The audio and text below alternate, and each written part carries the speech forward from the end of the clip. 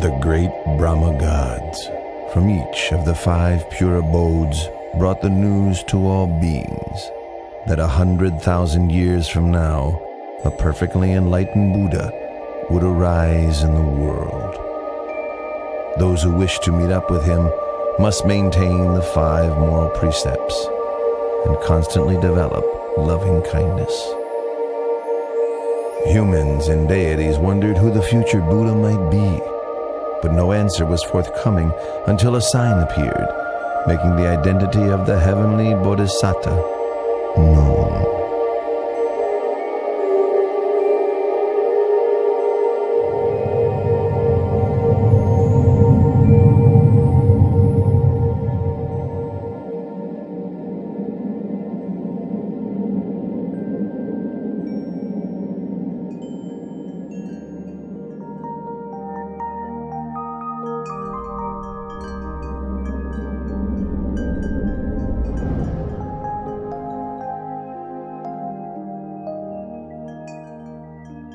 The deities and Brahmas met together for the sake of inquiring who the enlightened one would be.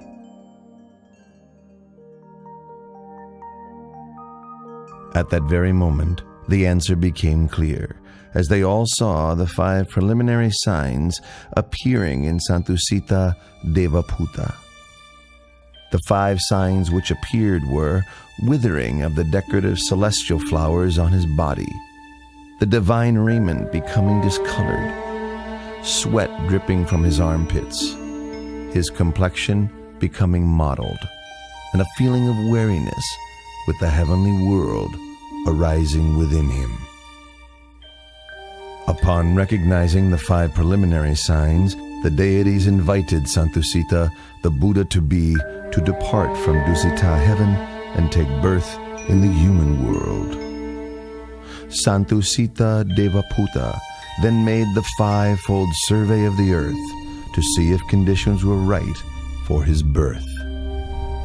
The first criterion was that the lifespan for human beings at the time must not be too short nor too long, suitable for attaining the Dhamma. The continent must be India, and the country the middle country. He must be born either into the warrior caste or as a Brahmin, and his mother must be one pure in moral conduct with much accumulated spiritual virtue. Seeing that all of these conditions were fulfilled, the Buddha-to-be accepted the invitation to be born upon the earth.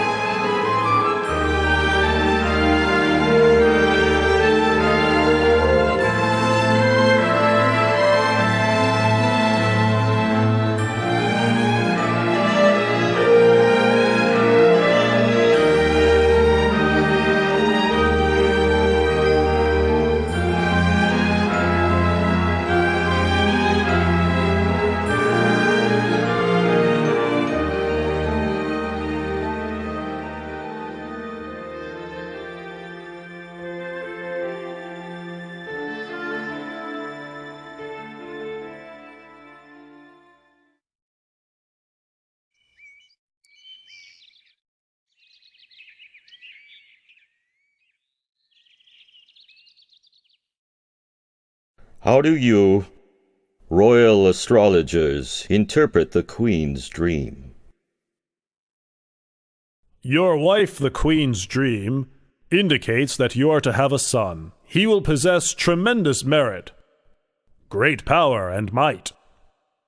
He will be peerless.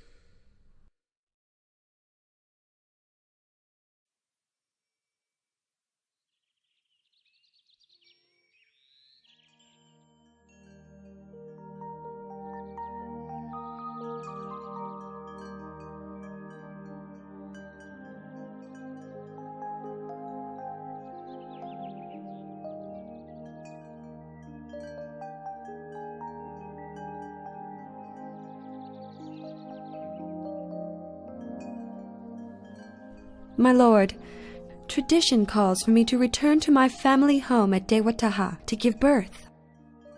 You have my permission.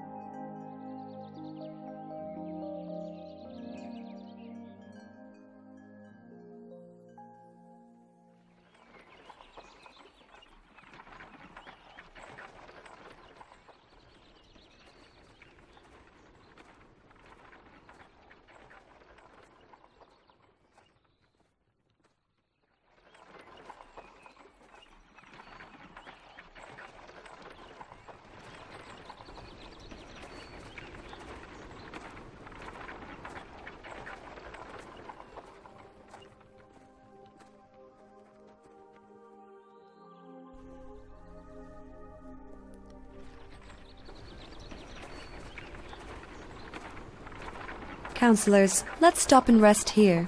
We have now completed half of our journey.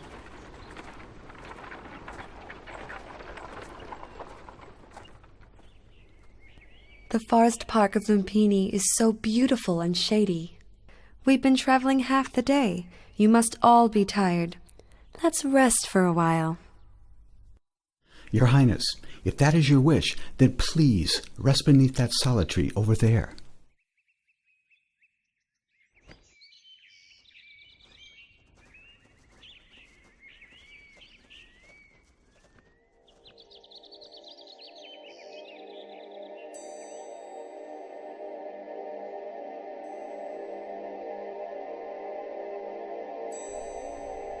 I feel as if I'm about to give birth.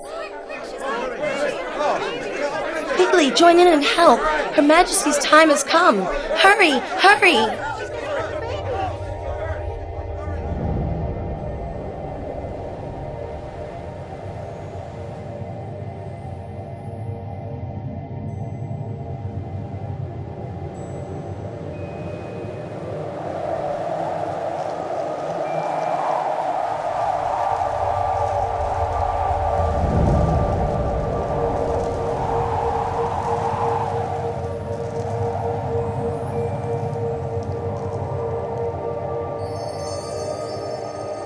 As soon as the Bodhisattva was delivered from his mother's womb, and before he could drop to the ground, 4 great Brahma gods from the 5 pure abodes spread a net of gold to receive his body.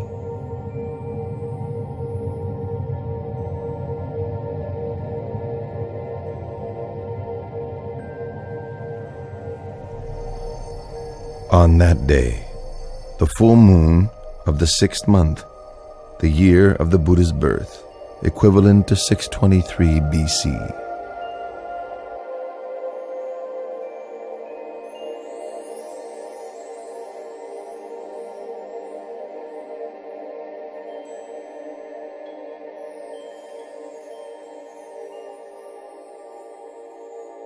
I am supreme in the world, foremost in the world, most excellent in the world.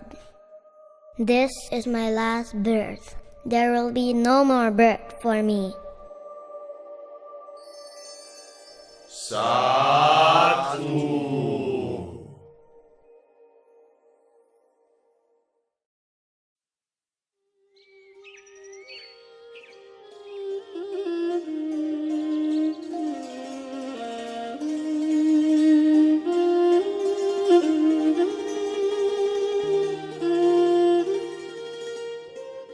I have heard the good news of your son's birth and have come to pay a visit. Venerable Asceta, I thank you very much. And as you have been respected by the Shakyan royal family for a long time now, would you be so kind as to examine my child's physical characteristics? The whole family gathered here would be able to hear. Your Majesty, please place your child in the cradle first, so that I can see him well.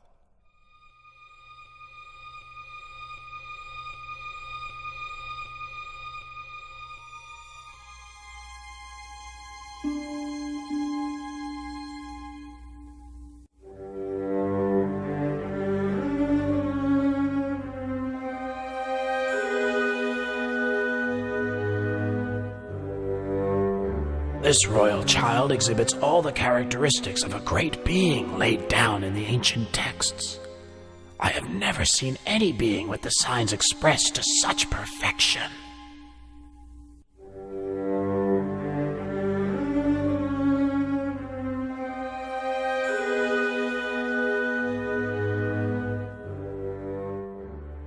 Huh? Venerable Asceta!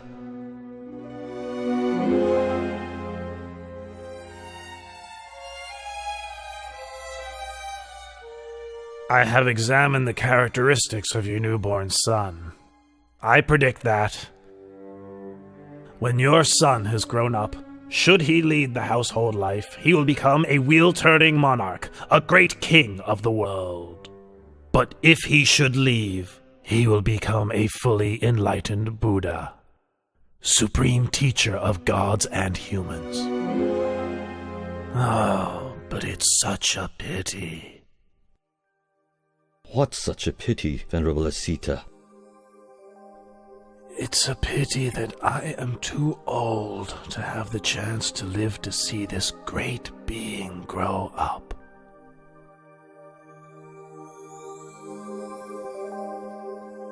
In the future, my son will be a great being with more power and might than any other in the world.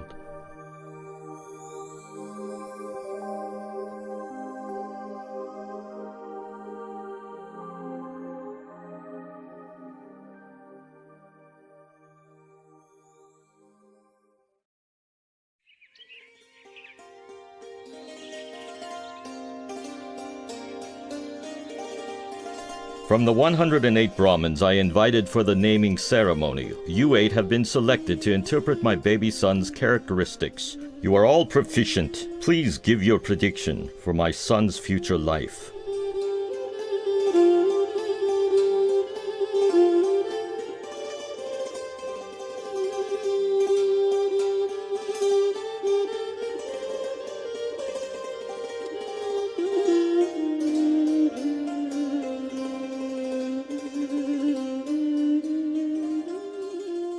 Your Majesty, having examined your son's characteristics, I predict that, should he inherit your throne, he will become a great wheel-turning monarch with an empire that spreads far in every direction. But should he go forth as a monk, he'll become the perfectly enlightened Buddha, the unequaled supreme teacher and guide to the world.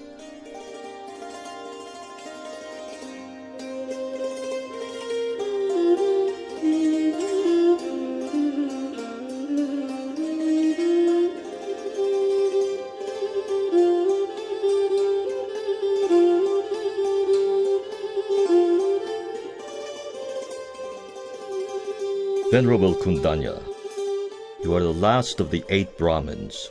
Do you agree with the other 7 Brahmins that my son has 2 courses, either to become a great wheel-turning monarch or to become a fully enlightened Buddha?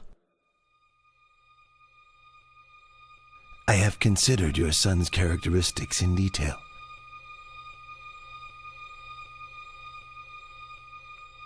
And can see only one path for him. He will certainly not live as a householder, but will go forth as a monk. Then he will become enlightened as the Lord Buddha. This is beyond doubt, Your Majesty. You predict my son will reject the household life. What would cause him to make such a decision? Your son will see 4 signs: an old man, a sick man, a dead man, and a monk. These signs will inspire him to give up the royal throne for the sake of the holy life, through which he will become enlightened as the Buddha. Well, I'd like my son to be a great wheel-turning monarch, ruling the 4 great continents, the greatest prestige for any king. From this point onwards, I will not allow my son to ever see an old, sick, or dead man, or a monk.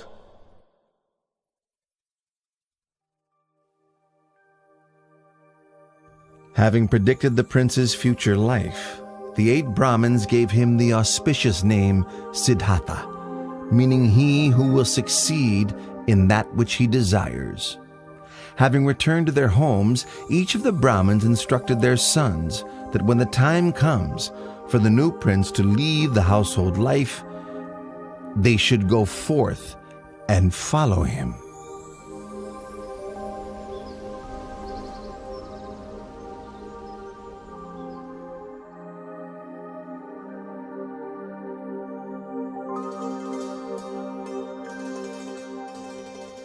Seven days after Prince Siddhartha's birth, his mother, Queen Siri Mahamaya, passed away and became a god in the heaven of Tusida.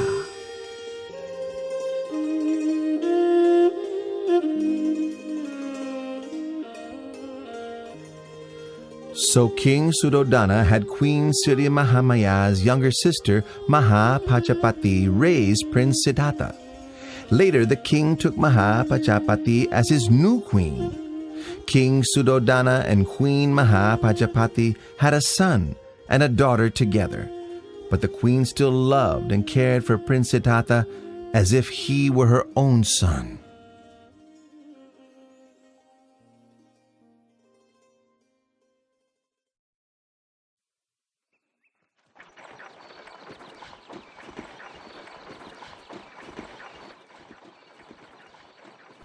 Both of you would like to go and watch the plowing ceremony, wouldn't you?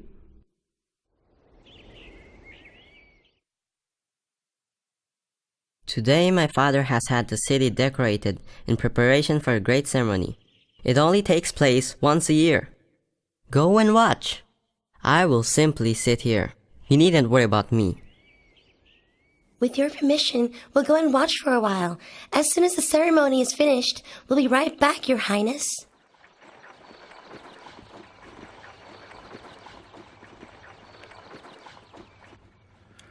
Left alone in a peaceful and shady glade, Prince Siddhartha began to sit in meditation, attaining the tranquility of the first jhana.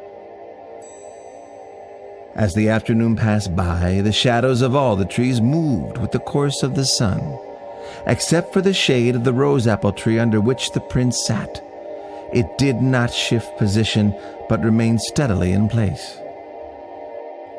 When the companions returned and saw this wonder, they were startled and conveyed the news to the king, who went to see for himself.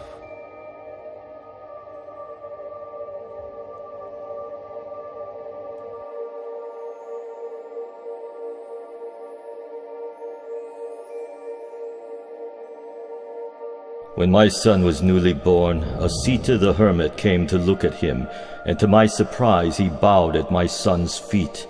On that day, I also bowed to my son for the first time.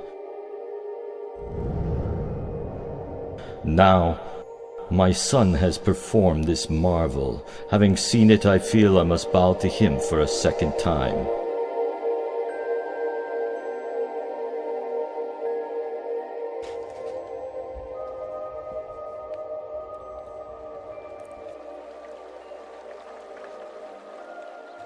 When Prince Siddhartha was 7 years old, King Suddhodana had 3 ponds dug in the grounds of the palace, so that the prince could enjoy himself playing with his friends.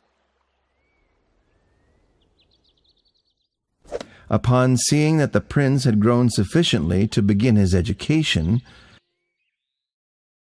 King Suddhodana sent him to study with the renowned teacher Visavamitra. Prince Siddhartha trained in 18 arts and sciences until he was adept. He was his teacher's top student, and before too long he had learnt all that his master could teach.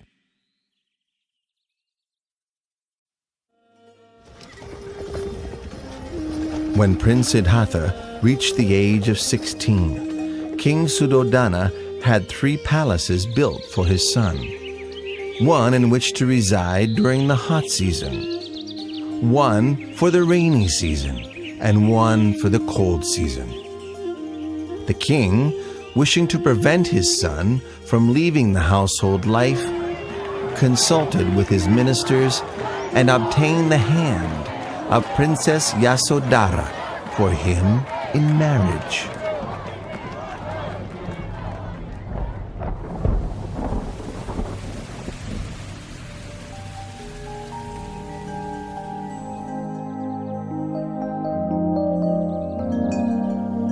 Time passed by until Prince Siddhartha reached the age of 29 years.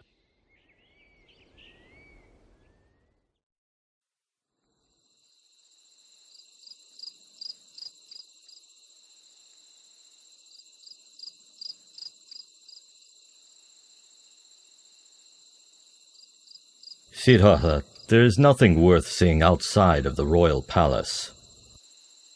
Since I was a child, I've not once set foot outside the great walls of this palace. I'd like to see what's outside.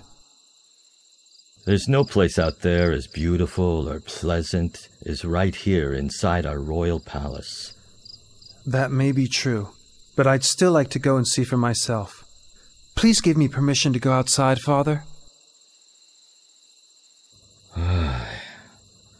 Well, if you really want to, I won't frustrate you, my son. I'll have a royal chariot prepared. Tomorrow morning, you may go outside. Thank you very much, Father.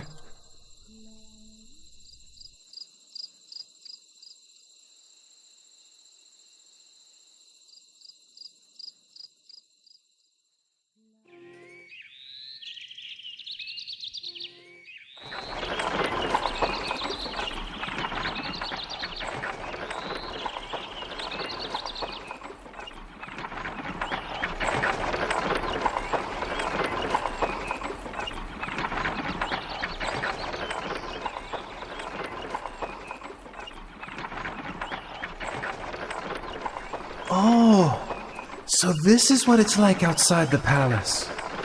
Why did my father say there's nothing worth seeing and wish for me not to go out?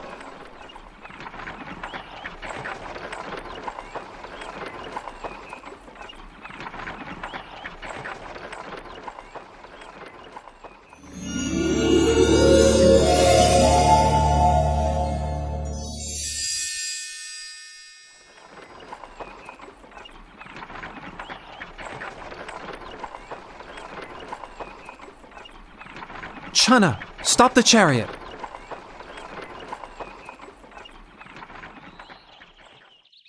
What is it, Your Highness?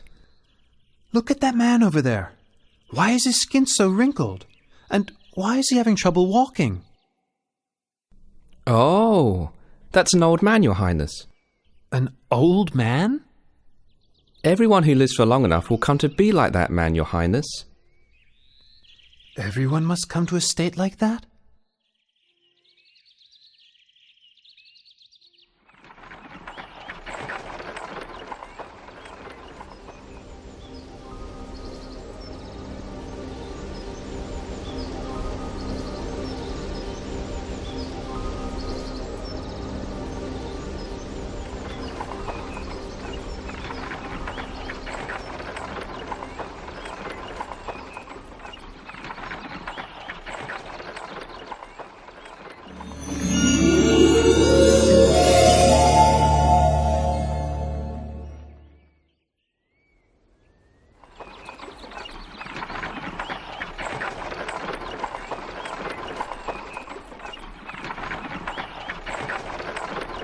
Chana, stop the chariot.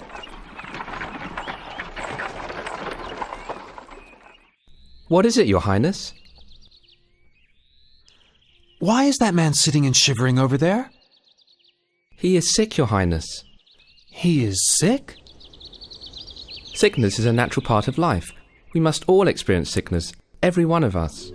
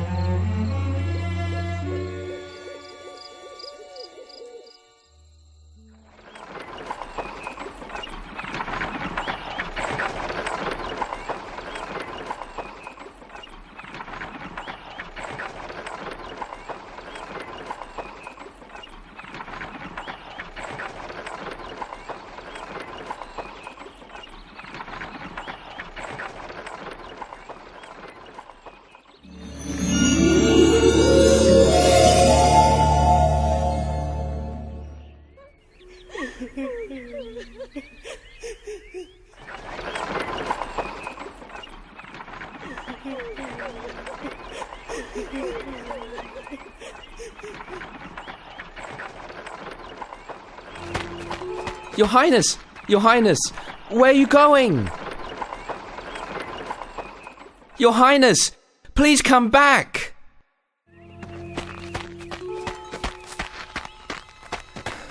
Please get back on the chariot, Your Highness.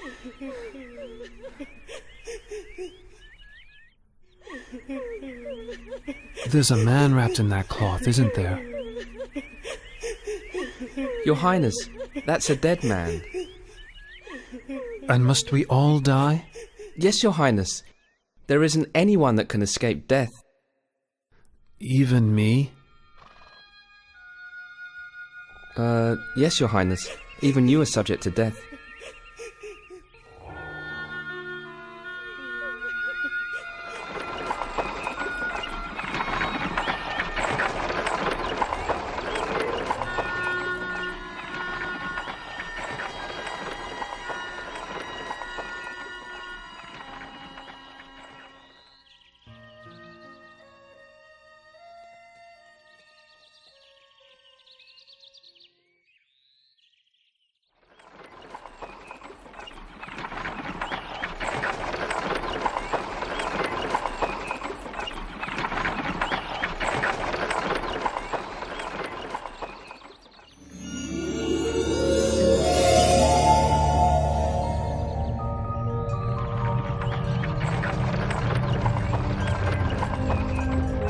Chana, stop the chariot.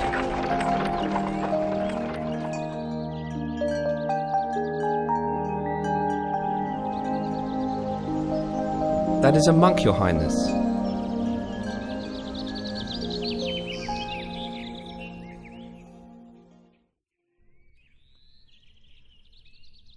Oh, so calm and peaceful, composed and restrained, truly inspiring.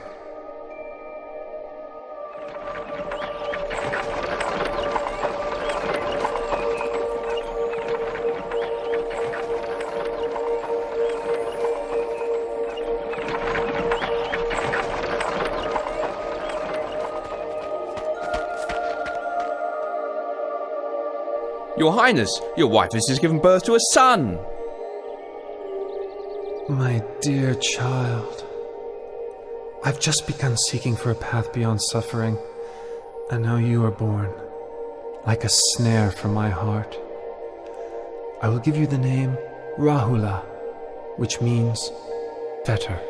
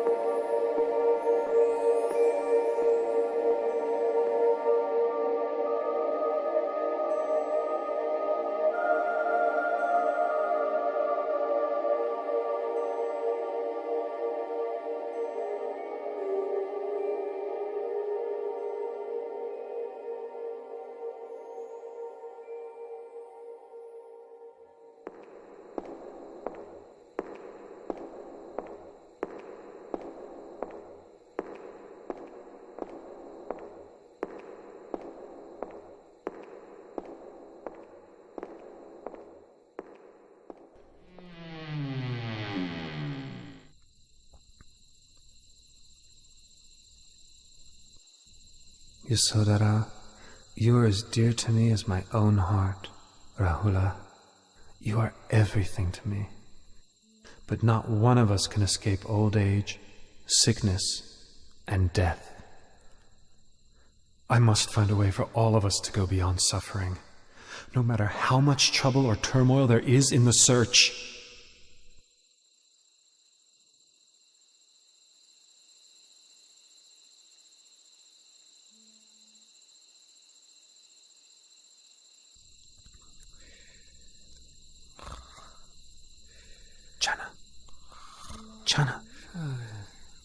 Chana, wake up! Chana, wake up! What is it? Chana, go quickly and prepare my horse, Kantaka. Don't let anybody see you. Meet me in front of the palace gate. Hurry! Yes, Your Highness.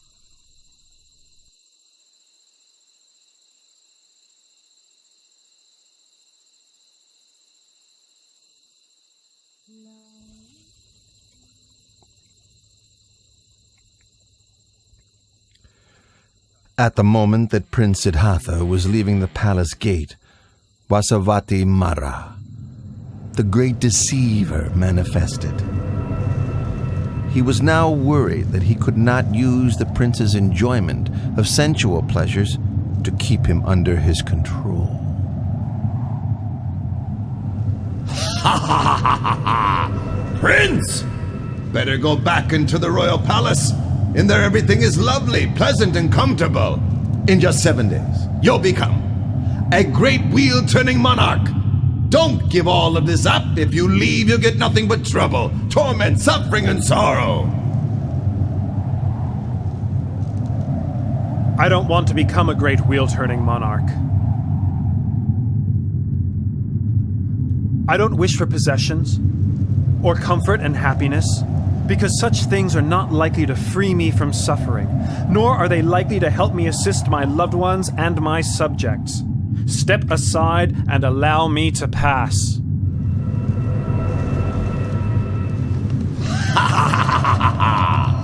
Do you think you can escape from my power? I'll be here waiting for you, you see, for a chance to overwhelm you with greed, hatred, and delusion. I'll follow you like your shadow. Let's see who will win this battle. Ha ha ha ha ha!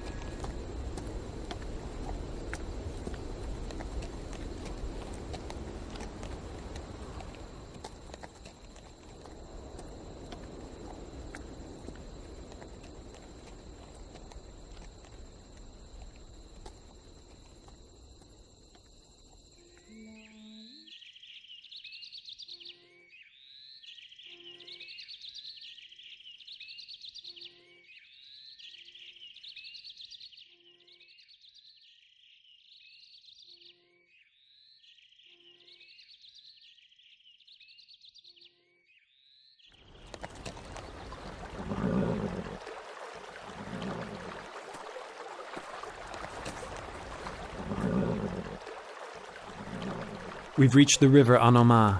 Stop right here, Channa.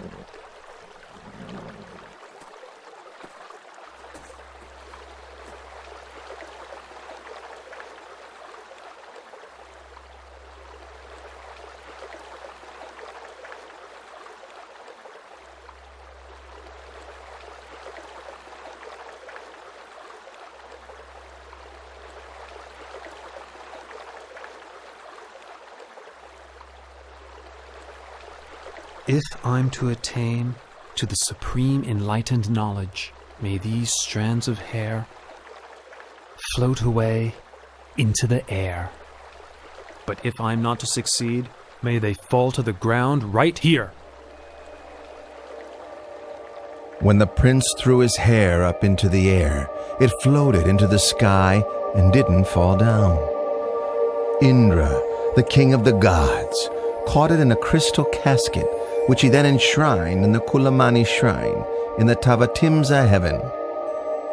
The Brahma Gatikara offered the prince the 8 requisites of a samana and received in their place the prince's raiment, which he installed in the Dusa shrine in the Brahma world.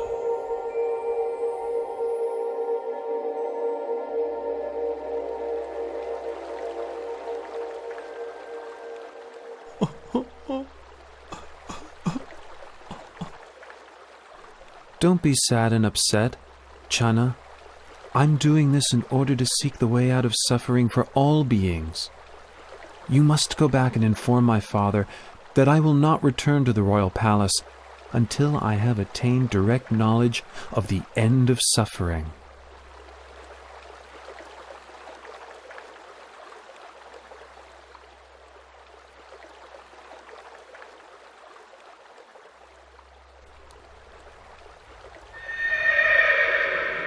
The horse Kantaka was so grieved to be parted from Prince Siddhartha that his heart gave out and he died right there. The power of his appreciation and gratitude to his master carried him to Tavatimsa heaven, where he was reborn as a god.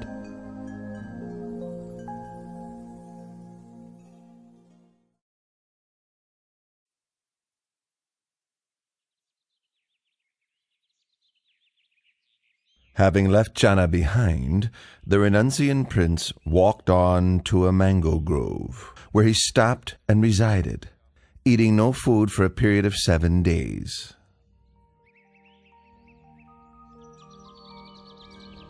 On the 8th day, the renunciant prince left the mango grove to go for alms in the city of Rajagaha.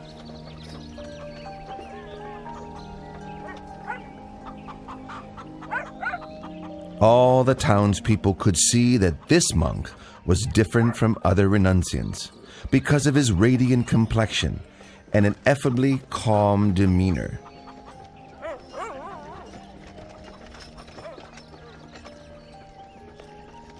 Oh, he's so handsome. What's he, a god? Wow, look at that one.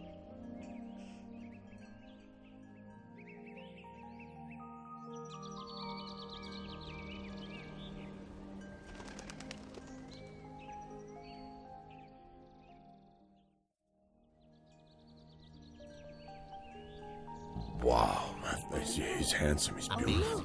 That's amazing. Look at that guy right there. Wow, look at that. Look at him. Delighted, the people spoke to one another, praising the monk's splendor, saying that it was as if a god had descended from heaven for humans to see. Once the renunciant had received a suitable amount of alms food, he returned to his place of rest. Sitting, the prince contemplated the motley food offerings within his alms bowl, all mixed together. It was an unappetizing sight. In the past, I would partake of only the most refined and delicious foods. Now leading the holy life for the sake of seeking truth, can there be any point in being fussy over what I eat? This nourishment is merely a necessity for sustaining life. King Bimbisara of Rajagaha sent his men on the trail of this samana, whom the townspeople regarded as splendid, like a god. He then went to see the renunciant prince for himself. When King Bimbisara saw the dignified, peaceful demeanor of the young monk, he felt greatly inspired. Then, exchanging conversation with the samana, the delight in his heart increased all the more. Due to his suspicion that Prince Siddhartha had left the palace due to a dispute with his relatives over the throne, King Bimbisara offered the throne of Rajagaha to the prince. But the prince refused the king's offer, having renounced his own throne, not due to a dispute, but in order to seek the way beyond suffering.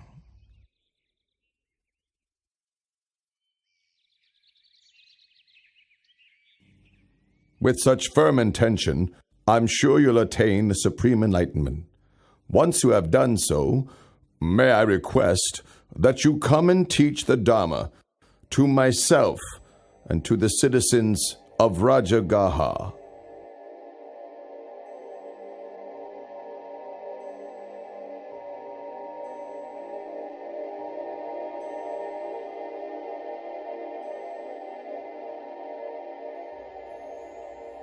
The renunciant prince traveled on to the hermitage of Alara Kalama in order to study and practice under him. In a short time, he had learned all that his master could teach, and so then he traveled on to seek Udaka Ramaputta at his hermitage. Before long, he had come to the end of this teacher's knowledge too. When he asked about attainments beyond that which he had already been taught, Udaka Ramaputta could offer no reply, but instead offered him the leadership of the community.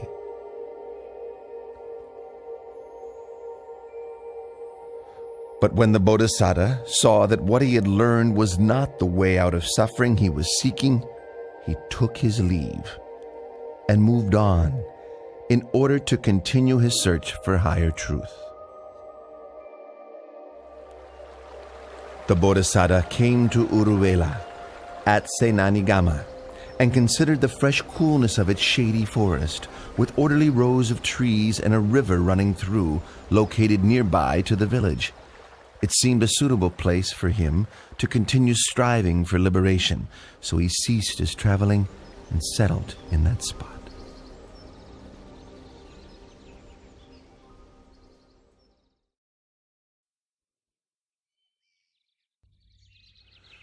The Brahmin Gondanya was very pleased to hear the news that Prince Siddhartha had gone forth, and hurried to seek out the sons of each of the 7 other Brahmins with whom he had divined the identity of the Bodhisattva according to his physical characteristics when he was just born. He managed to gather and persuade only 4 of these sons, and then together the 5 Brahmins left the household life and set off in search of the great renunciant. The 5 Brahmins now gone forth were Gondanya, Vapa, Badiya, Mahanama, and Asaji. This group of 5 together were known as the Pankavaggiya. The Pankavaggiya followed after the Bodhisattva through various places until they found him practicing ardently in the place where he had settled. They settled there with him, attending to his needs, with the hope that when he attained enlightenment, he would teach the Dhamma to them.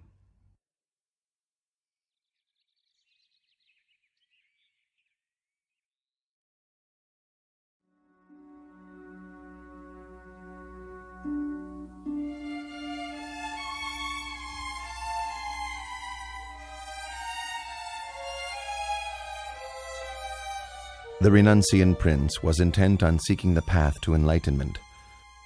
So he took up 3 of the extreme ascetic practices that were favored by the practitioners of those days. For the first period, he pressed his teeth against his teeth and his tongue against his palate, so firmly that sweat ran from his whole body. The pain was as severe as if someone were gripping his throat tightly, strangling him. When he saw that this was not the way to enlightenment, he gave up on the practice and changed to another method. For the second period, he restricted his in and out breaths, stifling them until both his ears rung loudly, his head ached, and his stomach racked with pain, his body as if on fire. But no matter how great the distress, he did not give up his efforts until he saw that this was not the way to enlightenment. Seeing this, he gave up the practice and changed to another method.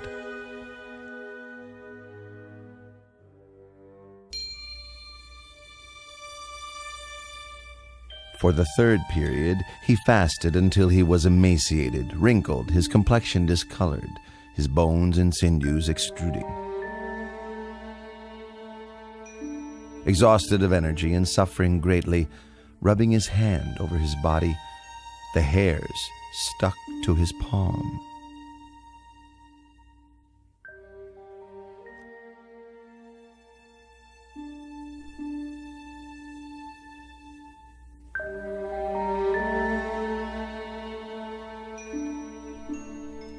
I've carried out the extreme ascetic practices, pushing the body to limits which no other could exceed.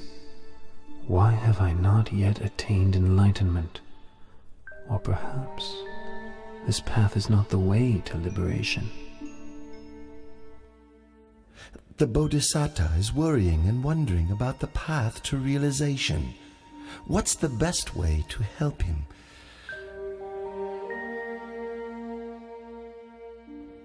Aha! This is the way.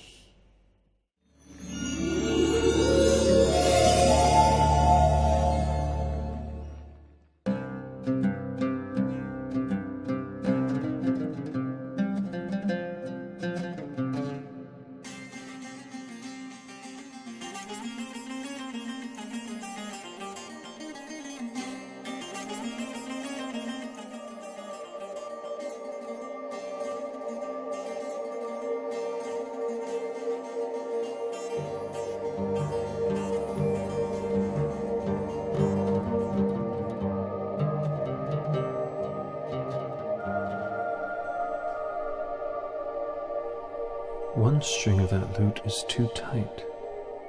A little pluck and it snaps. One string is too loose. When plucked, the sound is barely heard. One string is just right, not too loose, not too tight. When plucked, the sound resonates far and wide, sweetly. Oh, it is the practice of the middle way that leads to enlightened knowledge. But the current state of my body surely can't support efforts in developing the mind along the middle path of practice.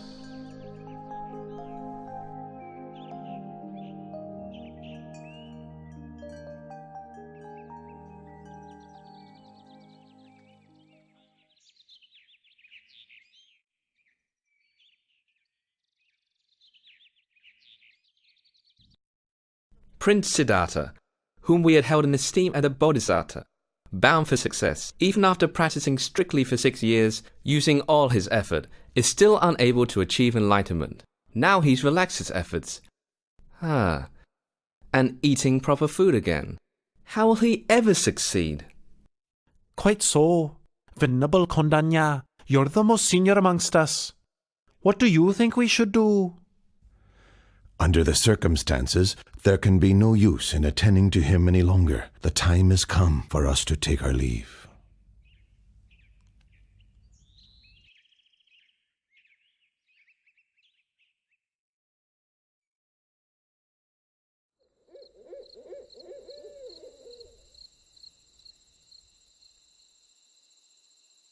On the night of the 14th waxing moon of the 6th lunar month, as dawn was approaching, and the Bodhisattva close to waking, 5 auspicious signs appeared in his dreams.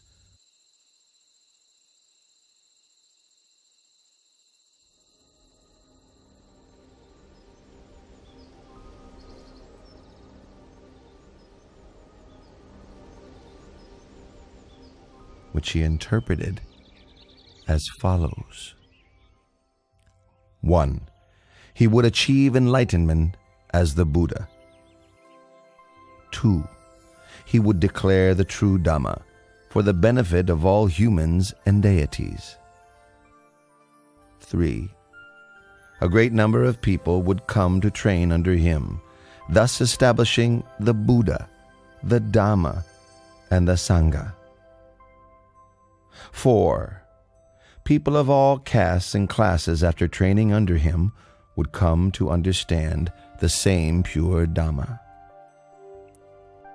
5. People from all over the world would bring offerings to him to express their faith and trust, but his heart would remain unstained by even the slightest attachment to such wealth.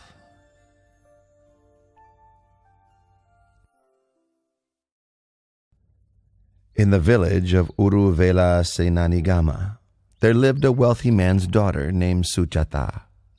When she was young, she made a vow to the deity abiding in a banyan tree close by, so that she might have a husband of equal wealth and birth, and that her first child might be a son.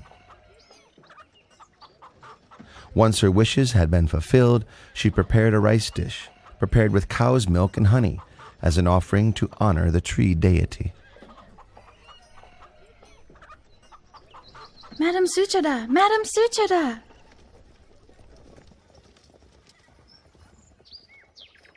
What's the matter, Puna? Why are you rushing in such an excited way? It seems that the tree god has come to receive your offering. I saw him at the banyan tree over there with my own eyes. He's glowing with a beautiful halo all around him. Ah, everyone, quickly help! Puna, go and fetch a golden tray for the honeyed milk rice. We'll take it out to offer to the tree god. Quickly, go, go!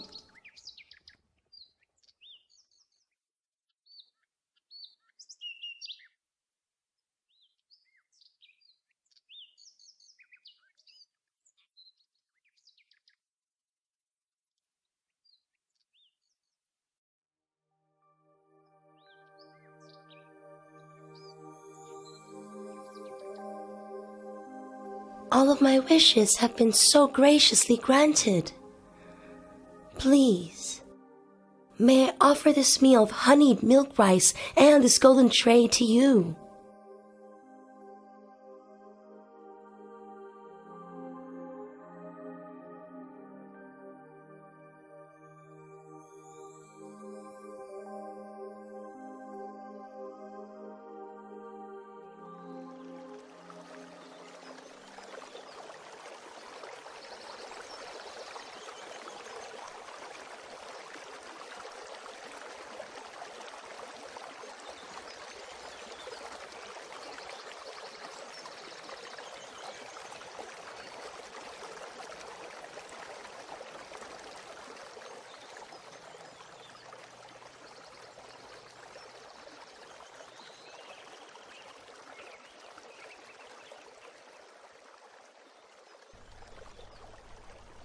I offer this prayer. If I am to succeed in realizing perfectly enlightened knowledge, may this golden tray float up the river against the current. But if I am not to achieve my goal, may this tray float downstream with the current.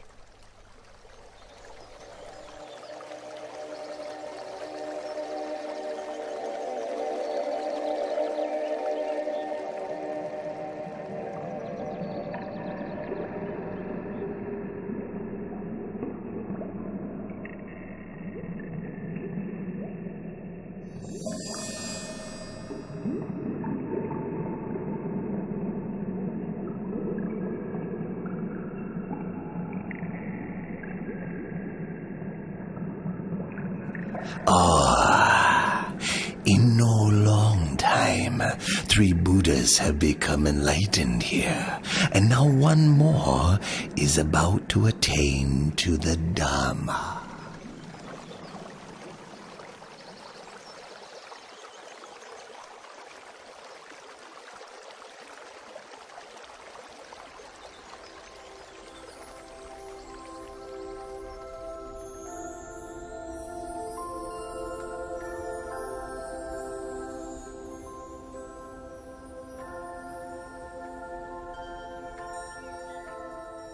I'm a Brahmin called Sautya, sir. I'm inspired with great faith at the sight of you. Please let me show my respect. May I offer you 8 handfuls of blade grass?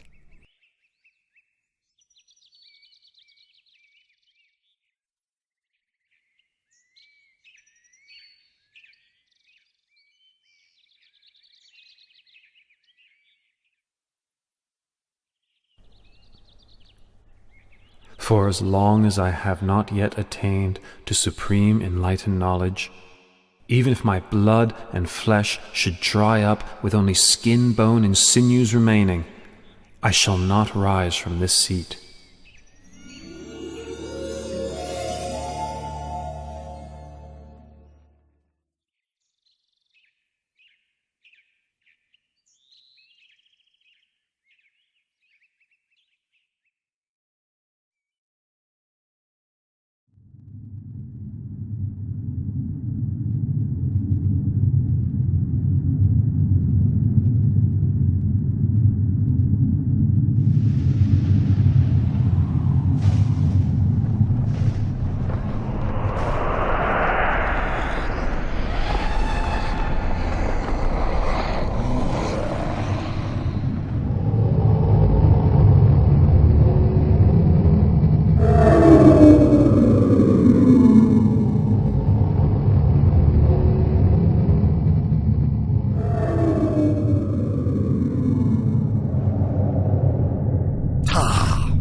I've been following Prince Siddhartha's every step, so as to stop him from achieving enlightenment. If I let him go ahead with this, he'll slip out of my grasp for sure. I must cut him off now. I must destroy him. Ha ha ha ha ha.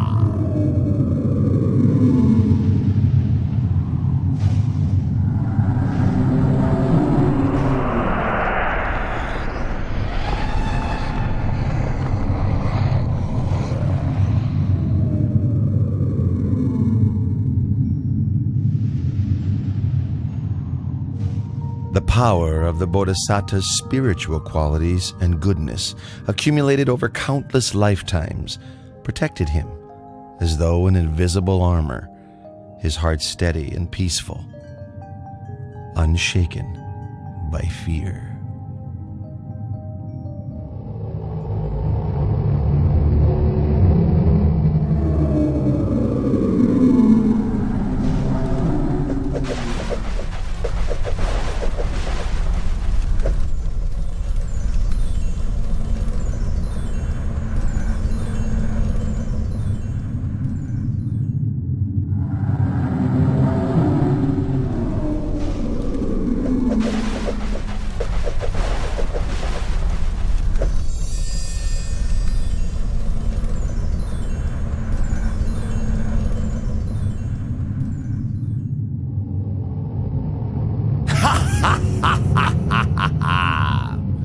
Prince Siddhartha, do you think you can escape from Vasavati Mara's control?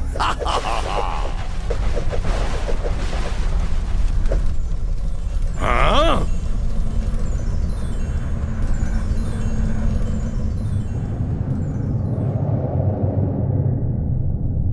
My powerful weapons cannot harm the prince. I must make use of a ruse to deceive him. Prince Siddhartha, the seat you sit on came to be because of my own spiritual powers. My troops are my witnesses. You must get up at once. Pay attention, King of Deceivers. This seat comes to me as the fruit of my good actions, accumulated through all of my efforts in the past. Then who will bear witness to your ownership of this seat? I will bear witness.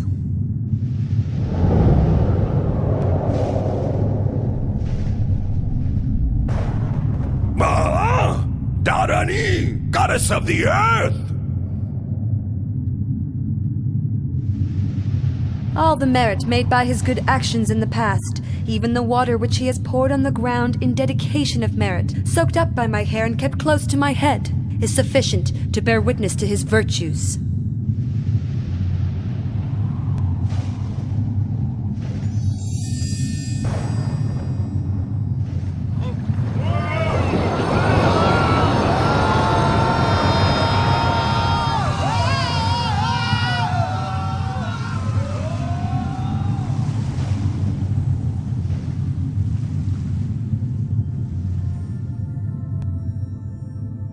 After his victory over Mara and his host of deceivers, the Bodhisattva's mind was firm, focused, and concentrated.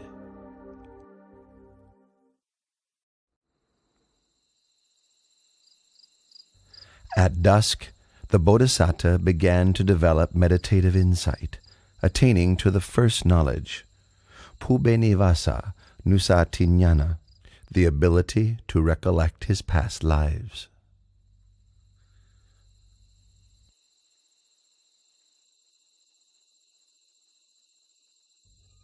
In the silence of the late night, he attained the second knowledge, Kutu Papa Tanyana, knowledge of the passing away and rebirth of beings according to the results of their actions. Close to dawn, the Bodhisattva attained to the third knowledge, Asavakayanana, knowledge of the destruction of mental defilements, complete liberation and freedom from suffering. He thus came to be the fully self-awakened Buddha.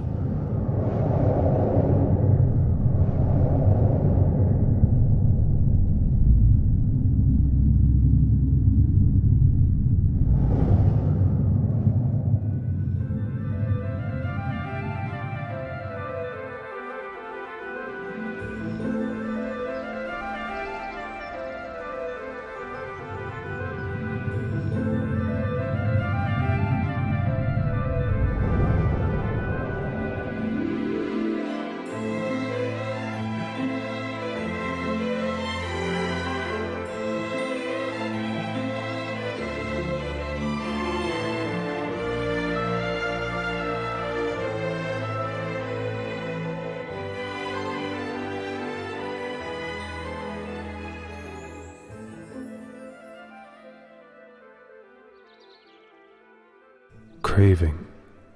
With you I've been born again and again, but now you are revealed, and your power redundant.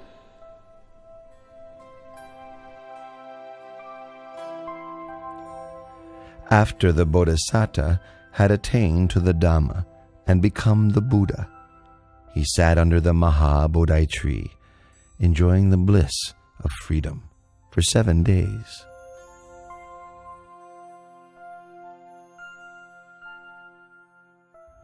Then he went and stood in the open, gazing back at the Maha-Bodhi tree and recollecting its virtues.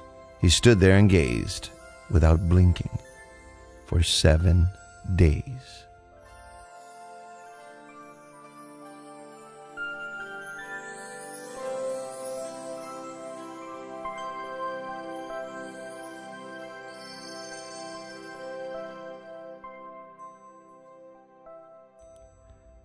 After that, the new Buddha walked back and forth between the Maha-Bodhi tree and the place where he had stood for another 7 days. Having walked meditation for 7 days, for the 4th week he sat meditation in a crystal shelter prepared for him by heavenly beings. He sat and contemplated the most profound Dhamma for 7 days.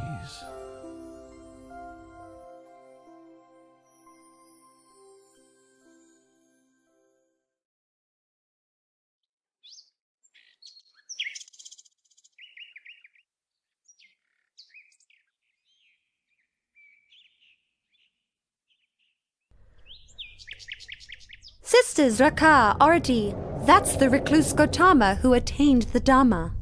That's right, Sister Tanha. That's him for sure.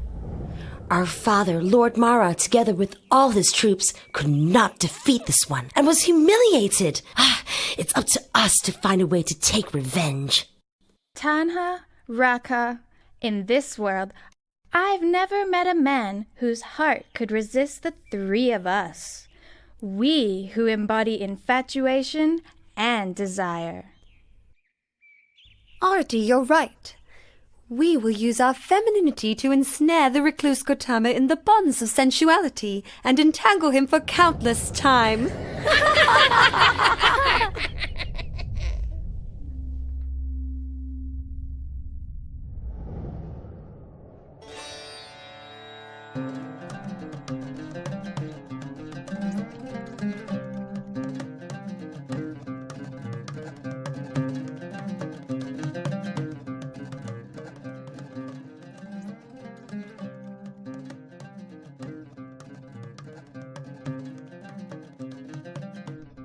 Oh, Prince! Oh, Prince! Prince! Ow! Oh.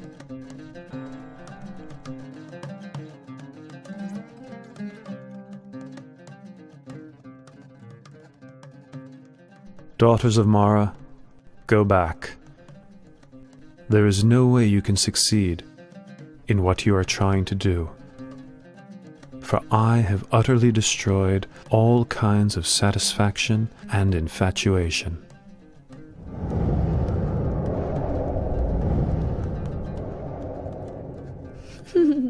My name is Tanha, and this is Raka and Arti. We're not here to tease or deceive you, but the truth is, we are quite taken with the sight of you. Really and truly, sir, no one has ever made us feel so enamored as you. No one, sir. That's right. The three of us offer our bodies and our hearts to your service, expecting no reward. Our wish is simply that you find satisfaction in us, even if only for a short time. That would make us so very happy. I've told you already. I have utterly destroyed all kinds of satisfaction and infatuation. You will not find what you are looking for. There is nothing for you here. You should go away.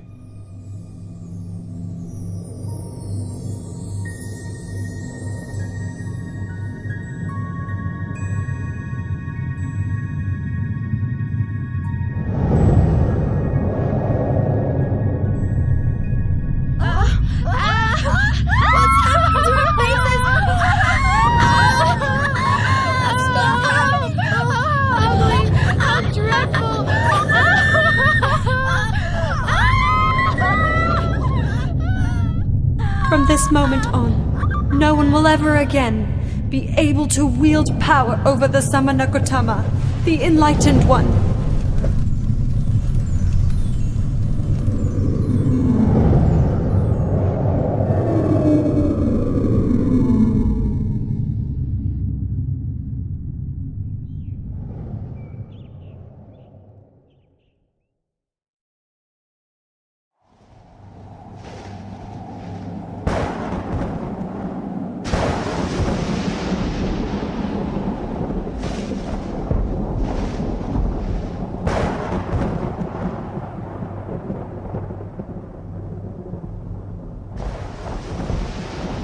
In the 6th week, the Buddha sat enjoying the bliss of freedom underneath the Mukalinda tree.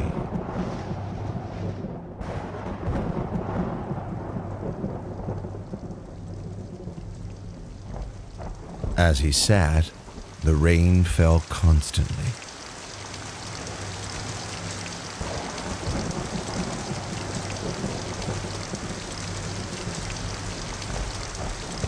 A king of Nagas, called Mukalinda, saw him and was inspired with faith. He coiled his body around the Buddha, then opened his hood over the Blessed One's head to protect him from the wind and rain.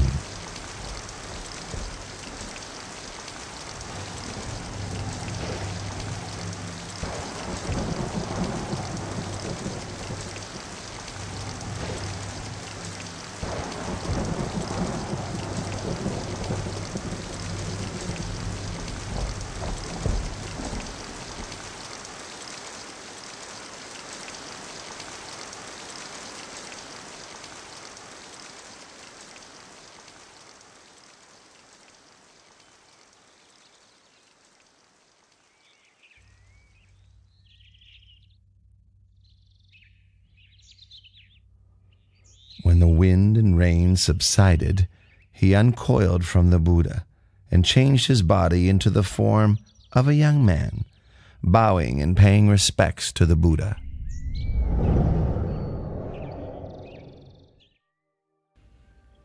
I, Naga King Muchalinda, am the Buddha's servant.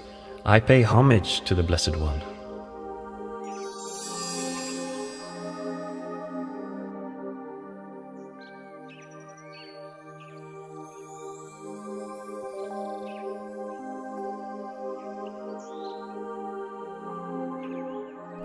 Silence is happiness for the one who has seen the Dharma. Delight in the peace of seclusion, harmlessness to all beings, freedom from lust, and overcoming sensuality. These are the highest joys in the world. Eradication of conceit is the greatest happiness of all.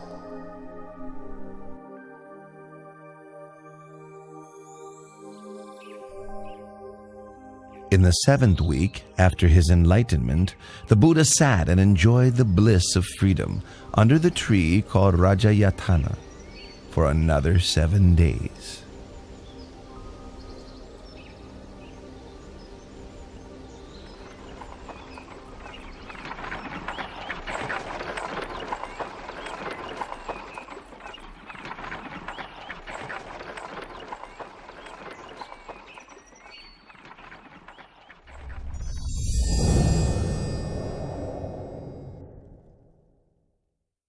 O Lord Buddha, you have enjoyed the bliss of freedom for 7 weeks without taking any food to eat.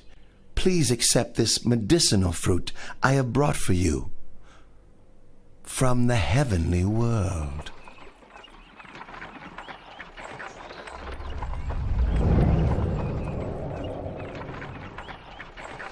Those 2 merchant brothers made merit with me in the past. I should take this opportunity to help them meet the Buddha.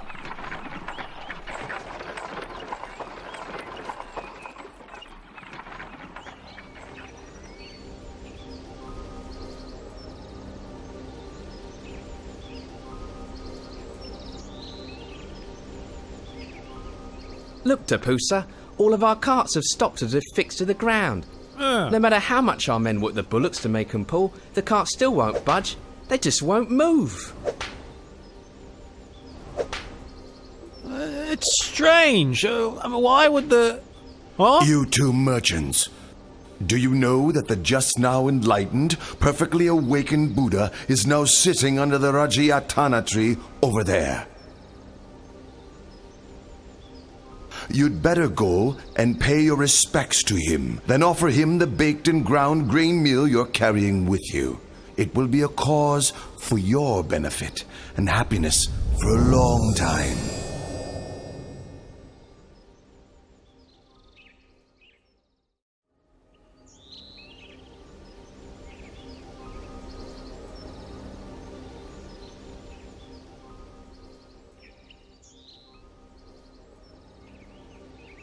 Your 2 humble servants bring baked and ground grain meal to offer. Please may the Lord Buddha accept our offering. I lost my alms bowl before my enlightenment. When I accepted the honeyed milk rice from Sujata, I floated the golden tray off in the stream. Now these 2 merchants are offering me a meal.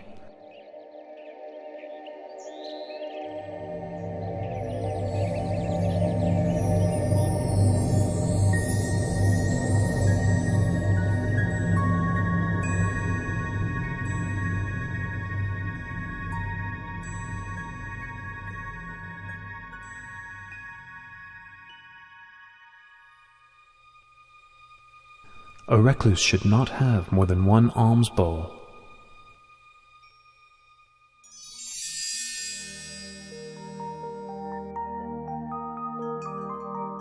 We, Tapusa and Balika, declare ourselves to be lay Buddhists. We take refuge in the Buddha and the Dharma for the rest of our lives. Your 2 humble servants, Balika and Tapusa, would like to ask you for some object that we may keep, to honour and revere.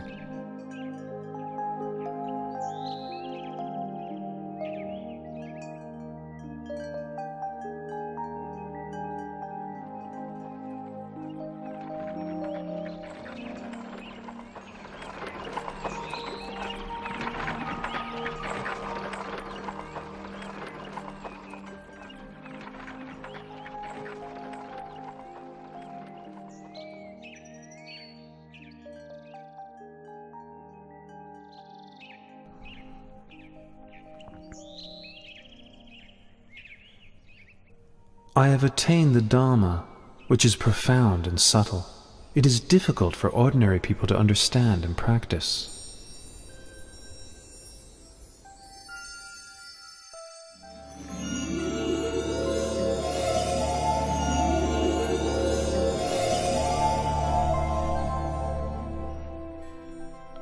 There are several kinds of people in this world.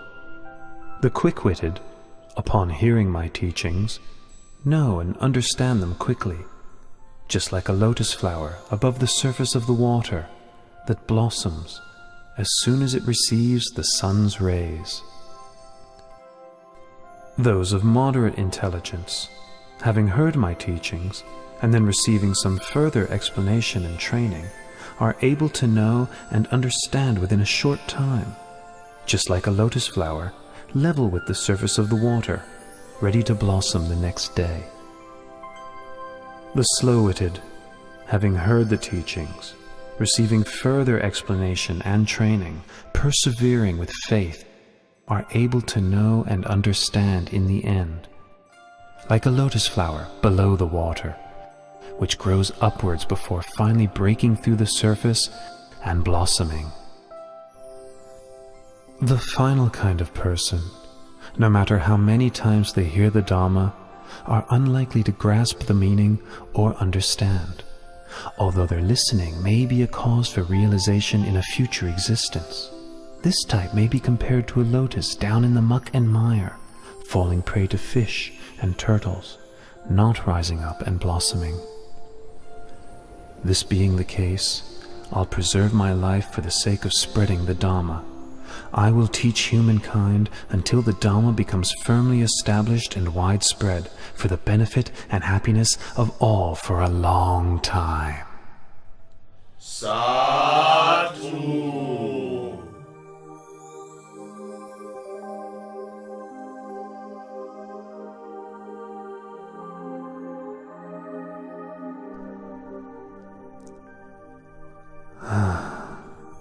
It's a pity that Alara the hermit passed away 7 days ago, and Udaka the hermit passed away just yesterday. If Alara Galama could have lived for another 7 days, and Udaka Ramaputta just one more day, they would both have surely attained enlightenment. The Buddha had known through superhuman knowledge of the passing away of Alara Kalama and Udaka Ramaputta.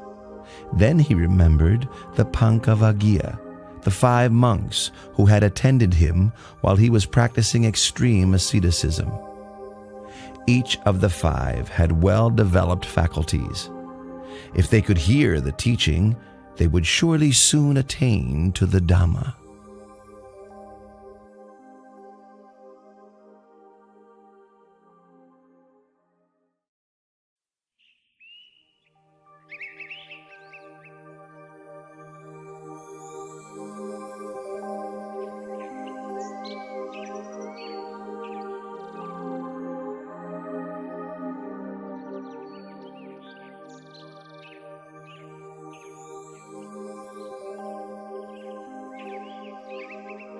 Ah, that's Gautama, the recluse, the one to whom we formerly attended.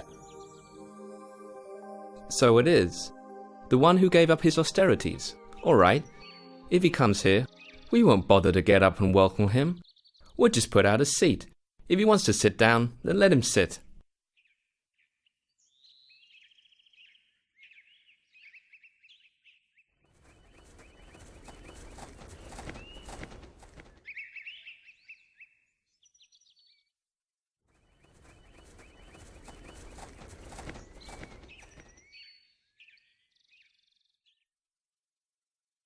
Look, we're so glad to meet with him again that we've forgotten our agreement to show no interest. Even I, myself, forgot it completely.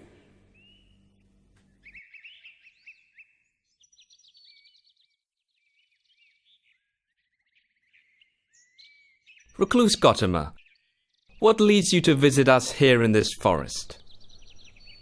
Do not address me in that way. I have now, Attain to the Dharma. Pay attention to my words. If you follow my instructions, before very long, you will realize the Dharma. While practicing austerities for a long time, you did not become enlightened. So how could you?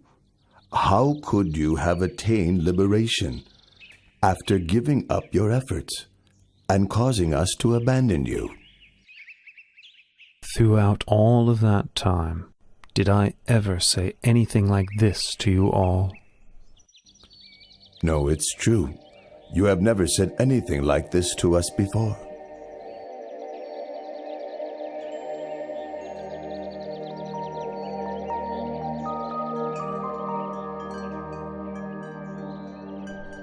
Entangling oneself in sensual indulgence, tormenting one's body with hardship and pain, these are ways a renunciant should not undertake, for they stray from the path of enlightenment. The middle way, that is the Noble Eightfold Path, is the practice that leads to Nibbana.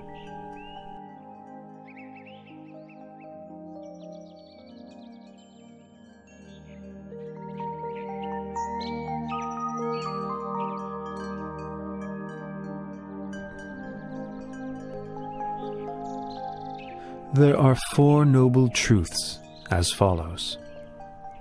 Suffering, disease of the body, disease of the mind, should be understood. Craving, which is the cause of suffering, should be abandoned. Cessation of suffering should be realized. The path of practice leading to the cessation of suffering should be developed. Once the Buddha had given his first Dhamma teaching, the Venerable Gondanya gained the vision of Dhamma and thus became the first stream enterer. Anya Kondanya, Kondanya knows the truth. Lord Buddha, please grant me ordination as a Buddhist monk. You are now a bhikkhu. Well taught is the Dharma. Practice the holy life and put an end to suffering.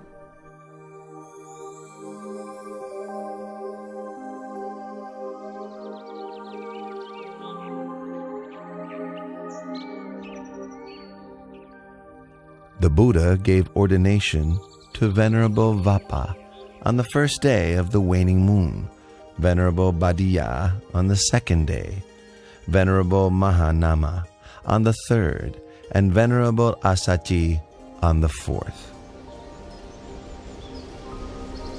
On the 5th day of the waning moon of the 8th lunar month, the Buddha gave the teaching known as the Anattalakkhana Sutta.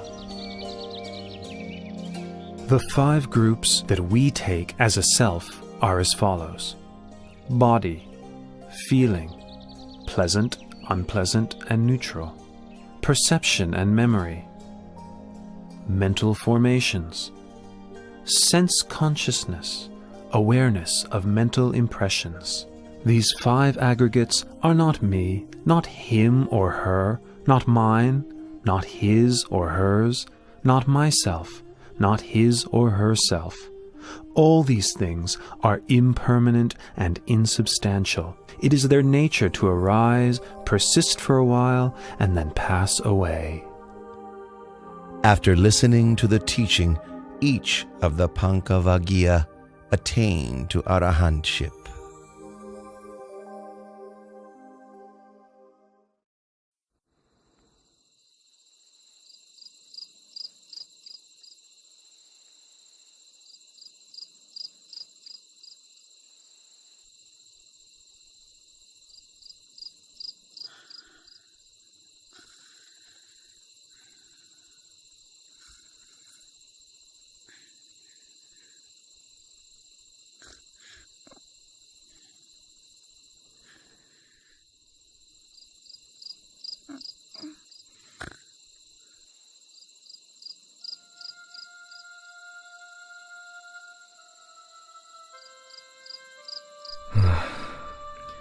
Actually, these women are not so attractive at all. My father built me 3 mansions, one for each season of the year. He hired beautiful maidens to play music and entertain me. I thought I was living a happy life, but now I feel tired of this way of life. Is this all I came into this world for? Are these the only things that can give one happiness in life? Then why do I feel so bored and fed up?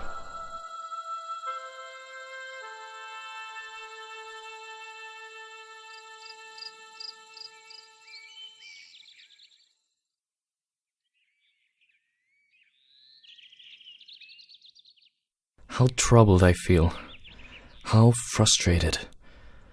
How troubled I feel. How frustrated. It is not troubling here.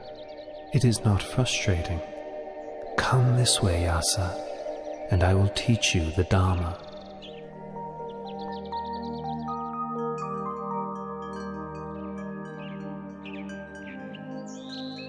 Dana, or giving, means training one's heart to know generosity, to know sacrifice. Sila, or morality, means establishing one's heart within the full doctrine of goodness. Heaven is the reward for a wholesome heart. The harm of sense pleasures is the heat and worry that comes with attachment to the sense of a self. The benefit of renunciation is that present suffering can be abandoned, with no other suffering taking its place. After the gradual teaching, the Buddha taught the 4 Noble Truths.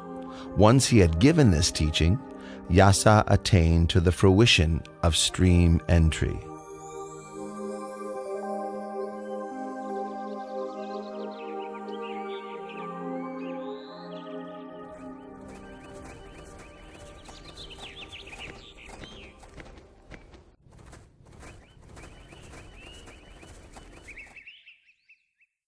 Hey, these are my son Yasa's shoes.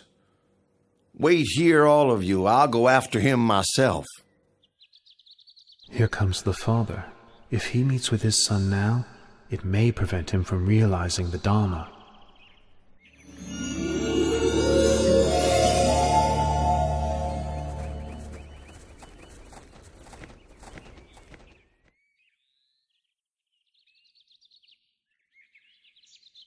You sitting there, have you seen a young man named Yasa? He's my son. Please take a seat first, and I will teach you the Dharma. And after that, you will meet with your son. Then the Buddha gave the same Dhamma teachings that he had given to Yasa.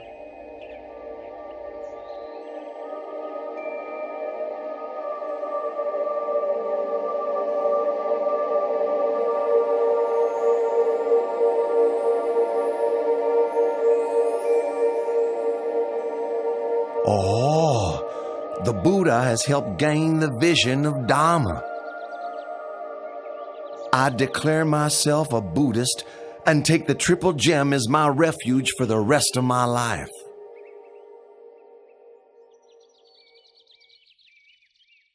Yasa, hurry back home. Your mother doesn't stop crying out of worry for you. Let's go back now, my son.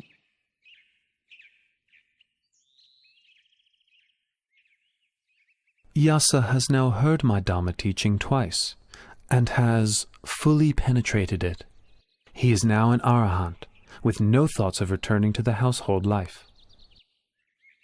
Yasa, now you've gained what is truly supreme. Please, may I invite the Lord Buddha to receive alms food at my house this morning.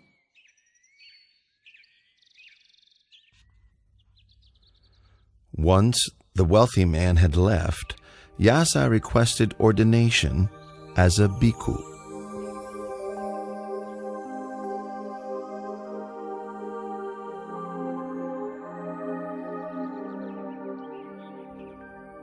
Once Yasa's mother and wife heard the Buddha's teachings, they both gained the vision of Dhamma, attaining the fruition of stream entry. They declared themselves as Buddhists and took refuge in the Triple Gem, becoming the first female followers of Buddhism.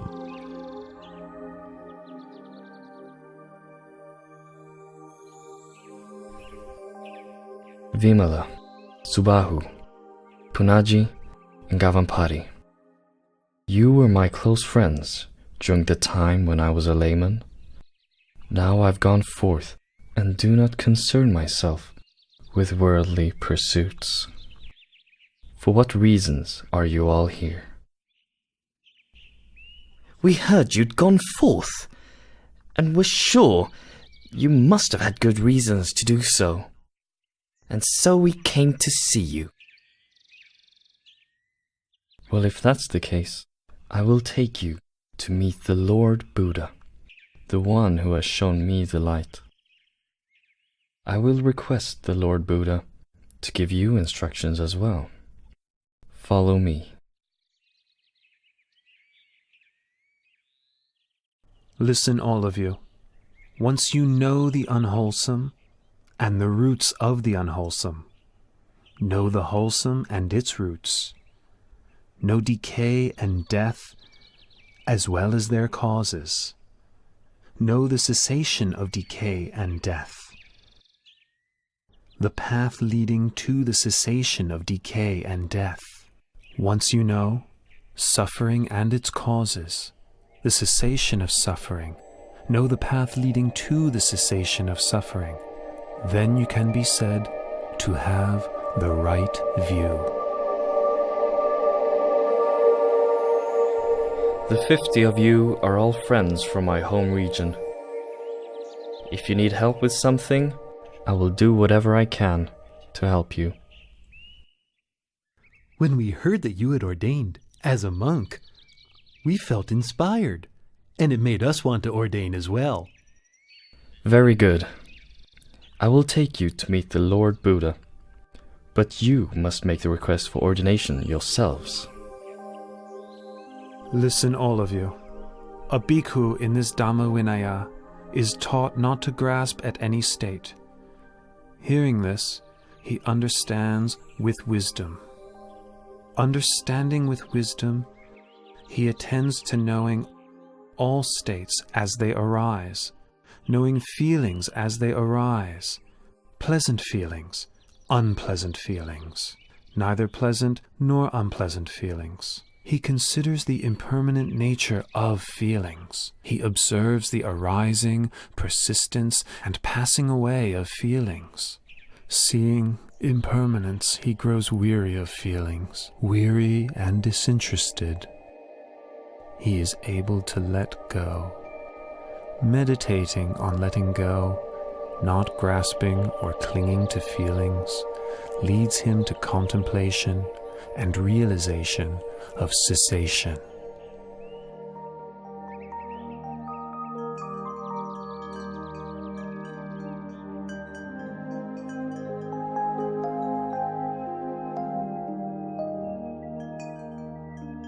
Bhikkhus, you have now attained the sublime Dhamma. So go forth and travel from place to place, spreading the Dhamma. Proclaim Buddhism for the benefit of the many, but let no two travel on the same route. As for myself, I will go to Uruwela Senanigama to spread the teachings there.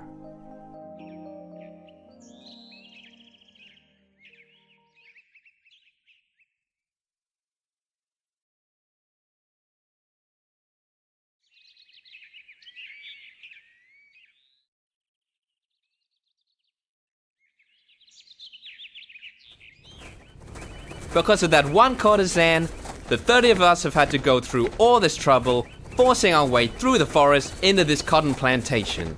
That's right. She stole our clothes and our jewelry. If we catch up with her, then... Whoa, wait. Look, there's an ascetic sitting under that tree over there. Let's ask him if he saw her pass by.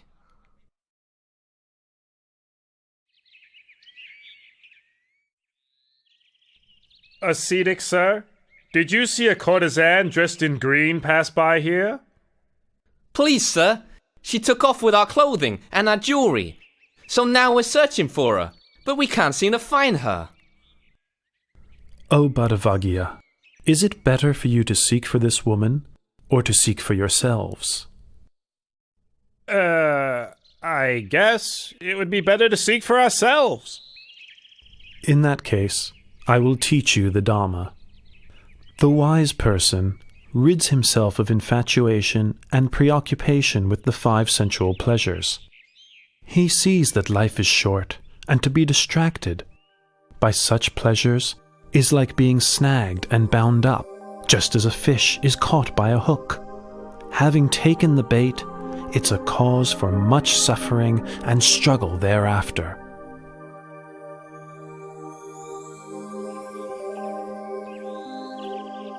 Bodhavagya, you have now all been ordained as Buddhist monks. So go forth and proclaim Buddhism by spreading the Dhamma for the benefit and happiness of all.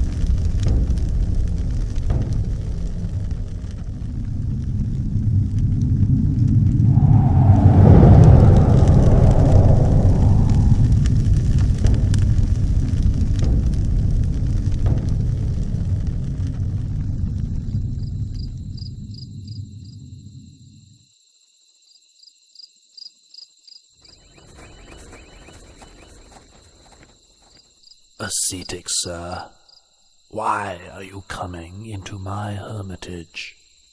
Venerable Uruvela Kassapa, I've come to ask permission to stay here. Here we practice fire worship, but this ascetic is not one of our kind. What does he want? I'm sorry, sir. I have no accommodation for you here. Please look elsewhere. But I would suggest that you travel in a different direction from this. This bank of the Naranya Jara is occupied by we 3 Jatila brothers. My name is Uruvela Kassapa. The surrounding area belongs to myself and my 500 followers. Further on down the river is the hermitage of my younger brother, Nadi Kassapa, and his 300 followers. The area beyond that is occupied by Gaya Kassapa, my youngest brother, with his 200 followers. These 3 riverside hermitages are full. There's no room for you to stay. But I can see a place which is available. Where, ascetic? In your fire-worshipping shrine. Please, give me permission for me to stay there. Ascetic, I don't mind if you stay in there, but I must warn you that there is a fierce and strongly poisonous serpent king in there. If you spend the night in there, your life will be in great danger. Uruvela Kassapa, please give me permission to stay.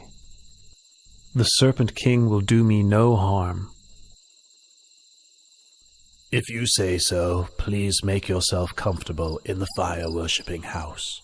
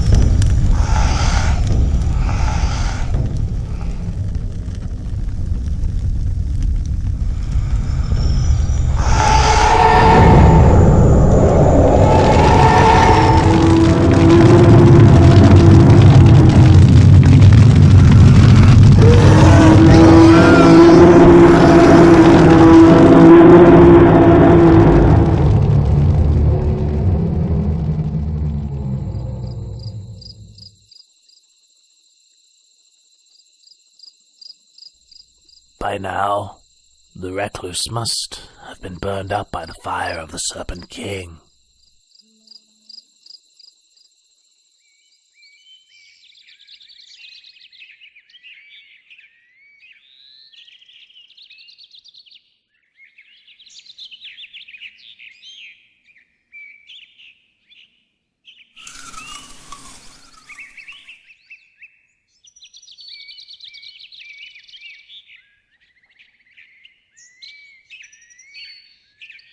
Ah, this recluse is of great might.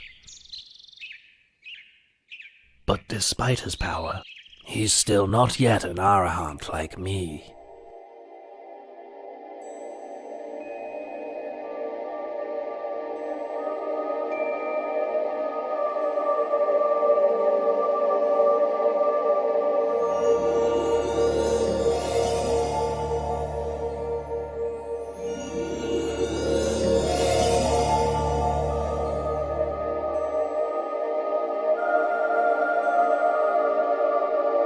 This ascetic is indeed of great might.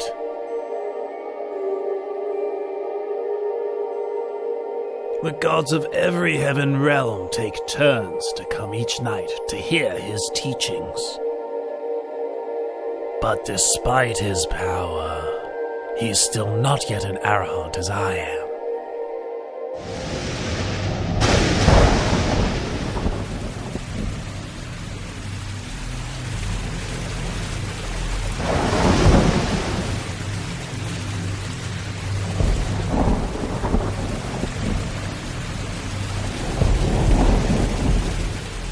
There's been a tumultuous rain, and it has flooded the whole area. Surely the ascetic has been washed away or drowned. Master, sir! Master, look over there!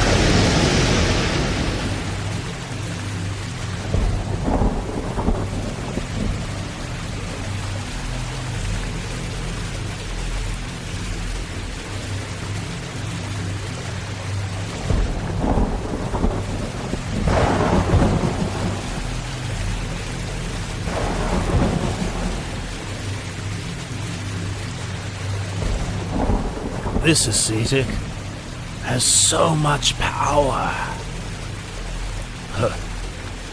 But despite all of this, he's still not yet an arahant as I am.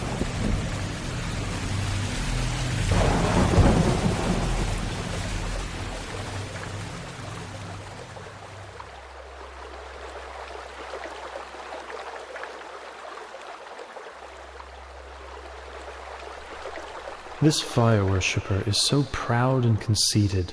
He insists he's an arahant. How stubborn he is. Uruela Kasapa, your way of practice does not lead you to the path and fruit. So why do you consider yourself an arahant? Having deceived yourself, you deceive others. If you could give up your pride and practice according to my teachings, in no long time you would truly be an arahant. Oh, I realize my fault.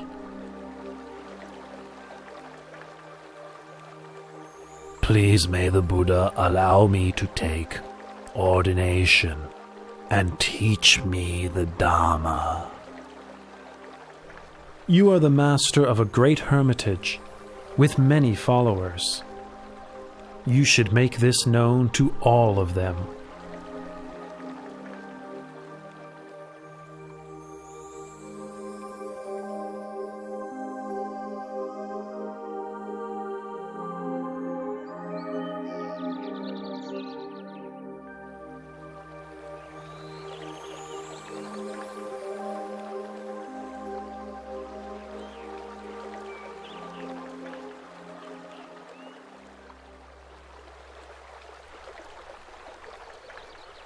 Hey, these robes and fire-worshipping implements must have washed down the river from where my two elder brothers live.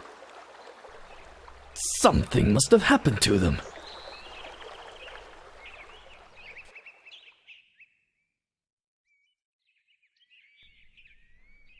Brother Urvela, Brother Nati!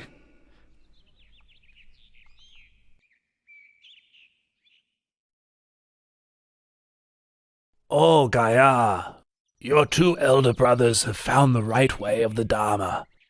Quickly bring your 200 followers to approach the Buddha, the one who illuminates the path.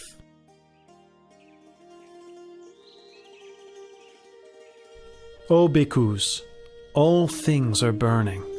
Contact with the eyes, ears, nose, tongue, body, and mind are burning.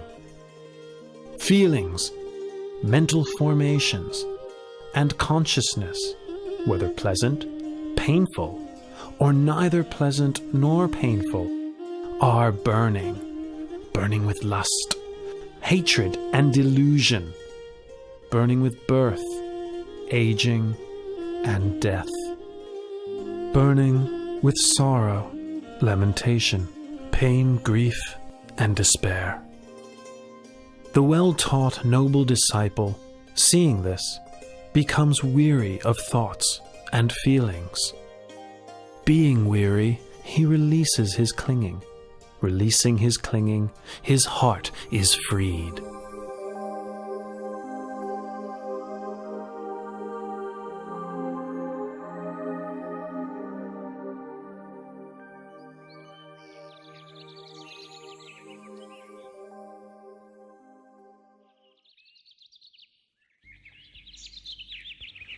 Oh, the Buddha has come to stay right here. When I was a young prince, I made 5 wishes. 1. May I be crowned king of the Magadha state. 2. May the Buddha come to my land. 3. May I have an audience with the Buddha. 4. May the Buddha teach me the Dhamma. And 5, may I realize his teachings. It seems that all of my wishes are about to be fulfilled. Follow me. We're going to seek out the Buddha and ask for his teaching.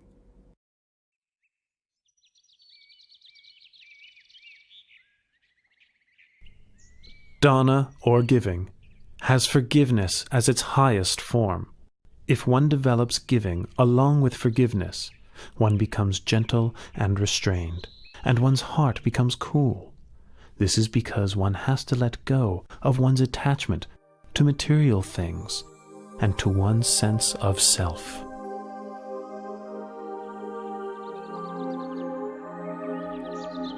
And now, all of my wishes have been fulfilled. Oh yes, your teaching fills me with the greatest joy. Please, may I invite the Lord Buddha and all of the bhikkhus to have a meal in my palace tomorrow morning. The Lativana Park where you're staying is far from the city. It is not convenient for the faithful lay people to visit. Please, may I offer the Veluvana Park to you. The Veluvana Park is cool, shady, and very large, not far from the city, but still quiet and peaceful. Please, give me your permission to build a monastery for you here.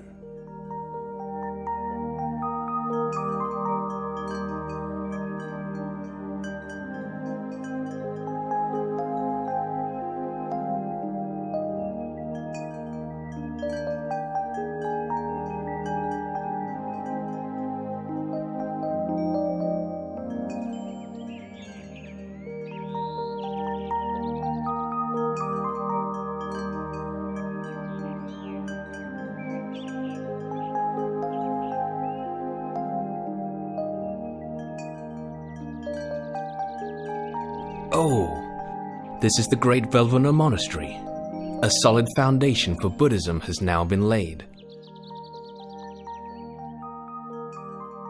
Since I, Asaji, left the Buddha at the Deer Park in Isapatana in order to go and spread his teachings, I've not met with him at all.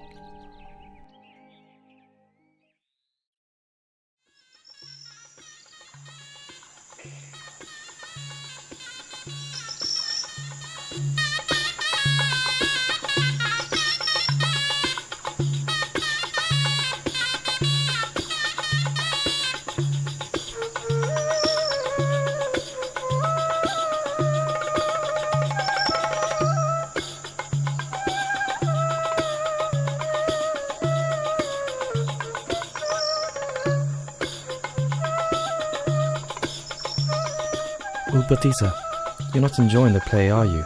You seem completely indifferent and uninterested. Ask yourself the same question, Kalita. You seem quite unimpressed yourself. Neither the actors nor the viewers will live for more than 100 years. In no long time we'll all be dead.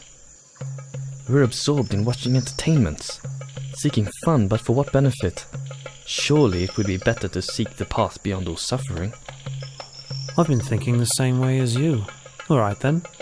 Let's seek out a teacher under whom we can live and practice. To which hermitage should we go? Which teacher should we seek out? These days, there's so many sects. But we should choose the school of Master Sanjaya. It's large and respected, with many followers, located right in the city of Rajagaha. Besides ourselves, we'll have to persuade our followers to go with us. All right, we'll leave tomorrow.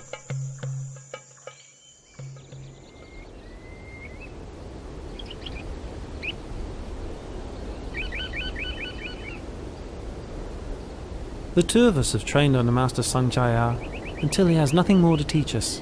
Quite so. And it's clear that his doctrine does not teach the way to deliverance that we are seeking. If that's so, we have to seek out another hermitage, another master. We have been friends for a long time. It's best if we make the promise that whichever one of us discovers the path out of suffering first, will seek out the other and inform him. Agreed? Agreed.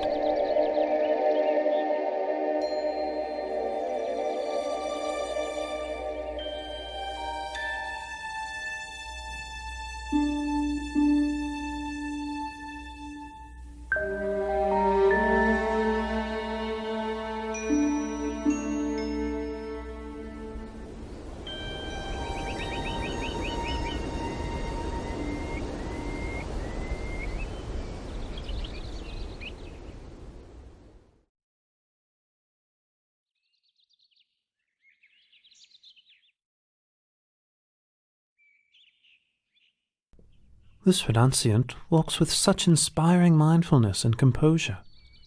I've never seen any recluse like him before. I must take this opportunity to prepare him a seat and attend to his needs. Then, when he has eaten, I will politely ask him where he comes from. Venerable Sir, my name is Upatissa, but some people call me Sariputta after my mother's name, Sari. Please, may I be permitted to ask you, where did you ordain? Who's your teacher? Whose teachings or words do you follow? My name is Venerable Assaji. My master is the Lord Buddha from the Shakya clan. I'm his disciple and follow his teachings.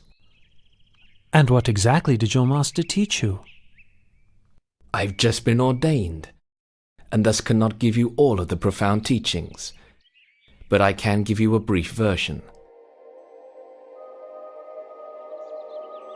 Whatever dharmas arise due to causes, the great teacher explains those causes and the ending of those dharmas.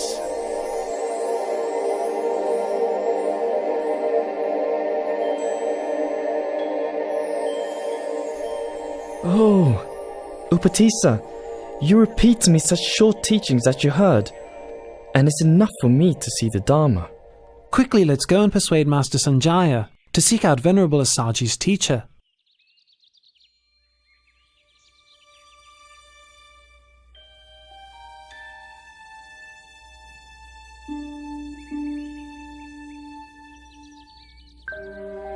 In this world, of which do you think there is more? Intelligent people or foolish people? More foolish people, Master. Such being the case, let those intelligent people go to study under Samana Gautama. I'll stay here for the sake of the foolish.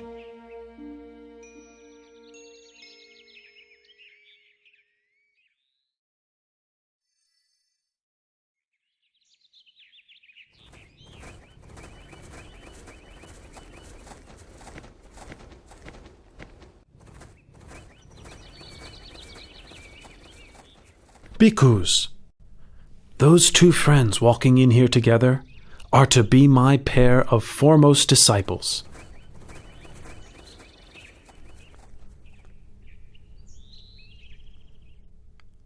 The one well established in morality develops ever-present awareness of objects as they arise in the mind. Seeing such objects arising and ceasing continually, he begins to grow weary of them. Becoming weary, he lets go of his grasping and clinging. Letting go of grasping and clinging, his heart is released. Having heard the Buddha's teaching, all of the two friends' followers attained arahantship. But Upatissa and Kolita themselves, with their great accumulation of spiritual qualities and wisdom, were disposed to a slower but more profound realization of the Dhamma, and therefore did not yet become fully enlightened. The two of you are now ordained as monks. I give you the names which will be an honor to your mothers as follows: Venerable Sariputta and Venerable Moggallana.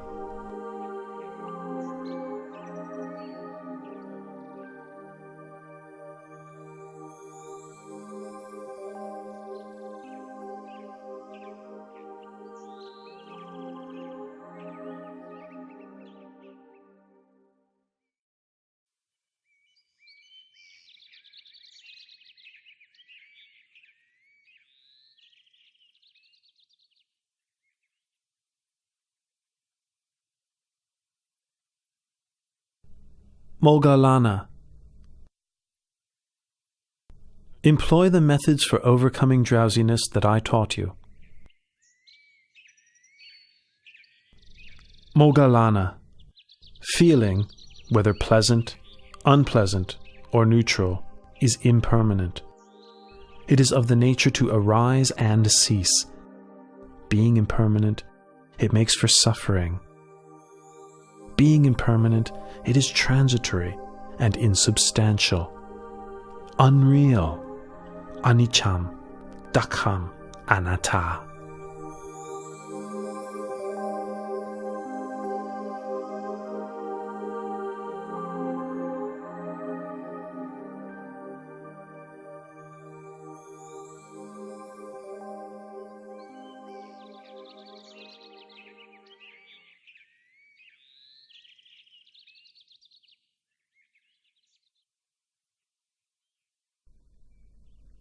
Venerable Buddha, sir, I take the view that all things are disagreeable to me.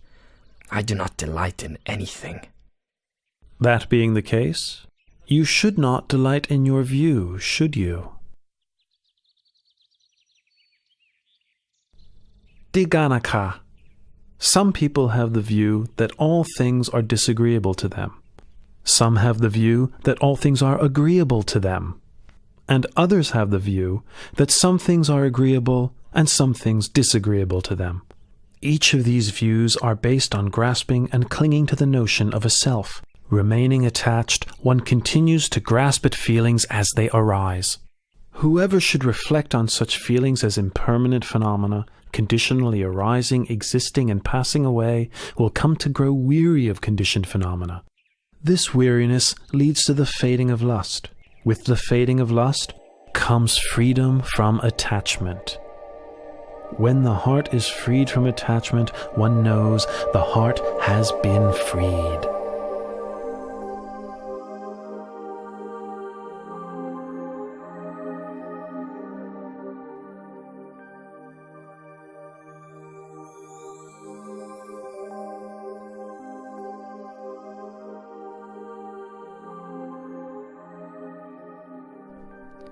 Hearing the Buddha's teaching uprights that which was overturned, reveals that which was hidden, shows the way to one who was lost, shines a light in the darkness.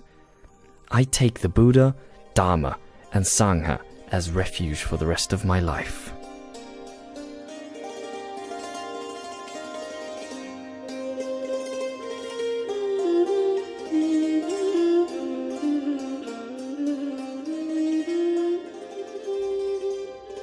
The Venerable Sariputta was now the Buddha's right-hand disciple, foremost in wisdom.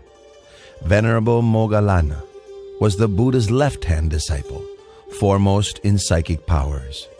Both became great supports to the Buddha as he continued to spread his teachings to people far and wide.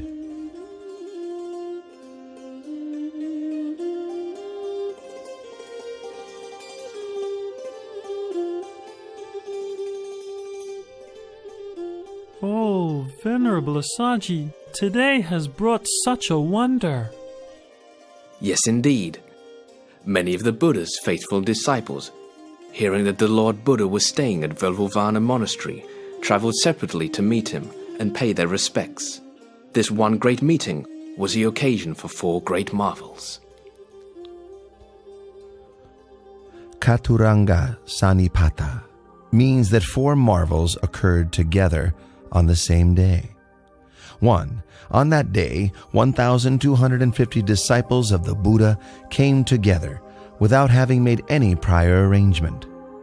2. Each of those disciples had been ordained by the Buddha himself. 3. Each of those disciples was attained to arahantship. 4. The meeting took place on the full moon of the 3rd lunar month, which is named Magha. Today is the day of the Chaturanga Sanipata. I'll deliver the Ovada Patimokkha to the bhikkhus. To refrain from all evil, to do good to one's utmost, and to purify one's mind. This practice is the fundamental principle of Buddhism.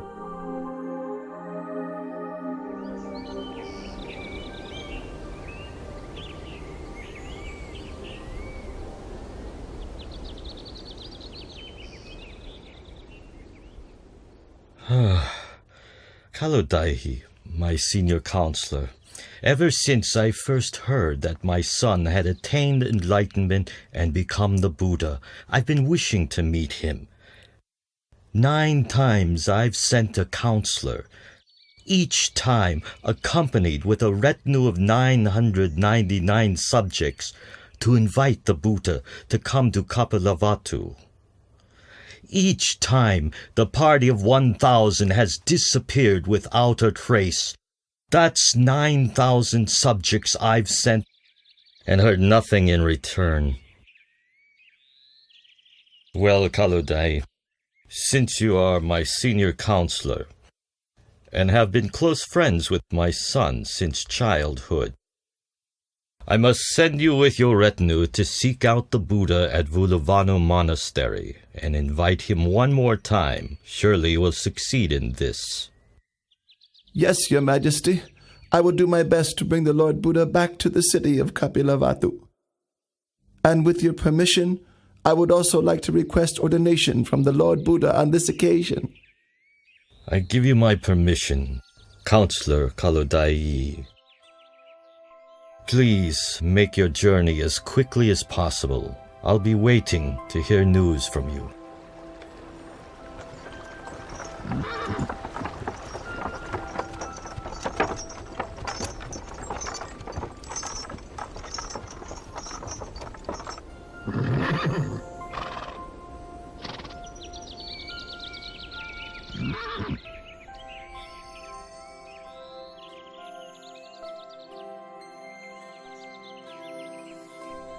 Each of you should diligently train yourselves thus. I will not grasp at the internal sense fields of the eyes, ears, nose, tongue, body, and mind. I will not grasp at the external sense fields of form, sound, smell, taste, bodily contact, and mental objects. I will not grasp at contact between the internal and external sense fields. I will not grasp at feelings. I will not cling to the 5 aggregates of the body: feeling, perception, thoughts, and consciousness. I will not cling to this world or the next, when I cease clinging to all that I've seen, heard, known, felt, sought, and imagined, all feelings of attachment to these will also cease. Listen, all of you. A person's heart may be purified through consistently applied efforts in practice, through wisdom, through Dharma, and through morality, not by means of one's class, family, or property.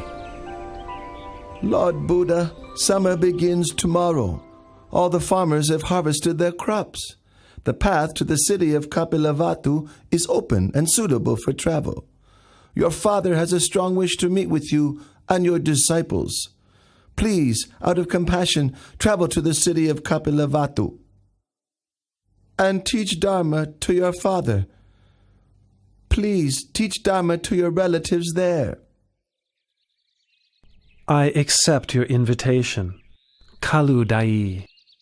Please inform the bhikkhus so that they can prepare themselves for travel. The road from Rajagaha to Kapilavatthu is 60 leagues.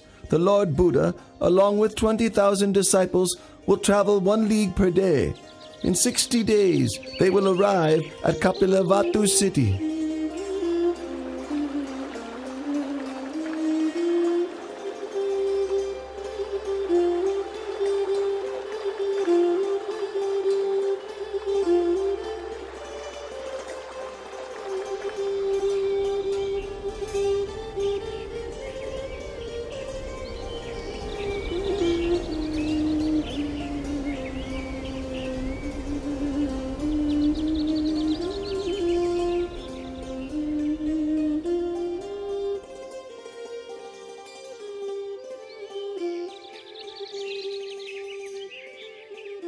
My relatives chose this banyan grove to build Nigrota Monastery as an offering to the Buddha.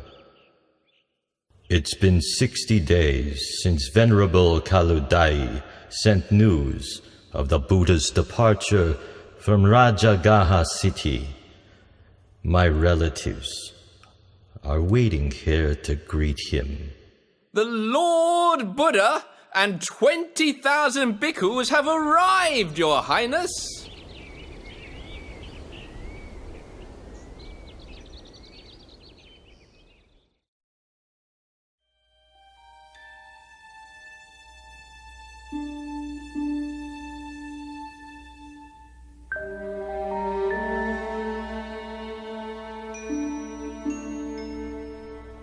The Lord Buddha's relatives are clinging to the view that the Buddha is junior to them because he is younger in age. They've positioned their young princes in front of themselves so that they won't have to pay their respects.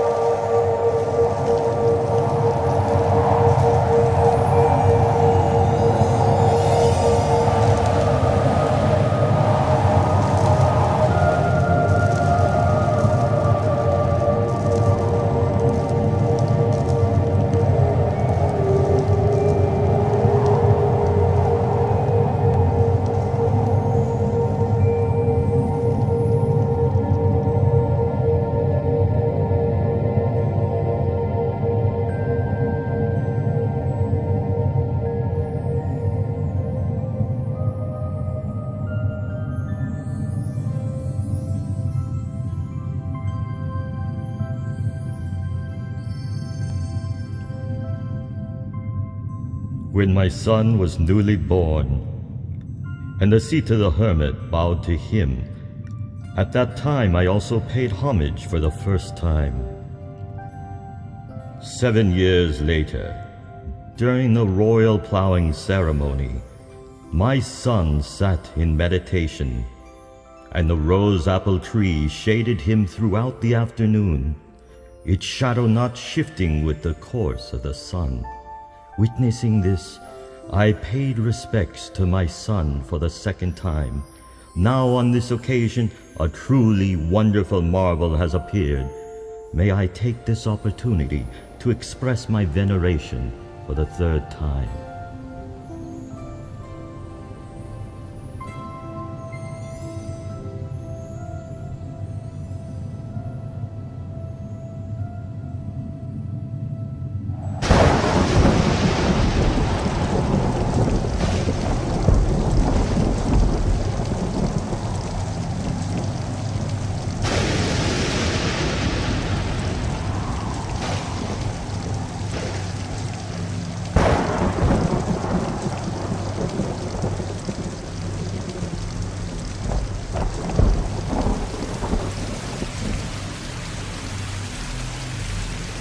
This is Pokaravasa, the red rain.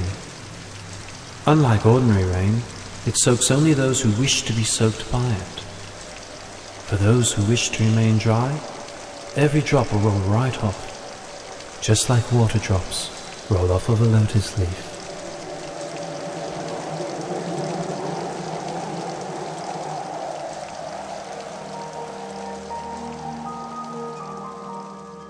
My father and relatives, this is not the first time this red rain has fallen upon such an assembly of relations. In the past, when I was born as Vesantara, Pokaravasa also rained down on a congregation of myself and my relatives. Listen, all of you. Whoever upholds morality will have happiness in this world and the next. Whoever upholds morality will be blessed with riches and good fortune. Whoever upholds morality has an unobstructed path to nirvana. Therefore, may you all uphold the purity of morality.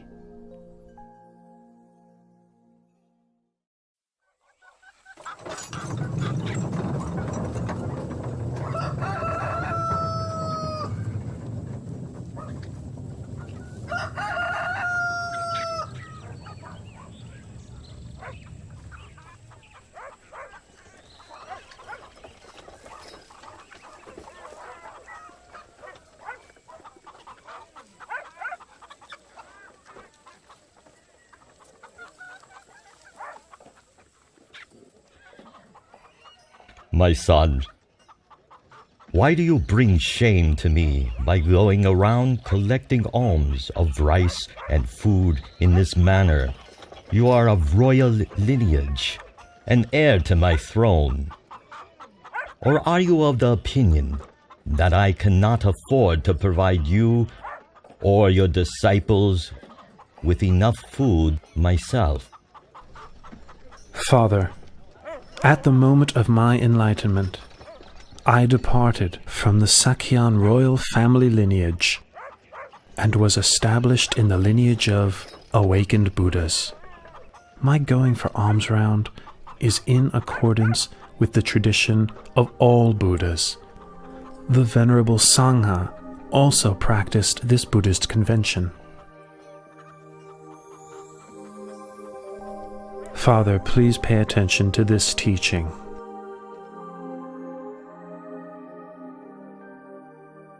When a person clings to and indulges in form, feeling, perception, mental formations, and sense consciousness, that person is bound by the snare of Mara and burdened with the whole mass of suffering.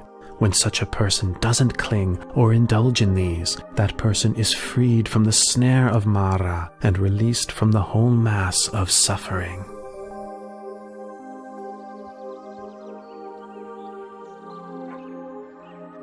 Please, may I invite you and all your disciples to receive alms food in the royal palace tomorrow morning.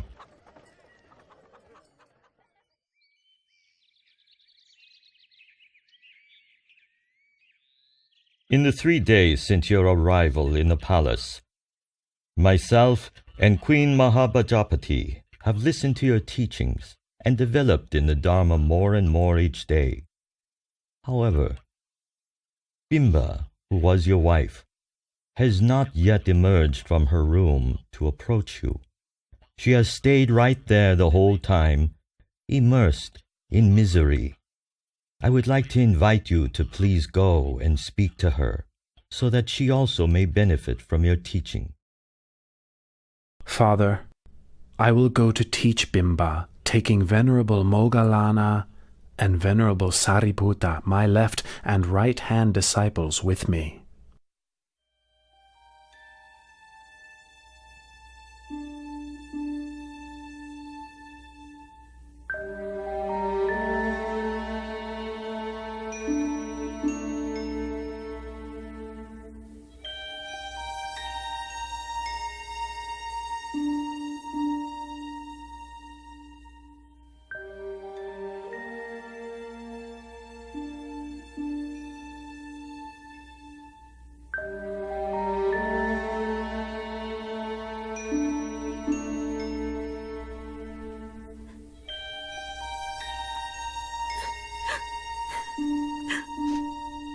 Why have you been so unkind to me, your wife?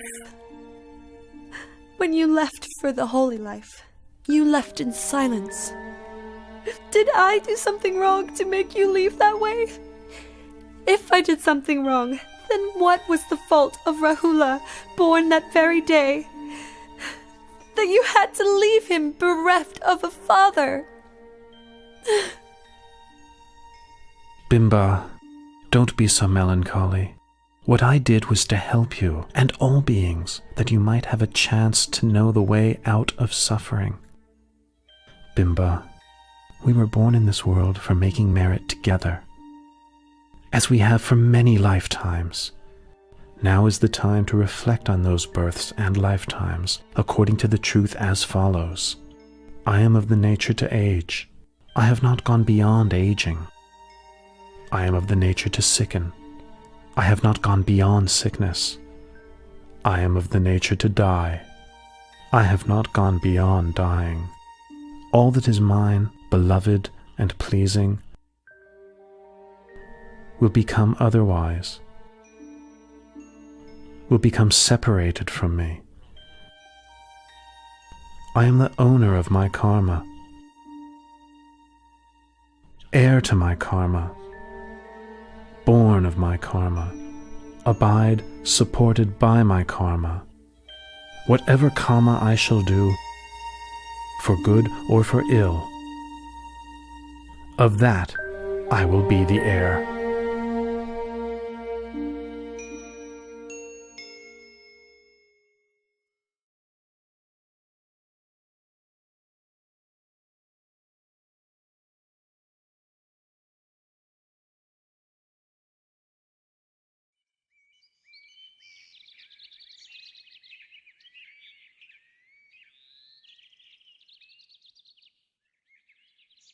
My mother tells me that you have great treasures, you have great wealth. But since ordaining, you have no desire for royal wealth.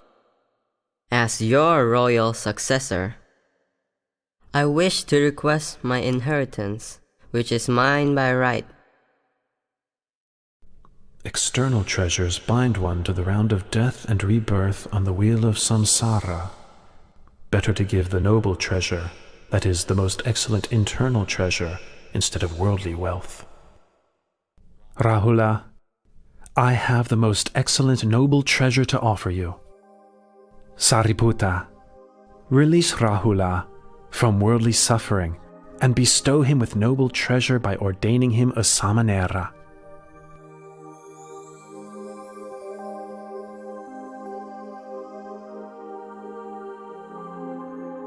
Rahula, from this point on, you are a Samanera Rahula.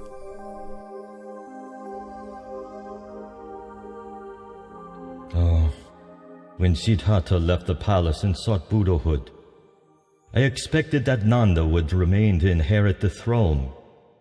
But then the Buddha took Nanda off to ordain. That left only my grandson, Rahula, who might succeed me. Then the Buddha ordained Rahula as well. If I don't do something, soon the whole Sakyan clan may go forth.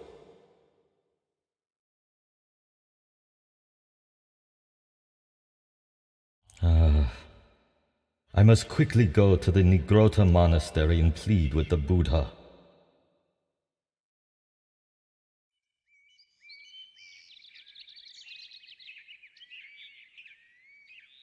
Please, Lord Buddha, from this point on, should any householder's son wish to ordain, in the Buddha's dispensation, if his parents don't give their consent, please don't give the ordination.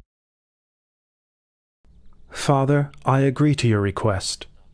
Tomorrow I will leave, together with the Venerable Nanda, Samanera Rahula, and the Bhikkhu Sangha, for the Veluvana monastery in the city of Rajagaha.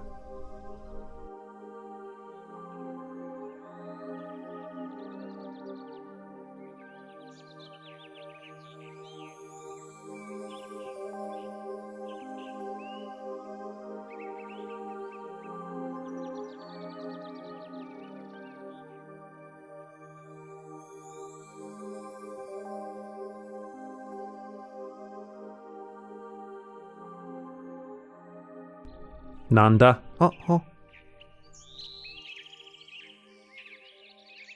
Since you were first ordained, you have not been intent on the practice of Dhamma or the living of the holy life. All your thoughts are of returning to the household life.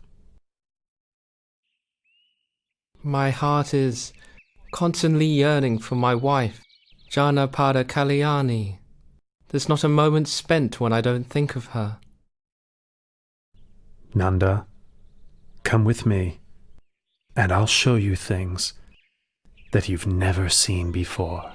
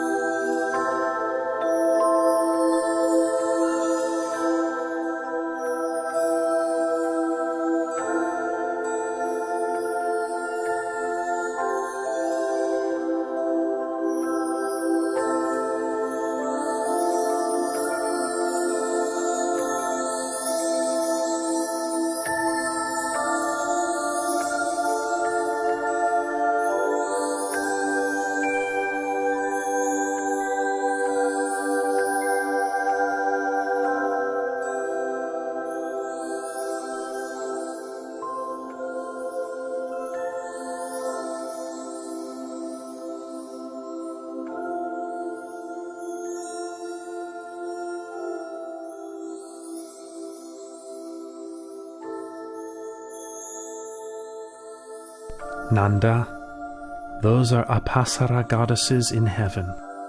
What do you think about them? Every one of those Apsara goddesses is beautiful in face and form.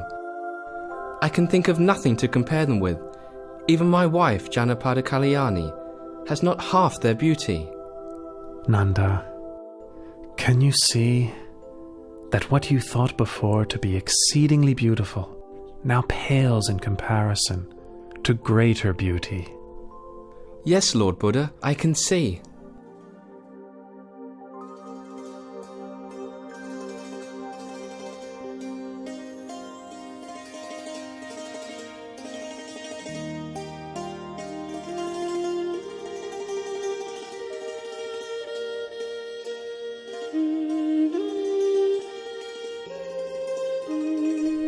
From this point on, I'll make up my mind to practice the Dharma.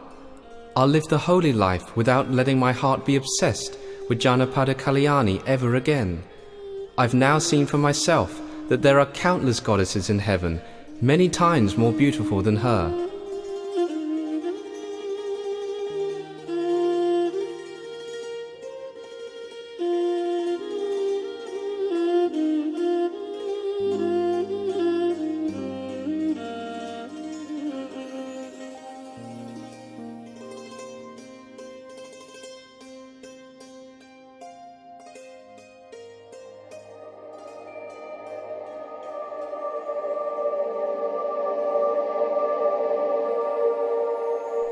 Nothing can ensnare a man's heart more tightly than a woman. Nothing can ensnare a woman's heart more tightly than a man.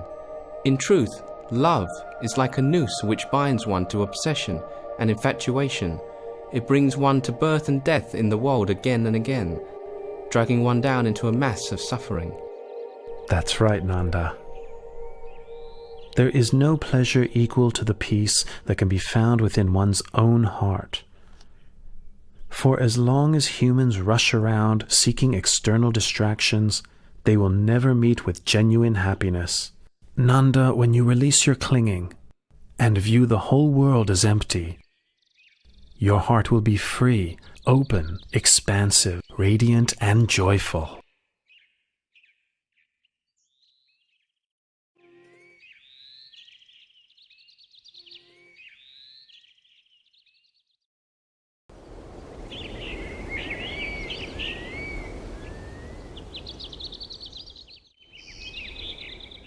Uttara, why did you send someone to ask for such a large sum of money from your father?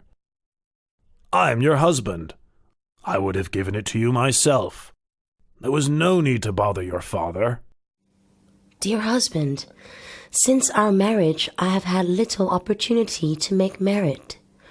I wanted the money to buy food to offer to the Lord Buddha and his disciples. I asked my father for the money because he shares my faith in the Lord Buddha. It's not, you see, that I have no wish to accept your money, good husband. In that case, let it be as you wish. My intention is to prepare the food myself and invite the Lord Buddha and his disciples to receive food in our house for 15 days. In that case, let it be as you wish. And I am afraid that during that time, I will be unable to perform all my wifely duties. In that case, let it be as you wish. I've heard that here in Rajgir, there's a courtesan called Sirima, whose beauty is renowned throughout the city, although few men get to enjoy her charms because her fee is so high. For these 15 days, I am going to hire Sirima to take my place as your wife. In that case, let it be, as you wish.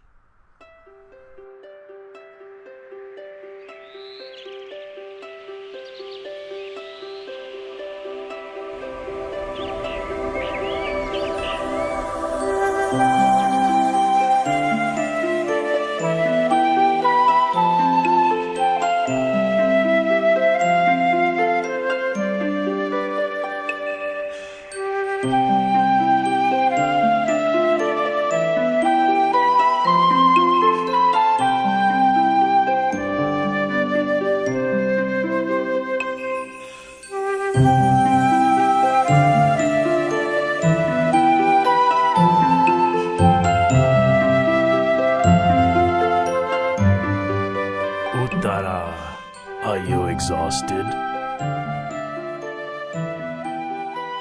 Oh, dear husband, Miss Sirima. Look at her. Instead of letting others do the work, she's doing it all herself. Her face is dirty, her clothes are all soiled. She should be relaxing in a way fitting of her station, and instead she's finding ways of tiring herself out. Look at him, how heedless and indulgent he is. He thinks he's so rich that he has no need to make merit? Ah, how very foolish he is.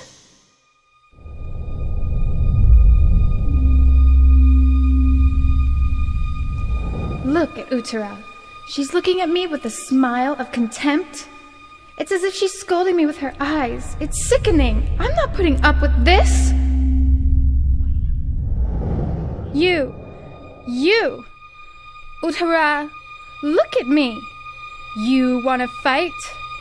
Well, you're gonna get what you want.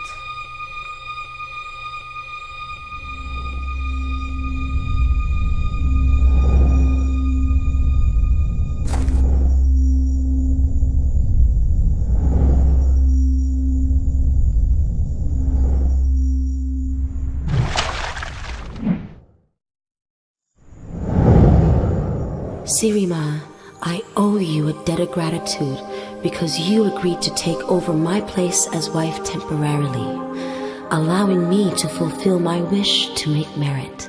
No matter how you treat me, I will not become angry or vindictive.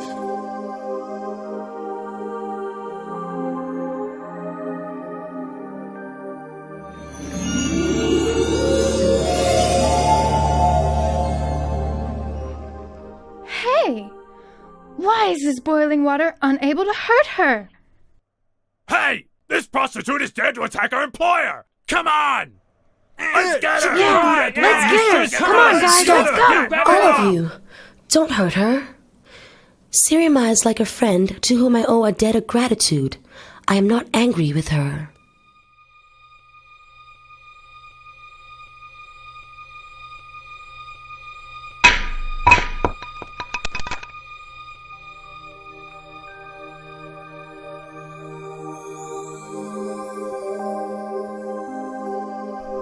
Uttara, I am a courtesan who you employed. I forgot myself and started imagining myself as your husband's wife, and so attacked you. But your heart is so noble. It is filled with loving kindness, and you have not shown me even the slightest amount of anger. I have wronged you. Please, forgive me. Oh, get up, Sirima. If you want to ask for forgiveness, then you should ask it from the Lord Buddha, whom I revere above all others. Tomorrow I will have completed 15 days of offerings. Please, come and offer food and listen to the Dhamma with me.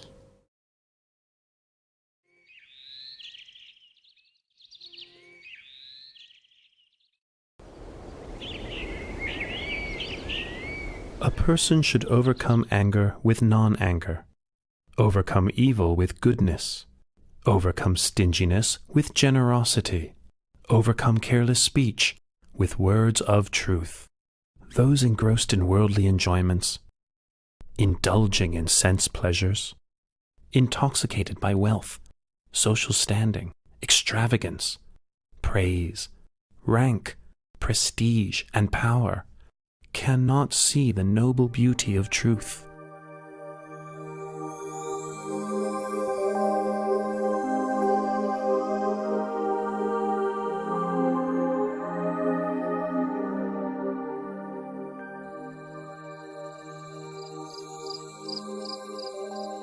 Oh, she's still so young and beautiful, too young to die.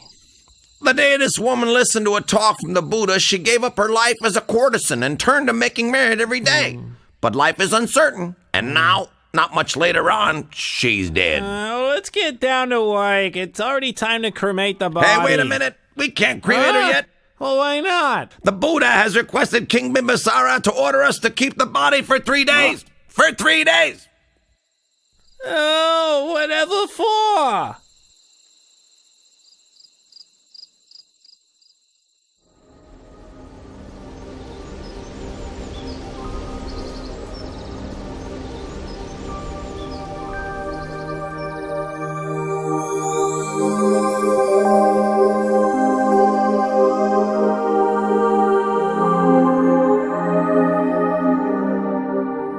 When Sirima led her life as a courtesan, all the men in Rajgir were infatuated with her. Everyone wanted to sleep with her. Now she is dead. I would like to sell her to the highest price.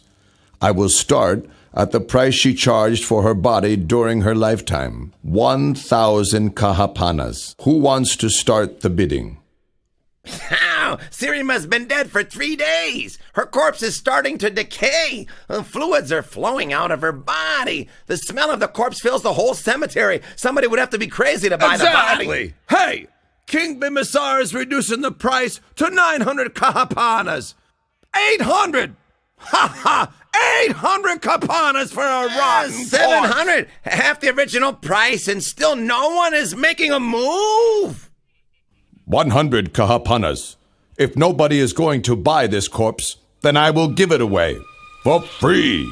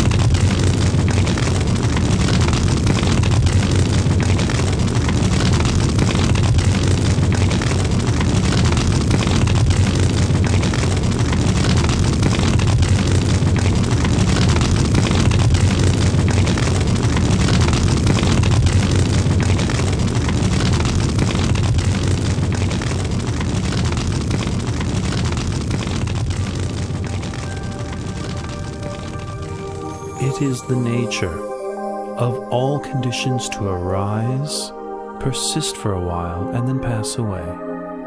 Investigate the impermanence of all conditioned phenomena. The tears of beings wandering through samsara are beyond measure. The bones which are laid down upon this earth cover it without gaps.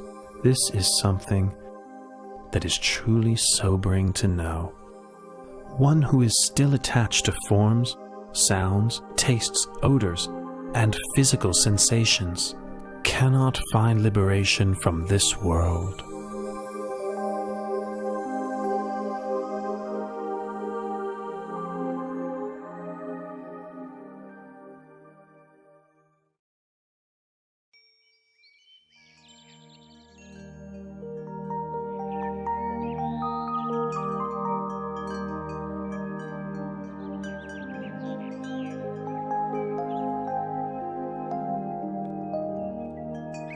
Sometime later, the Buddha went to stay in the Anupiya mango grove, the place where he had stayed overnight when he first went forth.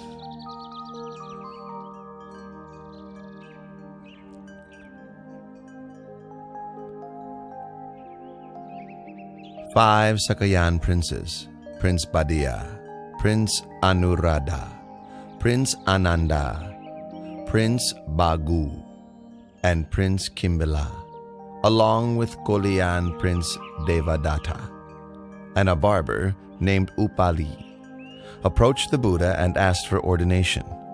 The Buddha ordained Upali the barber first, followed by each of the 6 princes respectively.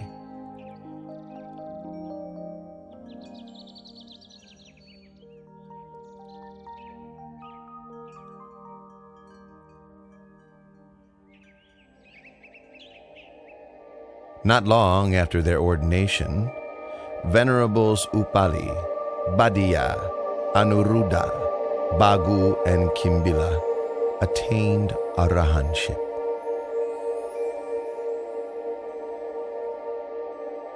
Venerable Ananda, receiving instruction from Venerable Punamantaniputta, attained the fruition of stream entry.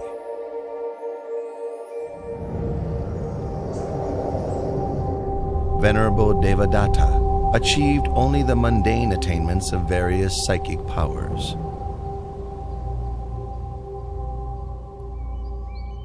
Later, the Sangha requested of Venerable Ananda that he act as the Buddha's personal attendant. Venerable Ananda, the Sangha is in agreement that you would be suitable for the position of the Buddha's attendant. What are your feelings toward this?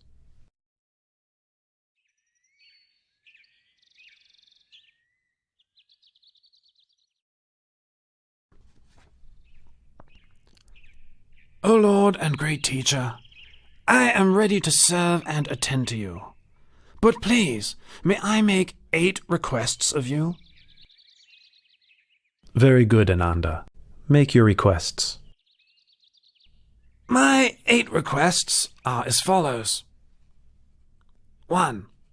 May the Lord Buddha not give me good quality robe cloth. 2.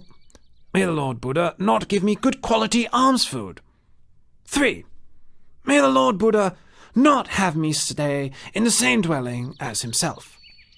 4. May the Lord Buddha not have me accompany him on meal invitations. 5. May the Lord Buddha attend all invitations that I accept on his behalf. 6. When visitors come a long way to seek an invitation, may I have permission to take them to see the Buddha straight away. 7. May I be granted permission to ask questions of the Lord Buddha whenever I am in doubt. 8. On whatever occasion the Buddha gives a teaching of the Dharma, with myself not present, may he repeat it to me afterwards. Very good, Ananda. I consent to your requests.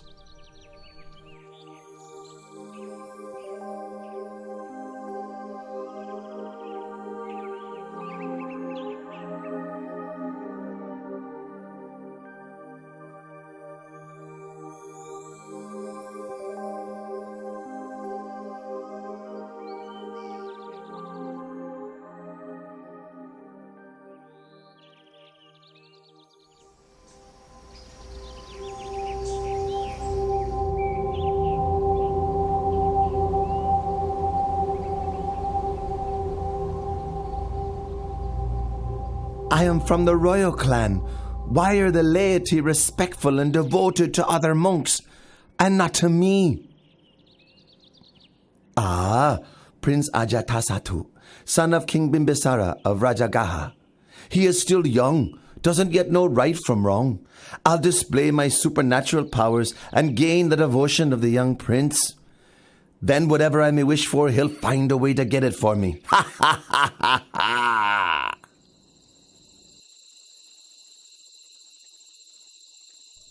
Sir! Sir! Who are you? What do you want with me? Don't harm me! Soldiers! Wait! Prince Ajatasattu, don't be frightened. Venerable sir! Venerable sir! How do you know me? Oh, Prince, look at me!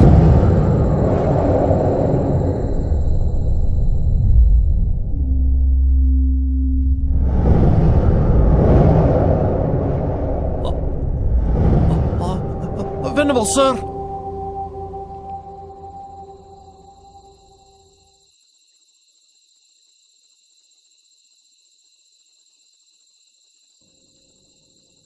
My name is Venerable Devadatta. I wish you no harm. I am here to help you. To help me? To help me with what? You will know when that time comes. Farewell for now. Just a moment.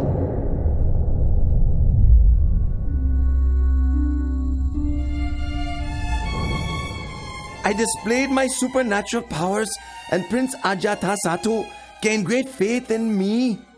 Now, whatever I may wish for, he gives to me. What a suitable leader I would be for the Sangha.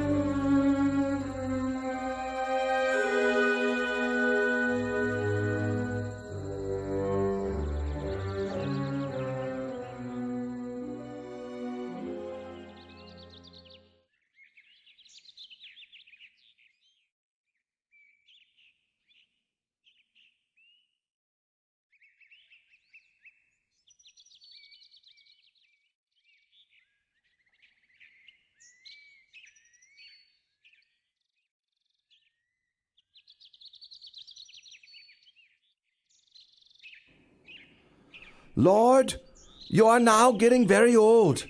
It's time for you to lay your duties down. I request the burden of leading the Sangha. Please make the matter known to all the bhikkhus. From now on, I'll take over your teaching responsibilities.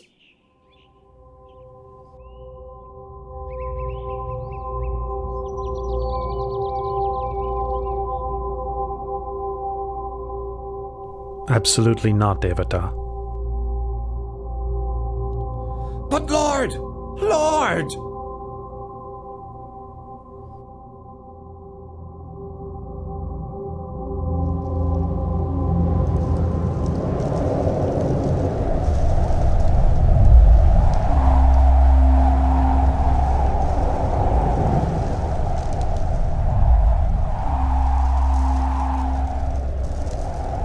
The Buddha humiliated me in front of all the monks.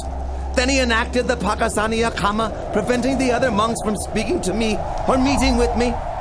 From this point on, I'll set my mind on bringing him to destruction. He can't do this. He can't do this to me. Your Royal Highness, please think it over. Even though you have now inherited the throne as you've wished, you must still execute your royal father. Should he change his mind and wish to take his throne back, he will be sure to kill you. Therefore, you must act first without warning.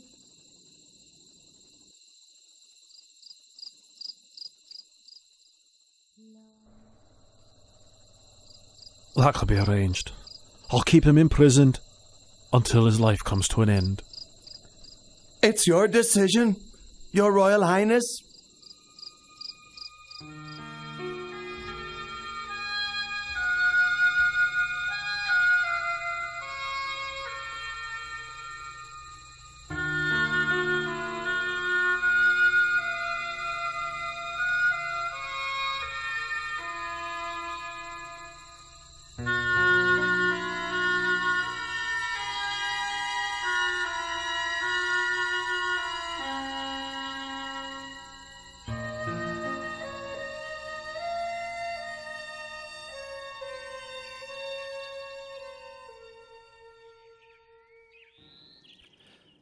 I've tried to take his life 3 times, but in vain. It's time to try my last resort.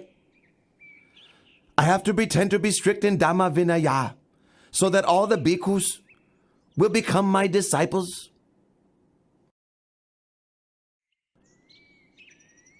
In order that the bhikkhus in the Buddha's dispensation may inspire greater faith of the lay people, may I request that the Buddha approve the following 5 rules to establish strict practice guidelines for all monks. Number 1. A bhikkhu must live only in the forest, not in a town or village. Number 2, a bhikkhu must live only on food given on alms round. Meal invitations are not to be accepted. Number 3, a bhikkhu must wear only rag robes. He must not accept an offering of new robes.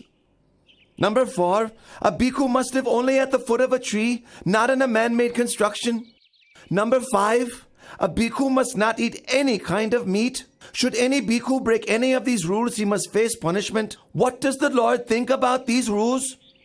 Devata, I deny my permission. This Dhamma Vinaya is not slack in its rules.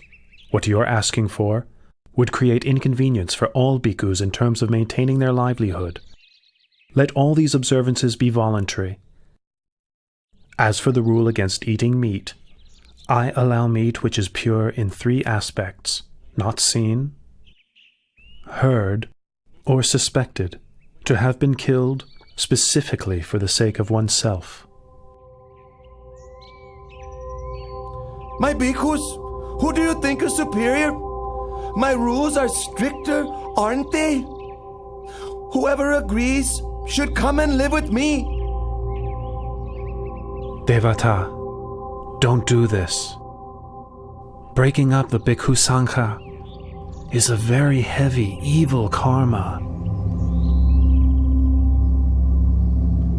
From this day on, I am no longer your disciple.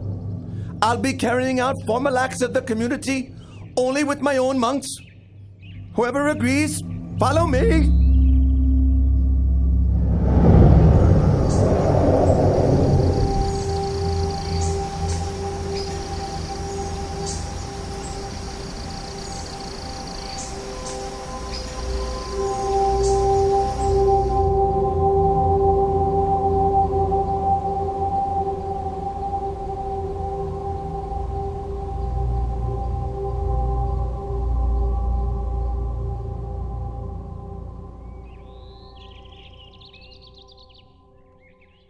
Devadatta, can't you see that you're not a suitable leader for the Bhikkhu Sangha? Gokalika, what are you saying? What am I saying? What am I saying? Just now, Buddha's left and right-hand disciples, Venerables Moggallana and Sariputta, came to give teachings and instruction to your disciples. Having listened, almost all of your disciples followed the two Venerables back to Jetavana Monastery. Only a few of your most foolish and ignorant followers remain. Gokalika, it's impossible! It's impossible! Impossible! Impossible!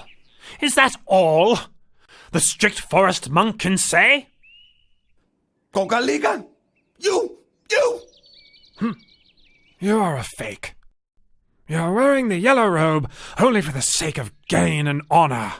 You are boastful and conceited even to the point of competing with the Lord Buddha.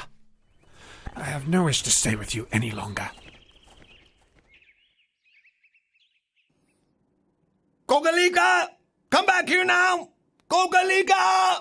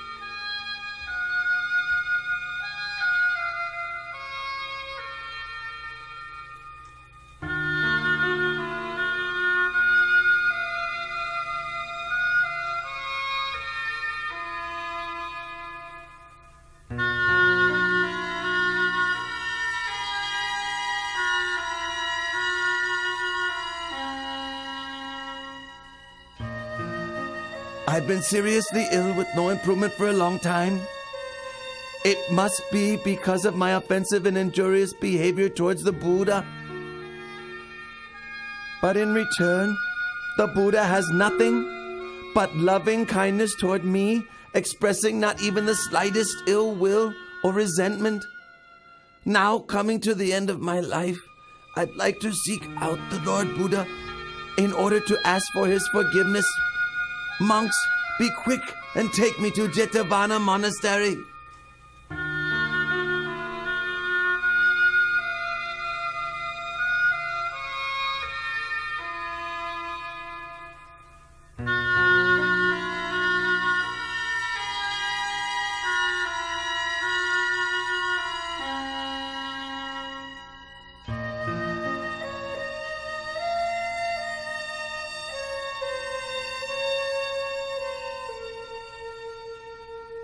We're getting close to Jetavana Monastery. Stop for a while so that I can bathe myself before entering into the presence of the Lord Buddha.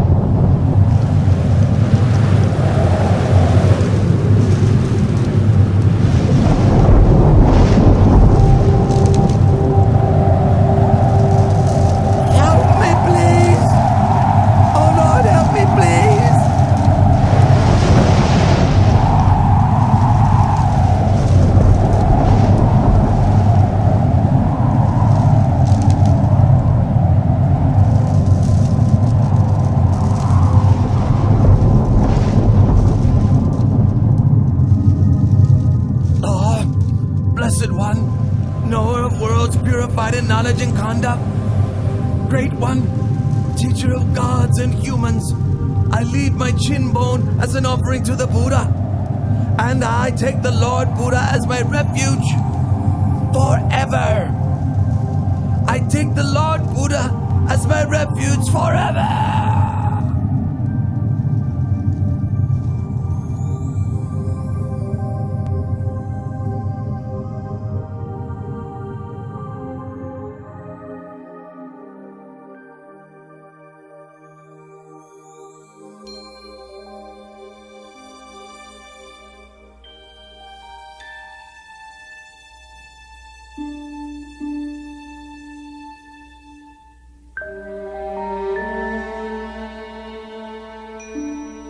Venerable Devadatta has performed gravely serious evil karma. Even coming so close to Jetavana Monastery, he still was unable to catch a glimpse of the Lord Buddha. Rather, he was swallowed up by the earth and sank down into hell. And I myself cooperated with him in committing a tremendous many evil deeds.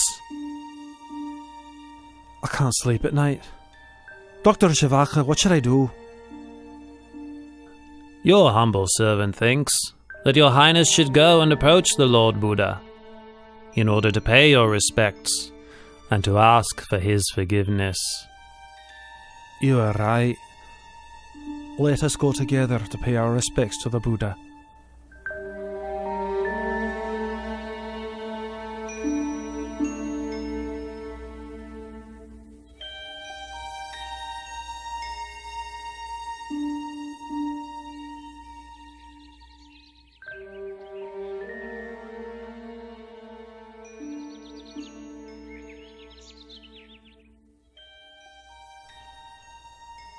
O Lord, I was duped into believing what Venerable Devadatta said.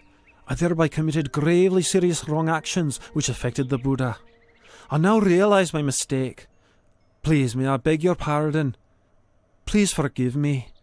I promise I will never do unwholesome deeds like that again. Your Majesty, it is a timeless law that in this world, hatred can only ever be appeased by non-hatred. One who associates with fools is doomed to sorrow for a long time. One who is perfect in morality shines like a bright flame. One with mindfulness is happy and grows in the Dhamma at every moment.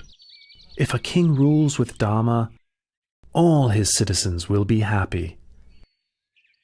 Bhikkhus, all conditioned things are of the nature to arise, persist for a while, and then pass away. Therefore, we should consider such things as impermanent, uncertain, unreliable.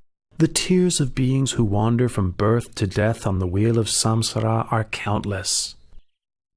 Their corpses pile up to cover every inch of the earth. It's such an enormous pity, and worthy of sadness.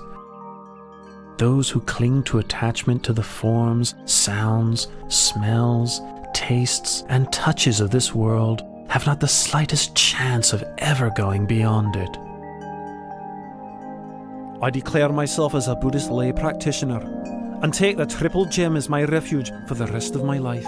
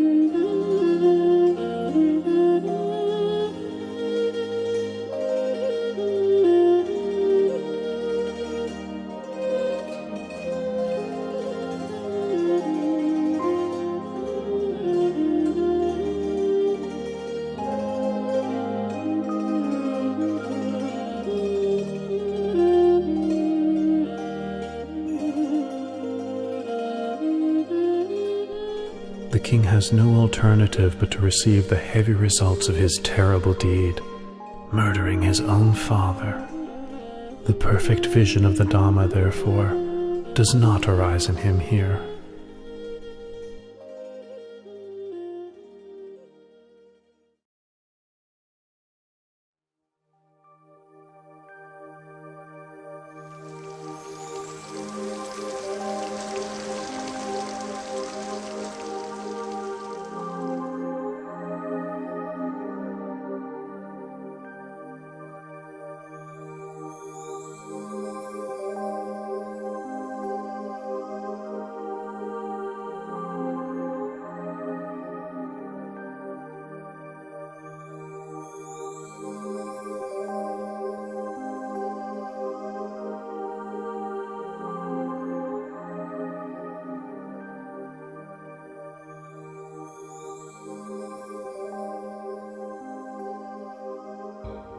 birth, aging, sickness, death.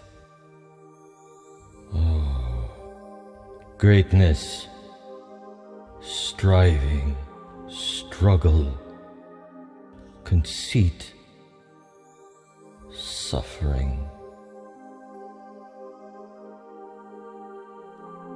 Your Majesty, the Lord Buddha has arrived at the royal palace.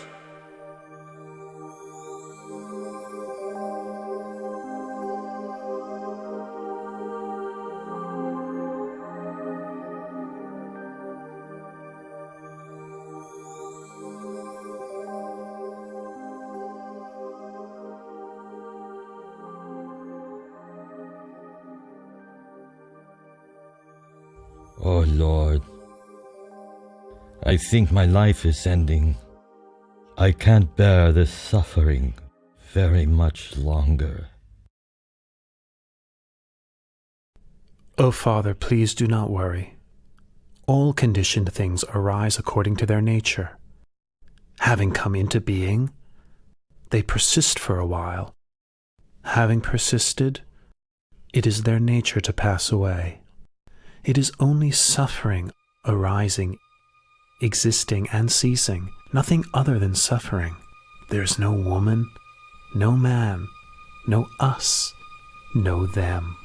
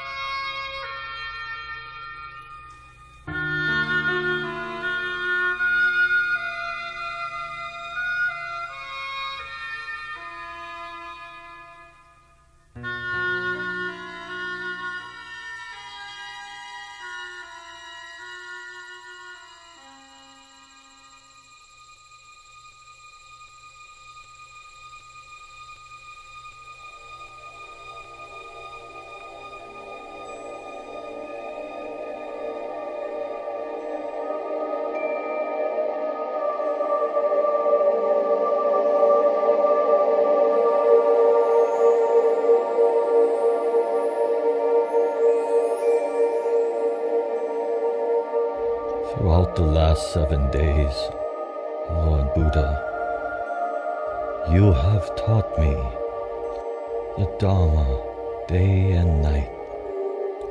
I have been liberated from the round of rebirth and attained to Nibbana. I have very little time remaining. I wish to express my veneration and then enter Nibbana for whatever faults I have committed through body, speech, or mind. Please, through your great compassion, forgive me. Now, I ask your permission to take my final leave and let me pass into Nibbana.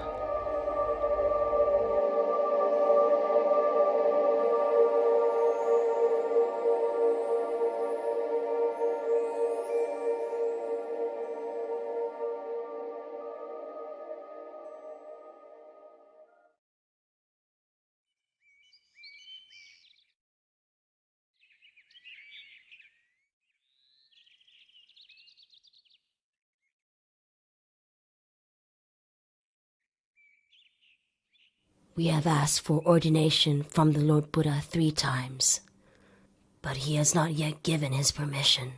However, we won't give up our efforts. Let us shave our heads, put on the yellow robe, and follow the Lord Buddha wherever he goes.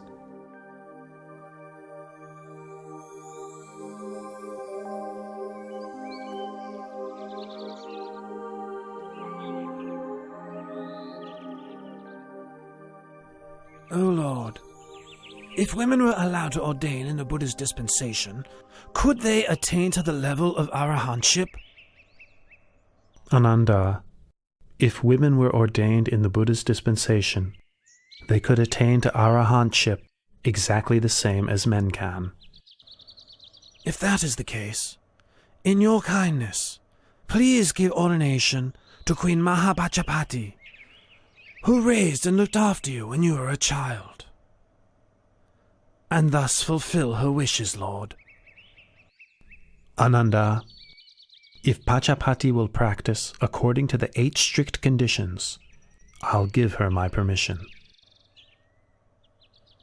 The 8 strict conditions are: 1. A bhikkhuni who has been ordained for even 100 years must bow to a bhikkhu ordained that very day. 2. A bhikkhuni may not spend the rains retreat in a monastery where there are no bhikkhus in residence.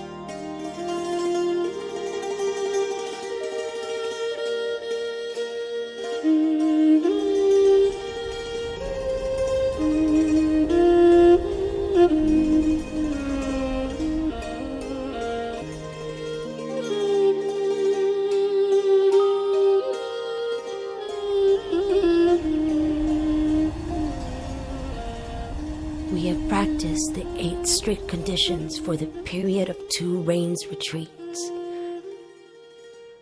Please, may the Buddha consider our ordination. I permit your ordination.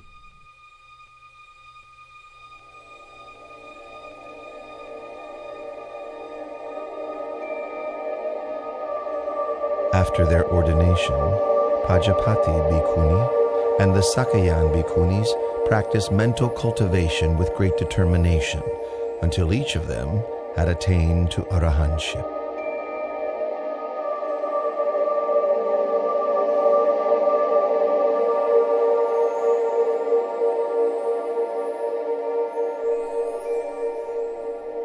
Now King Mahanama of the Sakyan clan has inherited the throne of Kapilavatthu. It goes to show how unstable and impermanent even kingship is in this world. Prince Siddhartha, my husband, relinquished the royal throne without a second thought when he went forth. My relatives, my son, and even Queen Mahapajapati Gautami have followed after him and ordained. That being the case, it is best for me also to relinquish material comforts and ordain in the Buddha's Dhamma Vinaya.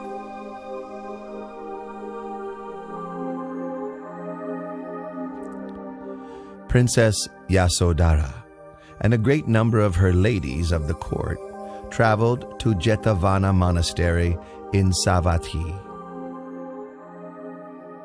After practicing the 8 strict conditions for 2 rains retreats, Princess Yasodhara was ordained as a bhikkhuni.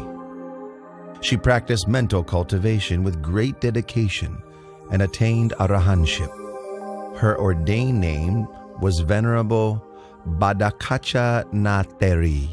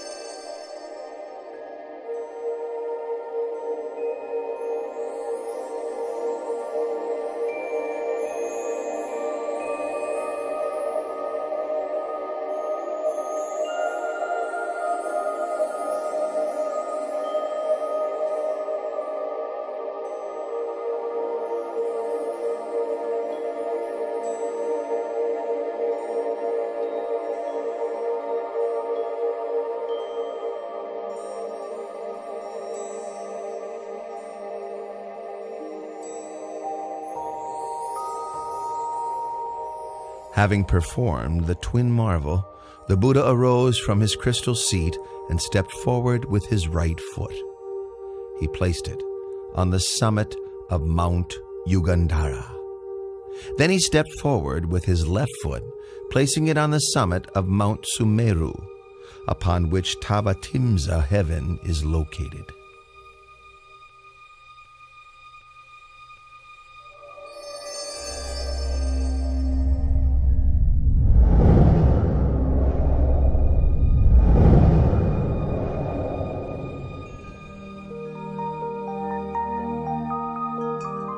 With his third step, the Buddha ascended into Tavatimsa heaven. He seated himself upon the Pandukambala stone, the seat of Lord Indra, the god of Tavatimsa heaven. His purpose was to teach the Dhamma to his mother, in accordance with the tradition of past Buddhas. Delighted, Lord Indra and the host of Tavatimsa heaven gathered before the Buddha to hear his discourse. Tell me, have you seen my mother? O Lord, your mother was reborn, Santusita Devaputa, in the higher realm of Tusita. I will quickly go and invite your mother down.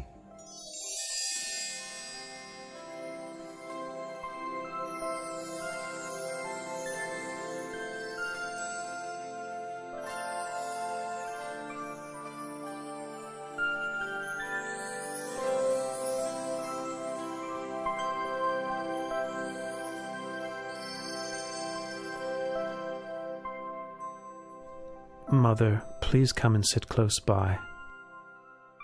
The kindness you showed me in your past life was great beyond measure.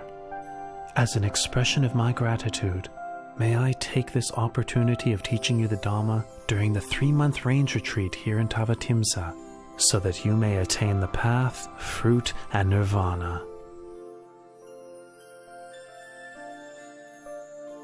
Mother, please listen. Ignorance and craving lead a person to rebirth. Agitated, their heart rushes around within samsara. For as long as the aggregates come into being, the supposition of a being is also there. In truth, such conditioned things are not worthy to be called a being. There is only suffering which arises, and suffering which decays and ceases. Aside from suffering, nothing arises. Aside from suffering, nothing ceases.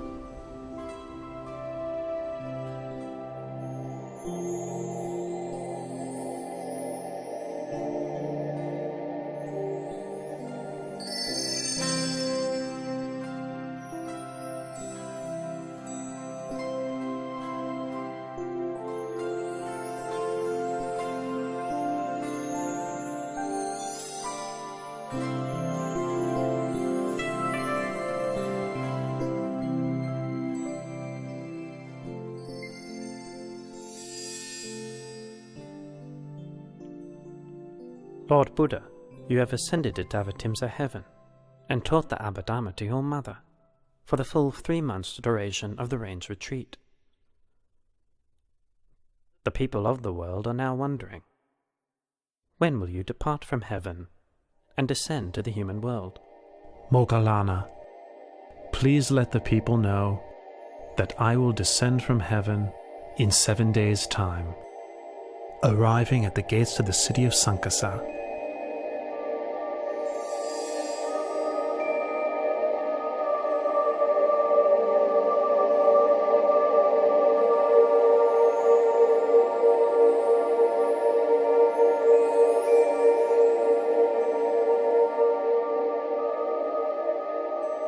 This is the last day of the rains retreat.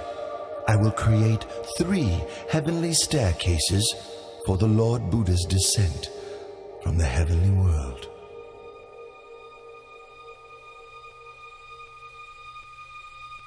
The crystal staircase for the Lord Buddha is in the middle. The golden staircase on the right is for myself and the other deities.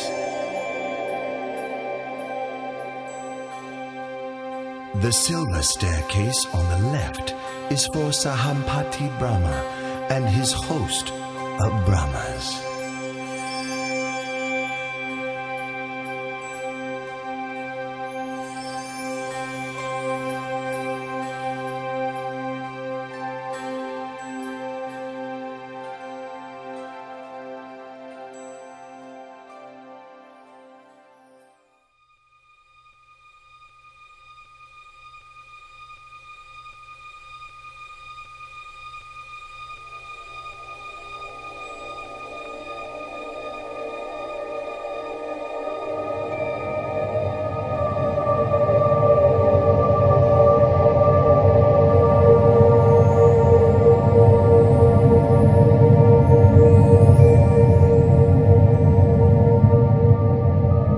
As he descended from heaven, the Buddha performed the marvel called Loka Vivarana, making the realms of heaven, earth, and hell visible to all.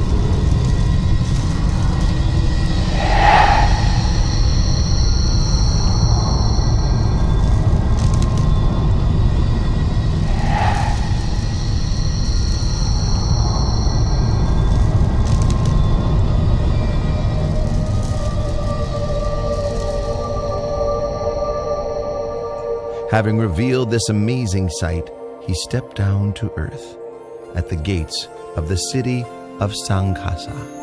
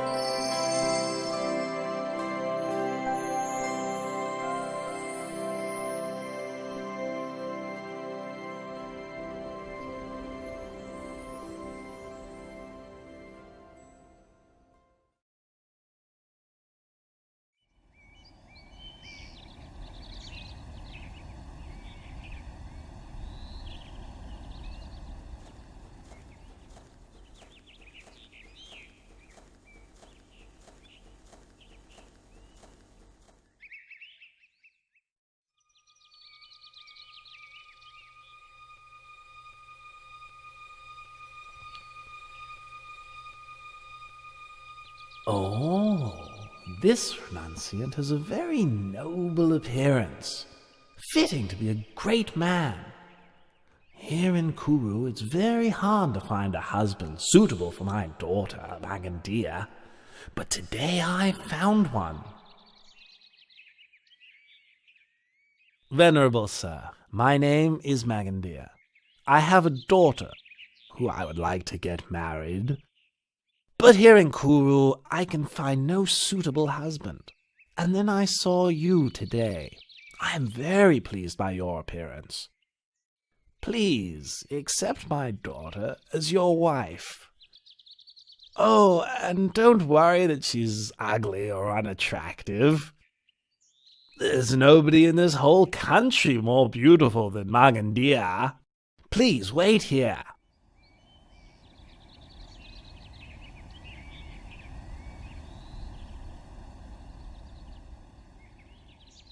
Oh, my dear child, Magandia. Oh, I'm exhausted. Hurry up. Make yourself as attractive as you can. Now, right now. Quickly, my daughter. If you're tired, then sit down and take a rest, husband. And why do you want our daughter, Magandia, to dress up prettily? Come on, please. Sit down and rest? No. Magandia, are you ready yet? Hurry up. I'm ready, Father. Right. Go quickly. I've met him. Met who? I met him. Hey, where's he gone? What's this all about? You brought me all this way and I still don't know what you're talking about. I've met our daughter's future husband. That's what I'm talking about. I told him to wait for me here, but he's disappeared. Ah, there, you see? His footprints are still there. You're knowledgeable in the texts dealing with the interpretation of footprints. Have a look at them.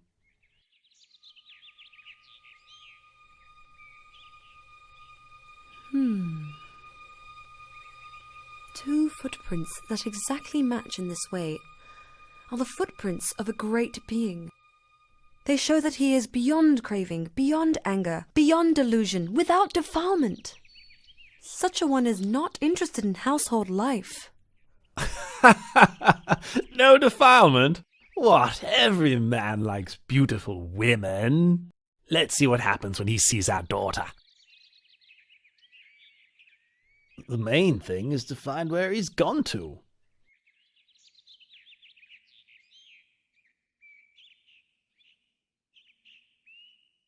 Oh, over there! I found him!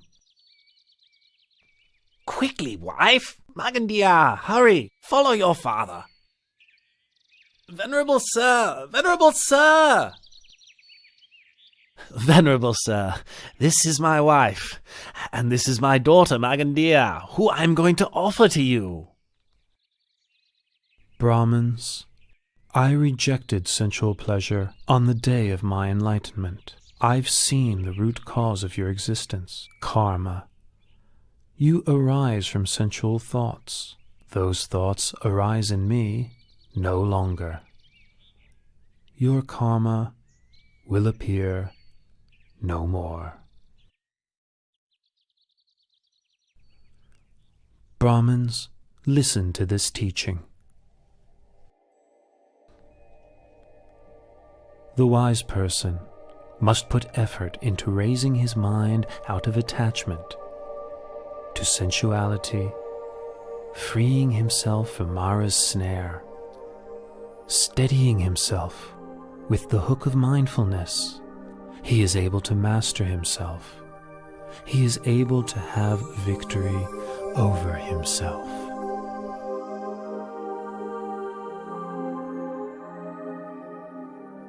Your teachings have illuminated the path ahead for us both.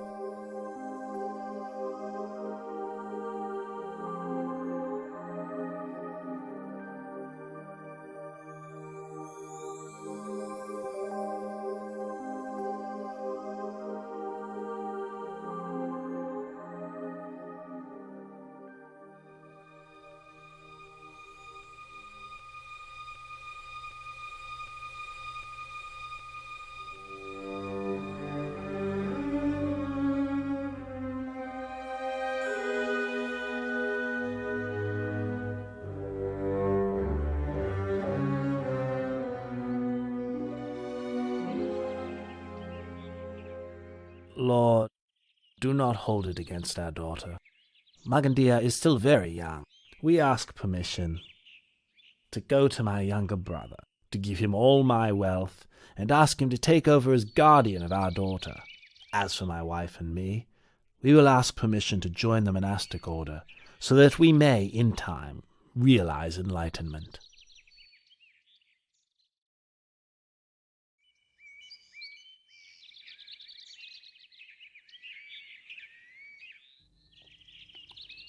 My name is Varanja Brahman. I am the ruler of this town of Varanja. Hearing of your reputation as a perfectly enlightened Buddha, I wish to have a Dhamma discussion with you. But why is it that when I, your senior in years, arrive here, you make no gesture of respect, don't rise up to welcome me, and don't invite me to sit on the same level as you? Varanja Brahmin, in this world or in any other world, I have not yet met anyone superior in Dhamma to me, to whom I should make a gesture of respect, stand up to welcome, or offer my seat. It's my view that your way of practicing and conducting yourself is quite tasteless. Brahmin, my way is indeed tasteless. I have abandoned the taste of the sensual pleasures of form, taste, smell, sound, and bodily touch. But I am not tasteless in the way that you understand it. You have no assets. You teach non-action and praise annihilation. And furthermore, I would say that you are loathsome. Brahmin, I have no assets or wealth, because such things consist of forms, tastes, smells, sounds, and touches. Venerable Brahmin, I teach non-wrong action, non-evil action by body, speech, and mind. I praise the annihilation of lust, hatred, and delusion. Brahmin, loathsome is bodily misconduct, verbal misconduct, mental misconduct. I loathe all that is evil and unwholesome. But I am not at all loathsome in the way that you believe. You teach eradication, destruction. You teach non-arising and non-birth. Brahman, I teach the Dhamma for the eradication of lust, hatred, and delusion, and for the eradication of all unwholesome states. I teach the destruction of bodily misconduct, verbal misconduct, and mental misconduct, because these are things which are worthy of destruction. I have attained the state of non-arising and non-birth by abandoning the causes of birth and becoming.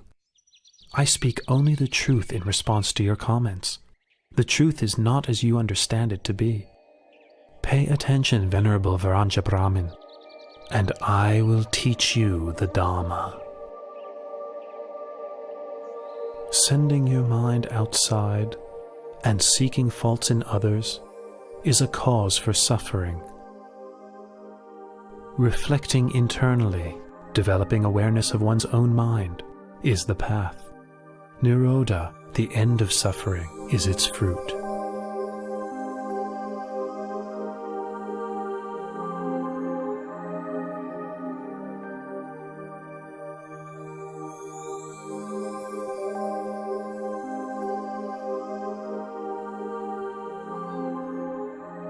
The Dhamma teaching you have given has illuminated the way for me.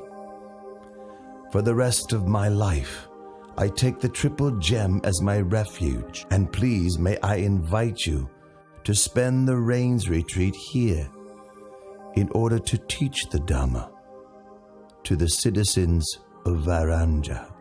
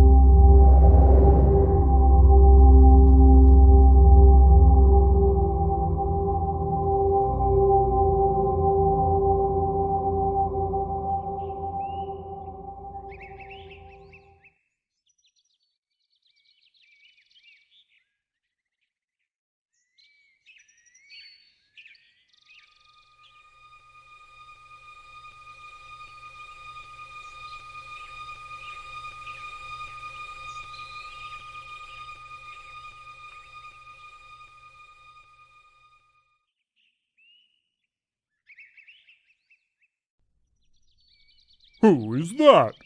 Come out where I can see you right now. Otherwise, you'll do what? Who are you? What are you doing here? I should be the one asking you the same question. I am the Lord of Monkeys, and I have been living in Rocky Tavana Forest for a long time.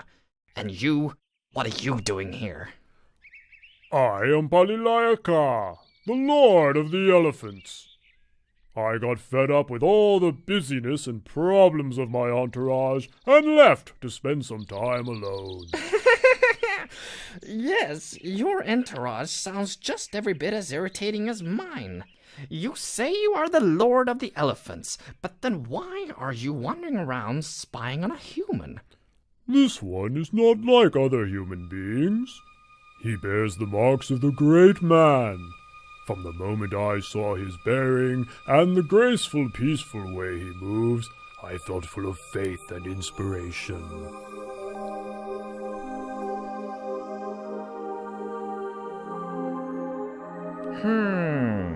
Well, if that's the case, let's go and ask him some questions.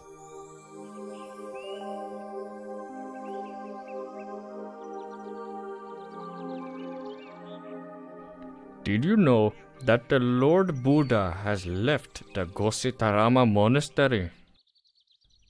Well, he has probably gone to give teachings in another city. Not at all.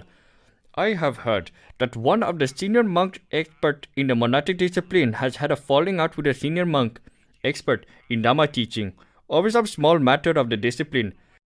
Not only that, but students of the two senior monks have sided with the teachers so that the quarrel has spread, and now there is a major conflict. It got so bad that even when Lord Buddha himself admonished the monks and urged them to give up their conflict, they wouldn't listen. And so he left the monastery alone. That's terrible. Those monks are really stubborn and intractable. How long will it be before we will be able to hear the teachings from the Lord Buddha again? That's the point. The monks' dispute means that all the rest of us aren't able to listen to the Lord Buddha teach. The Lord Buddha must be fed up with the disobedient monks. From now on, we shouldn't make any more food offerings to them. Oh, good idea. Let's encourage all the other lay supporters to do the same.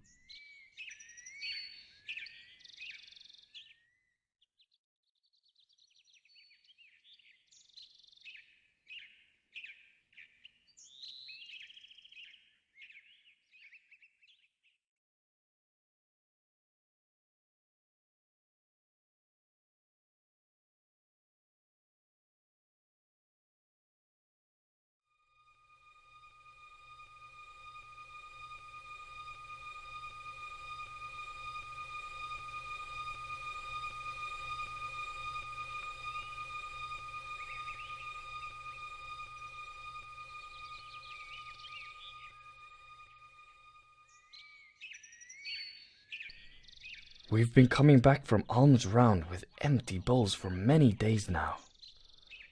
Nobody in Kosambi is filling our bowls with any food offerings anymore. If this continues, how will we survive? What will we eat? The lay people are unhappy that we are continually arguing and in conflict, and that by ignoring the Lord Buddha's admonition, we made him leave. And where has the Lord Buddha gone to reside now? Even though we've come to our senses, we have entered the rain's retreat period, and it's not possible to go off in search of him.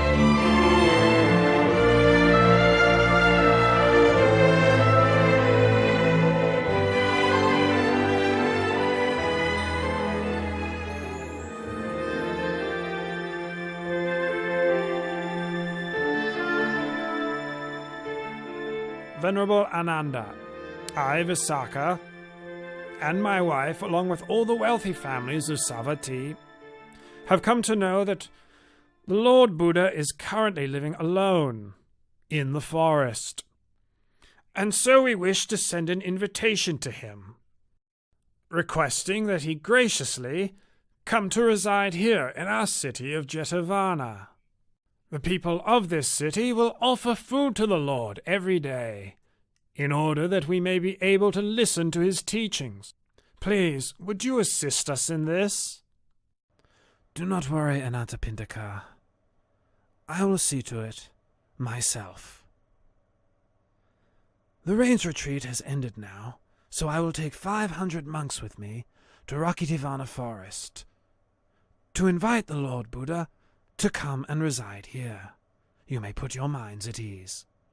Oh, it is our great good fortune to be able to pay respects to the Lord Buddha again and to listen to his teachings.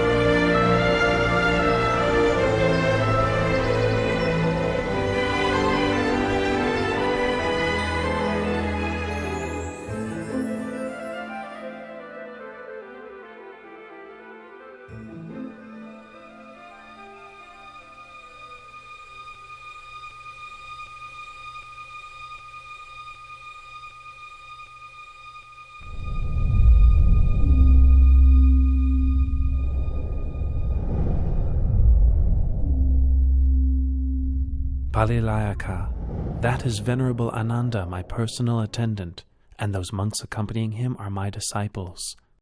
Allow them to approach.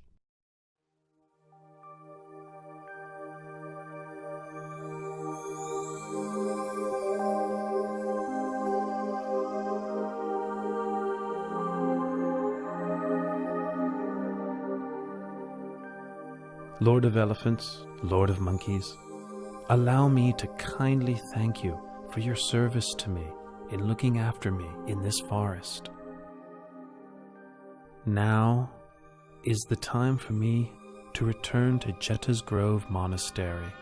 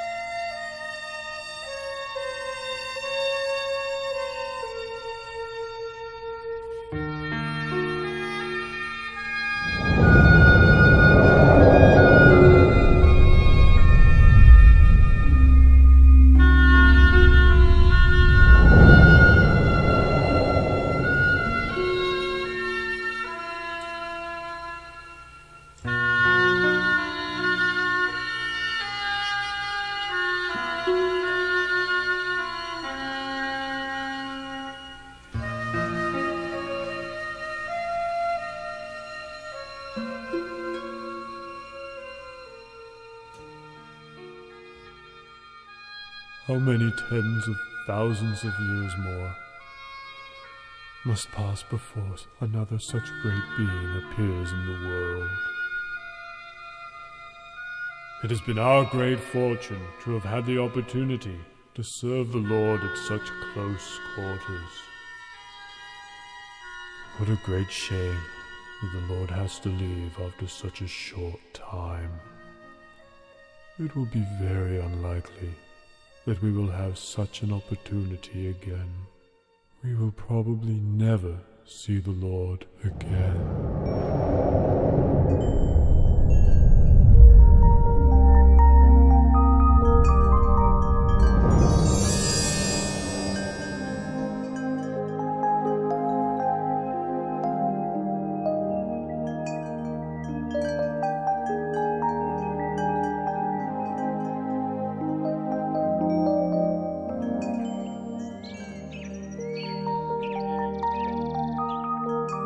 The Lord Buddha has forgiven us for our dispute. It was good that we saw our fault and swiftly made our way from Kosambi to pay our respects to the Lord Buddha in Jedda's Grove. You're right. The Lord is going to give us a Dharma talk. Pay attention. Know this, monks. This flourishing or decline of this teaching is not dependent on the actions of outsiders, but depends upon the fourfold assembly of monks and nuns, laymen and laywomen. Consider the fool whose acts of body, speech, and mind cause harm to self and others. You have all entered the Sangha and have been training in the well-expounded teachings that I have given to you. Be diligent in your efforts, so that you may realize the fruits of the training that you have not yet realized, that you have not as yet fully penetrated, so that you may become truly noble.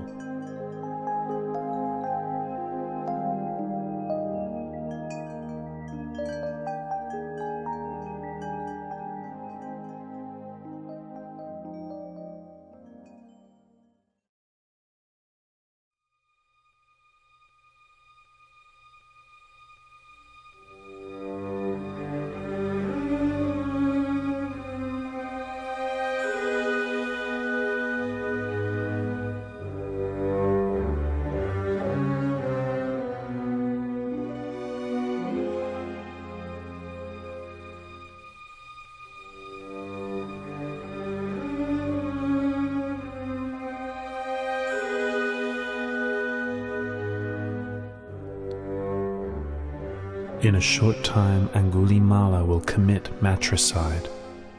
He will kill his own mother. This is a very heavy karma, which prevents one from attaining to the path, fruit, and nibbana. But this outlaw does not kill with malicious intent. He does so out of ignorance. This being the case, he should still be able to attain to the Dharma. I'll help him to escape from the deadly snare of his own foolish mistake.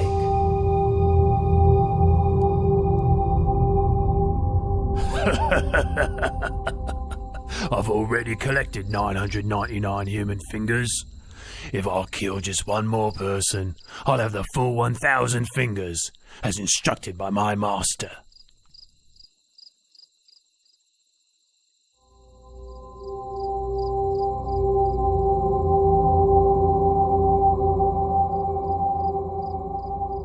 There is a recluse walking alone. He's about to meet his doom.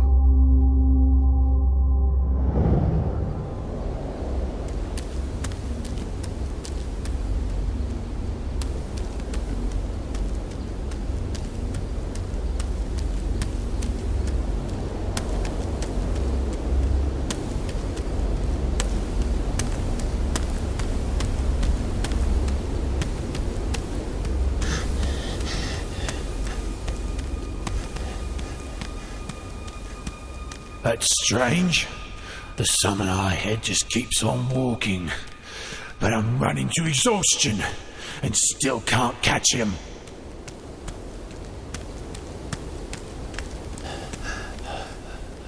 Oh! Stop there, summoner! Summoner, stop there!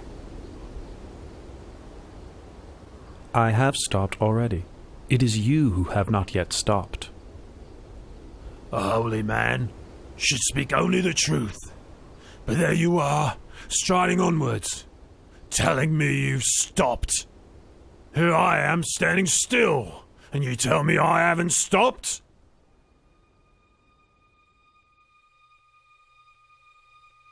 Ahimsaka, I have stopped. Stopped killing, stopped harming, stopped pursuing wrong livelihood, stopped all kinds of misconduct.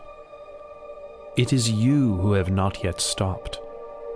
Not stopped killing, not stopped harming, not stopped pursuing wrong livelihood, not given up misconduct. You are still grasping your sword. How can you say you've already stopped?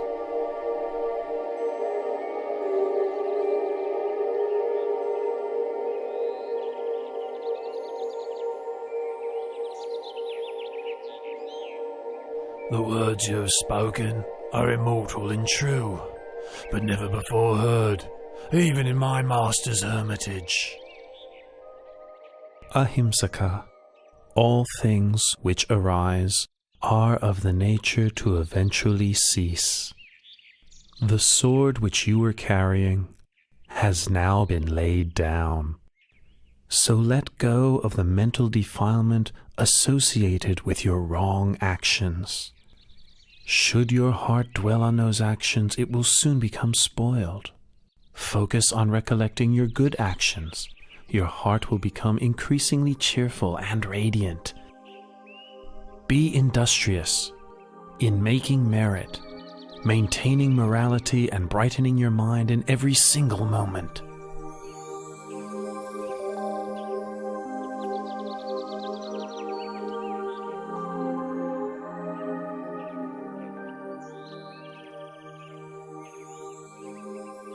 From now on, I devote myself wholly to Buddhism.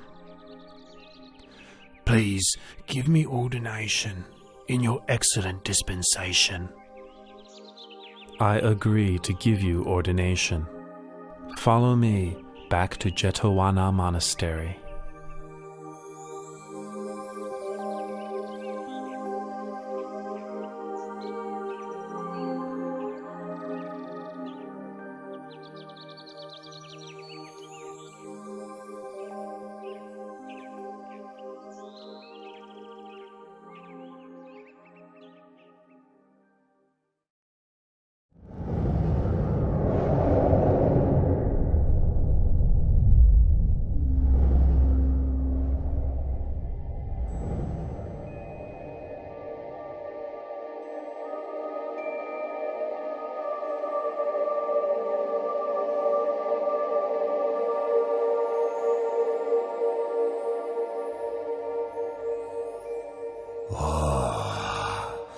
These poor human beings, thinking their good and evil deeds make any difference, when in fact all things are already fixed, dependent on my will. They are so ignorant. The Brahma god Baka has the wrong view. I will help him to see the truth of things.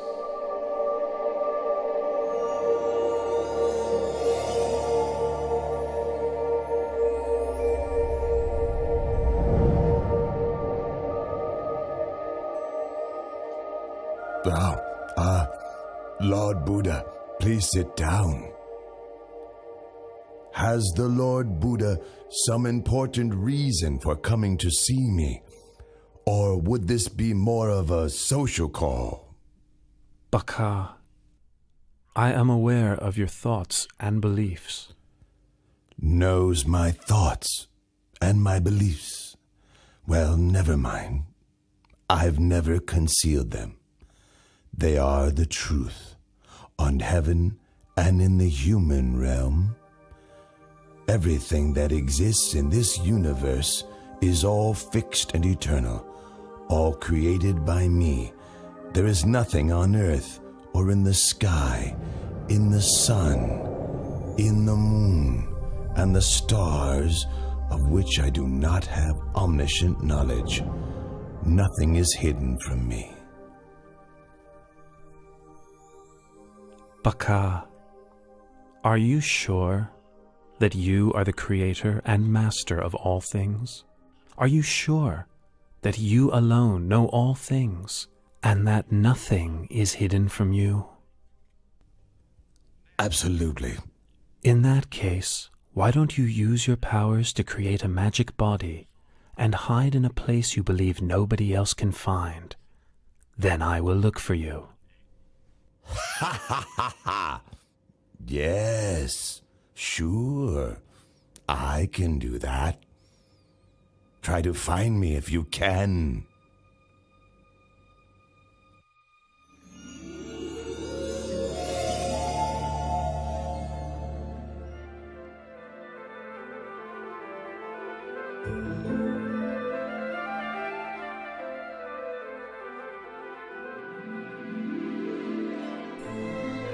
Baka, you want to be a bird, do you?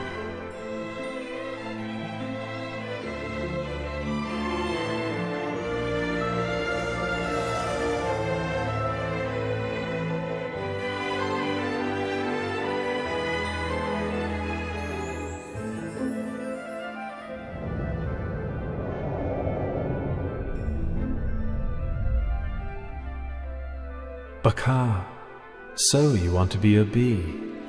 Is that why you're buzzing around the flower pollen?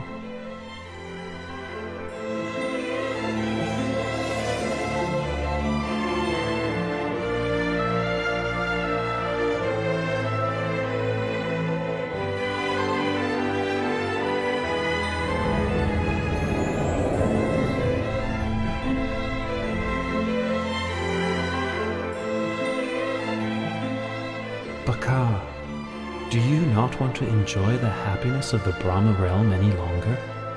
Is that why you have made yourself so fine and mixed yourself with the sand grains on the sea floor?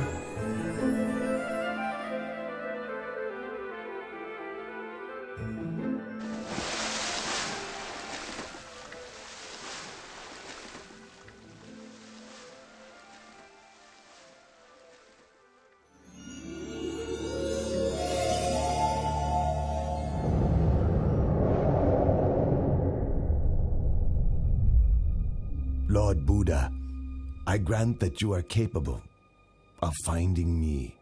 But now it's your turn. If I can find you, then I will admit that you are the omniscient one. One more all-seeing than me.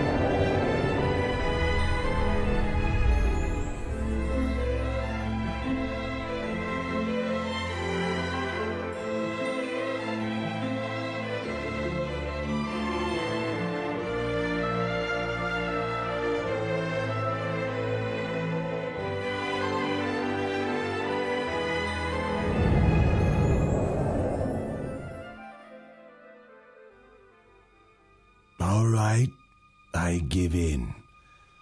Whatever world system, whatever universe you've concealed yourself in, please show yourself. Baka, I did not conceal myself in any world system or universe. All the time that you were searching for me, I was walking up and down above your head.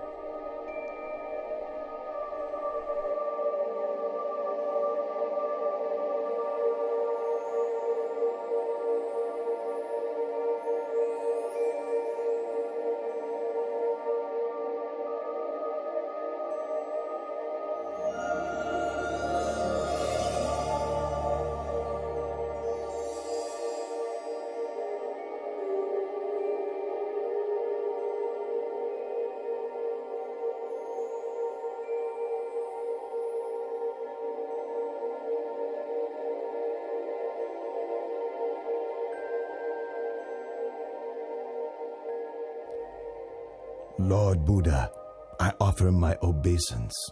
The powers that you have shown to me exceed those of all the deities and Brahma gods. Baka, pay close attention to this teaching. The power and pleasures in this Brahma realm are very long-lasting. They encourage you to think that all things are permanent. In fact, all phenomena have the nature to arise, persist for some time, and then pass away. All things exist in dependence on causes and conditions. All beings are born of their actions, heirs to their actions, are related to their actions, have actions as their refuge, are owners of their actions. Whatever actions are performed, good or bad, we must receive the results.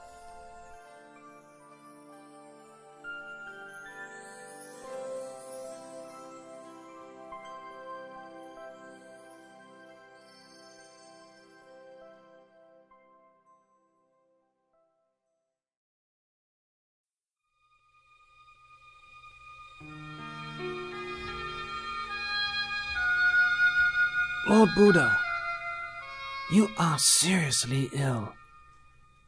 You are in tremendous pain. Yet, you maintain great composure. You withstand your discomfort with great patience, and tolerate your illness with determination. It fills me with great faith that the Lord Buddha will live a long life, with disciples and followers forever. Ananda, at this moment I have reached 80 years of age. My body is growing weak, like a dilapidated old wagon, held together with pieces of bamboo. It is not strong enough to last forever. But I am focusing my will to keep my body going and make this travel possible. You should be mindful to take care of yourself. In this universe, there is nothing that is more important than yourself.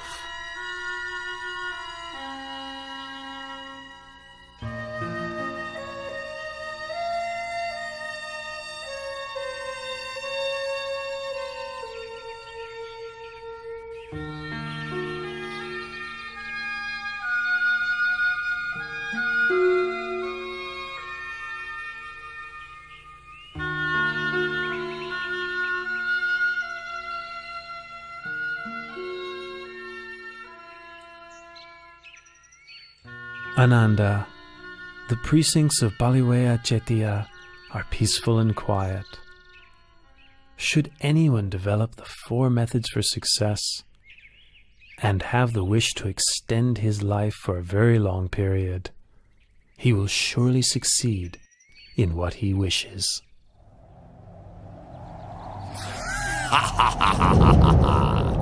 The Lord Buddha has displayed the light omen to Venerable Ananda, in order that Venerable Ananda might invite him to extend his lifespan and continue teaching the Dharma for a longer time. Don't count on it! I must obstruct Venerable Ananda's heart and prevent him from understanding so that he will remain silent and appear indifferent to the light omen. Ha ha ha ha ha!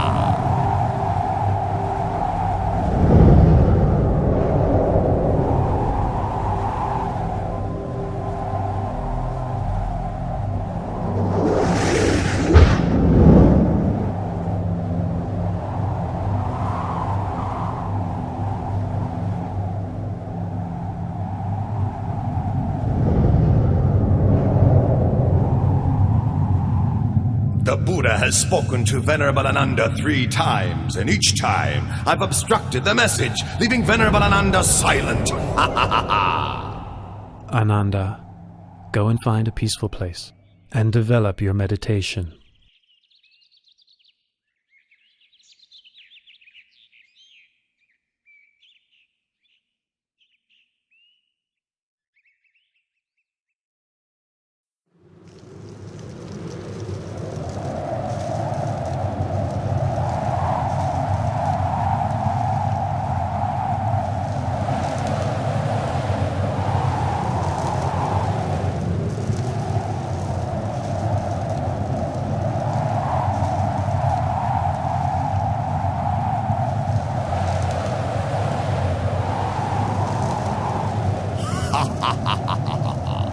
Do you remember that after you had attained enlightenment, you said that for so long as the assembly of ordained and unordained Buddhist men and women had not yet become established in Dhamma, humans and gods had not yet attained to the path and fruit, and Buddhism had not yet spread widely in all directions, you would not yet pass into Parinibbana.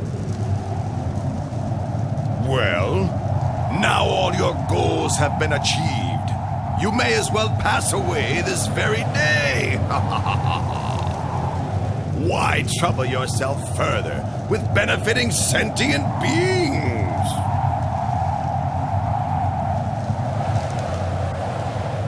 Mara, no need to get heated up with worries and speculations. In 3 months' time, I will enter Parinibbana. Be sure, then, to keep your promise.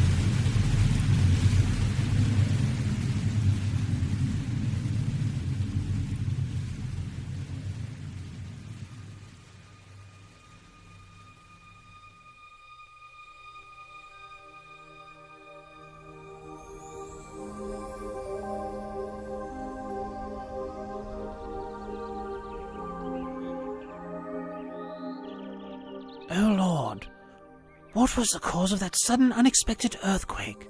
Please tell me. Ananda, there are 8 possible causes for such an earthquake. 1. Movement of the winds. 2. A person with psychic powers. 3. The Bodhisattva departs from the heaven of Tusita and enters his mother's womb. 4. The Bodhisattva is born. 5. The Buddha becomes enlightened. 6. The Buddha gives the first teaching, setting the wheel of Dharma in motion. 7. The Lord Buddha lets go of the life principle. And 8. The Lord Buddha passes away. I have now let go of the life principle.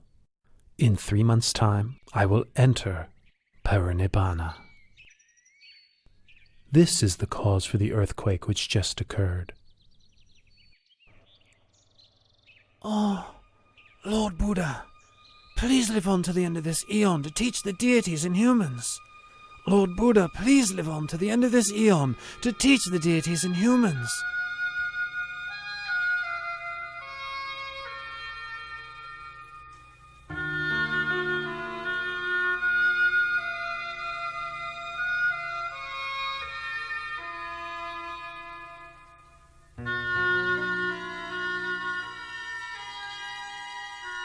Ananda, why do you make this request of me 3 times?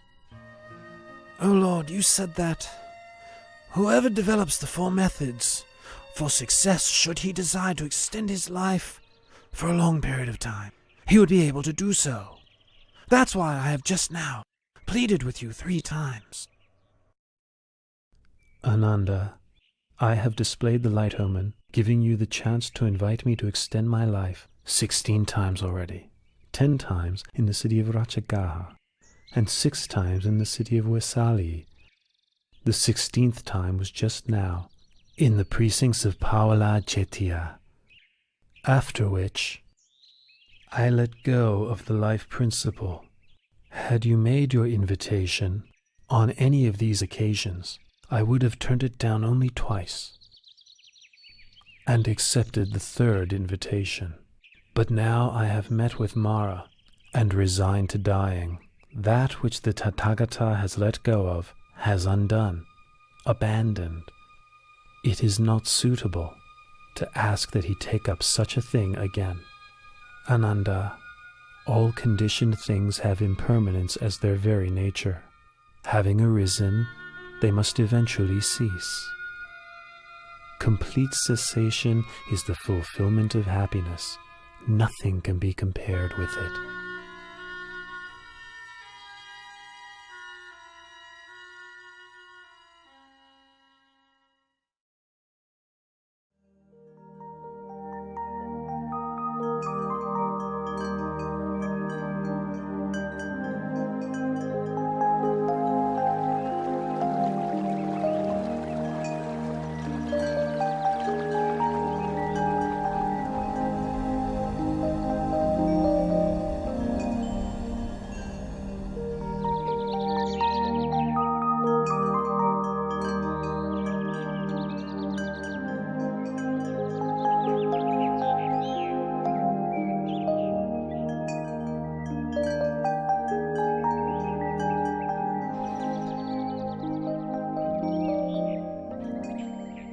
A wise person should lift his mind out of longing for sensual pleasures.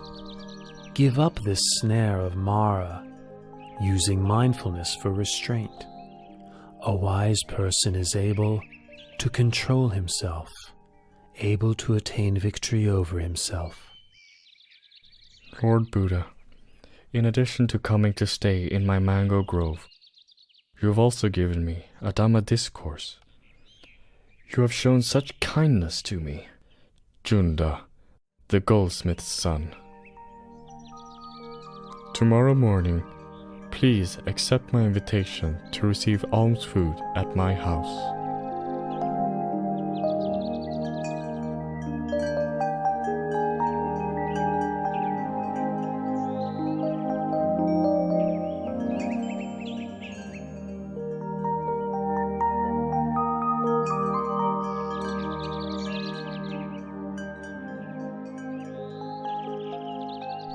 This dish is called sukaramatava. It is a fine and nutritious food. Please may the Lord accept it. Junta, this sukaramadava is food that has been prepared, especially for me, and is suitable only for me. Apart from mine, no stomach could digest it. I give you the remaining portion to please bury in the ground. And for my monks and disciples, please bring them food of another kind to eat. Yes, Lord.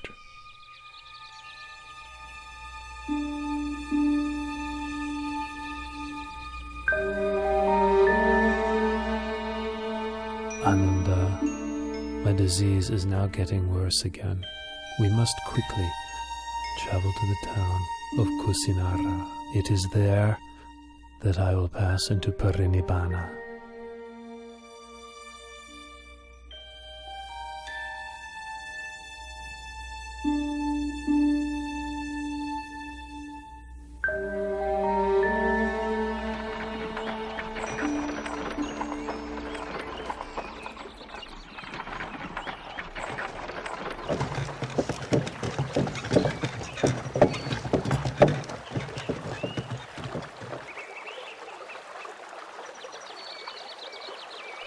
Ananda, let us stop and rest under this tree.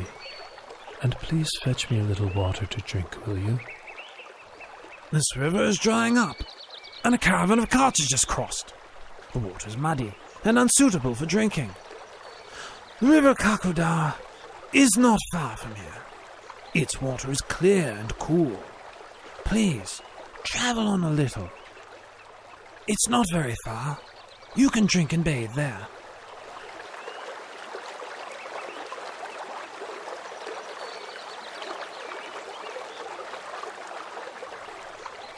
Even though I advised the Buddha that the water is muddy and murky, he still says he will drink it. Well, the Buddha must have his reasons. This is the first time the Buddha has stopped for a drink mid-journey. Previously, he has never requested water before reaching his destination.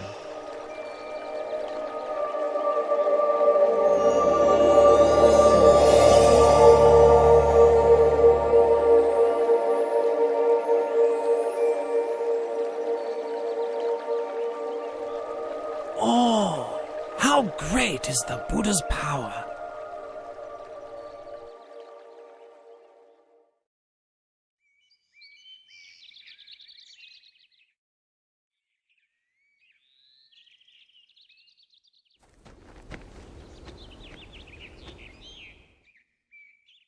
Lord Buddha, my name is Pukusa. I am a son of the king of the Mala dynasty and a disciple of the late Alara the Hermit. I am traveling from the city of Kusinara to Pava. What great fortune it is to meet you. I had made the determination in my heart that I may have the opportunity, just once, to hear the Buddha's teaching. Listen, Pukusa. This heart is luminous, but it is obscured by incoming defilements. The uninstructed worldling isn't aware of this truth, and so doesn't train his mind. But the well-instructed noble disciple is clearly aware of this truth, and so trains his mind. Pukusa, I know of nothing which can change as rapidly as the mind. You should therefore maintain your focus on the mind. Recollect the virtues of the Buddha, Dhamma, and Sangha. Recollect your own well-practiced morality, and recall to mind those sacrifices that you have made for others. Reflect on the heavenly beings. Come to various happy states through cultivating generosity, morality, and mental development. When reflecting on these things, your heart will be free from lust, hatred, and delusion. You will therefore experience an understanding of Dhamma and the delight that comes with understanding Dhamma. The experience of delight gives rise to rapture. With the experience of rapture, the body becomes tranquil. The tranquility of the body gives rise to happiness. With happiness, the mind becomes firm and stable. This is called peace, non-suffering. The mind is ready to enter the stream of Dhamma.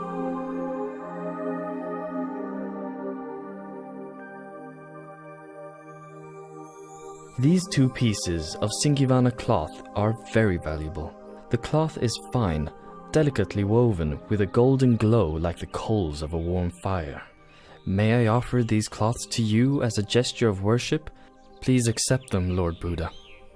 Pukusa, I would like to accept just one of your cloths. The other, please offer to Venerable Ananda, my attendant.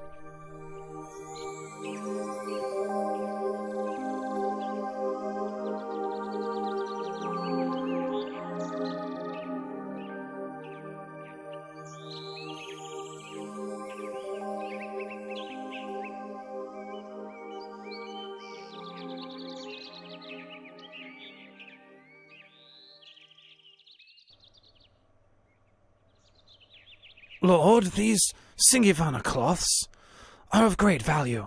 Please accept them both, and wear one as a lower robe, and one as an upper robe.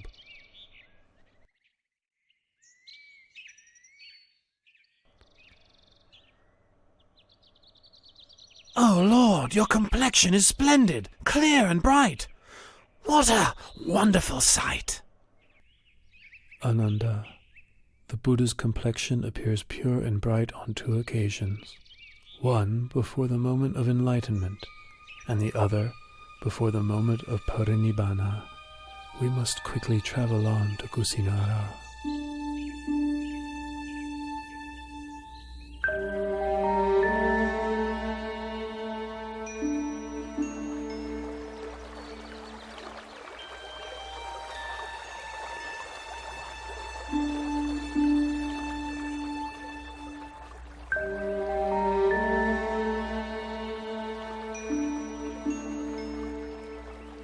Junta gave me my last meal, but unless I make the matter clear, people may think that his alms food was the cause for my passing away.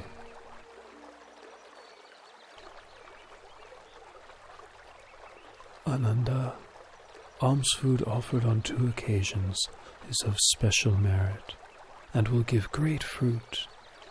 The honeyed milk rice offered by Sujata supported me at the time when I ended the mental defilements.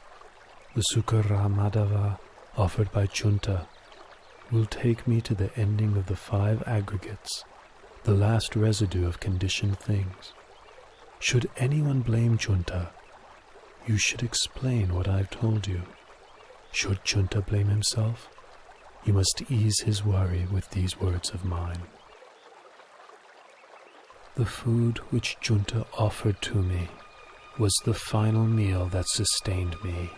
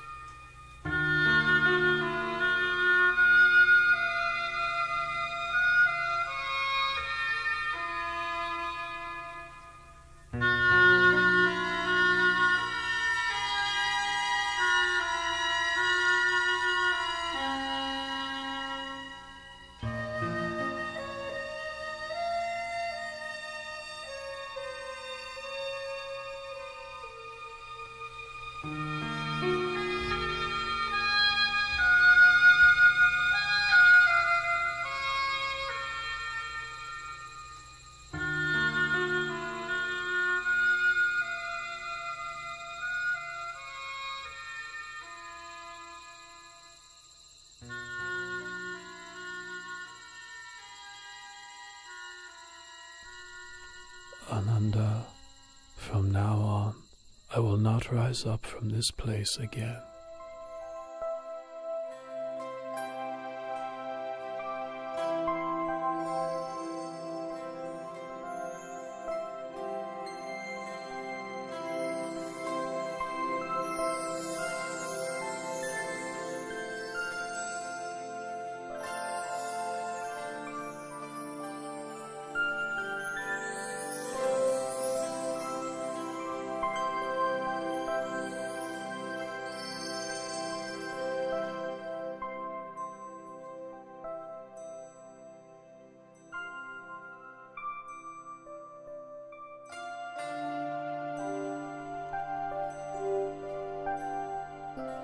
Ananda, if in the future someone should offer material things of great value as tribute to me, no matter how great the value of such things, such a tribute would not be the highest homage.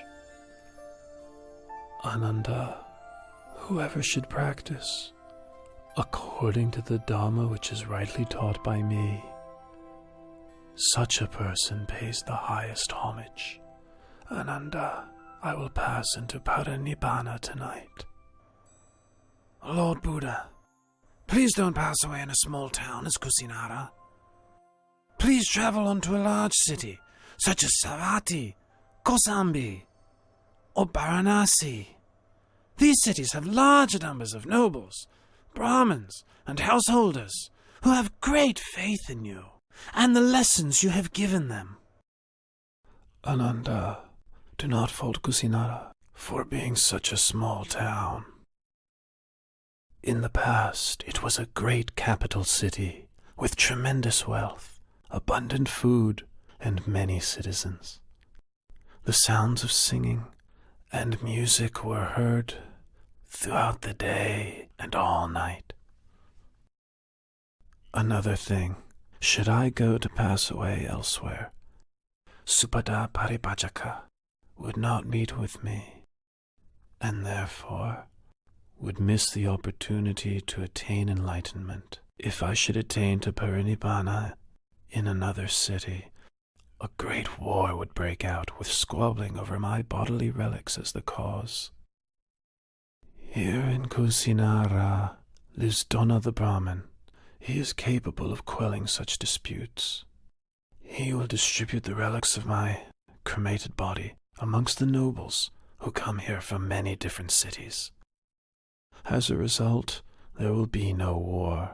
These are the reasons I have made the effort to reach Kusinara. In the past, great numbers of those with faith in the Dhamma would travel from every direction to seek you out, listen to your teachings, and ask you questions. But from now on, all those people and myself will be deprived of the opportunity to see you and to have an audience with you. Ananda, there are 4 places which are apt for recollection of me. 1. Lumbini Park, where I was born. 2. Bodh Gaya in the state of Magadha, where I was enlightened. 3. The Deer Park at Isipatana, where I gave the first Dhamma teaching. And finally, the place of my Parinibbana Salavana Park in Kusinara, right here. Those who make pilgrimage to these 4 locations will experience disenchantment with the world and feel inspiration to follow in my footsteps. Lord Buddha, in this celibate life, one often encounters women. Some are mothers, sisters, and relatives of monks. Others are those with faith in the triple gem. How should a bhikkhu practice in relation to women? Ananda, a bhikkhu ought not to look at women at all. It is better this way. But if a bhikkhu must see women, how should he behave towards them? Ananda, if it's necessary to see women, they ought not to engage in conversation with them. It is better this way. If it is necessary to converse with women, how should a bhikkhu practice? In that case, a bhikkhu should have well-controlled mindfulness and sense restraint. He should have orderly speech, and guard his mind from falling prey to lust or infatuation. The beautiful things of this world themselves are not sense desire, but the lust which arises in one's mind due to unwholesome intention, that is a person's sense desire. Once one has abandoned pleasure in unwholesome states, the beautiful objects of this world still exist, but there is no way one can be harmed by them. Lord Buddha, after you have passed into Parinibbana, how should we treat your body? Use the method for treating the body of a wheel-turning monarch. Wrap the body in 500 layers of white cloth, lined with cotton wool. Then place it in a coffin with perfumed oil. Then place the coffin on a pyre of sandalwood. Once the body has been cremated, enshrine the relics in a stupa, which is to be built at a crossroads, so that people can pay their respects there for a long time to come.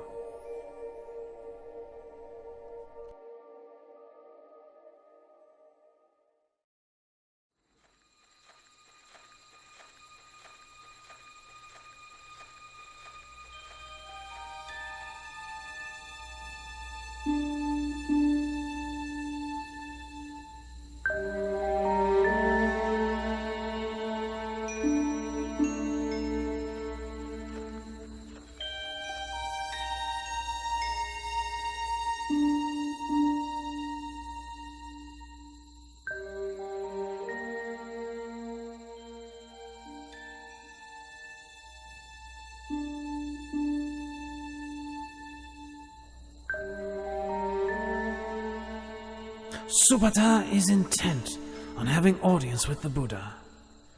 Now each of the Malla dynasty kings have just finished approaching the Blessed One, who is sick.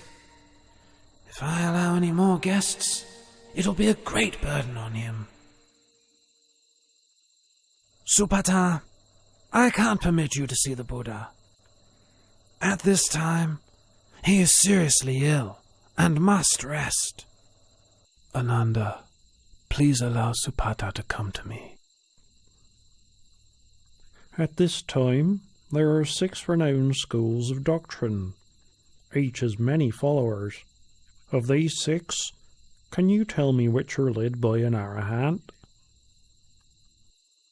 Supata, in any faith which does not have the Noble Eightfold Path, there is no true samanas to be found there. Should bhikkhus or non-bhikkhus continue to practice the Noble Eightfold Path. This world will not lack for arahants. Now listen to my teaching of the Dhamma. This heart is luminous, shining like the moon, but it is subject to incoming defilements. As such, it is dulled and obscured, like the moon concealed by passing clouds.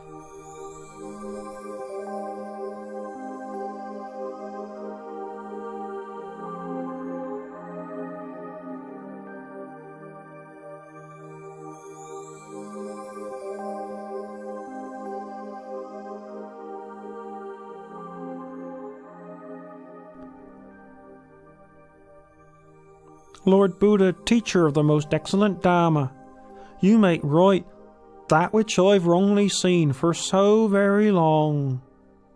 Please may I take ordination in the Buddha's dispensation? Ananda, please take on the task of ordaining Supata as a bhikkhu.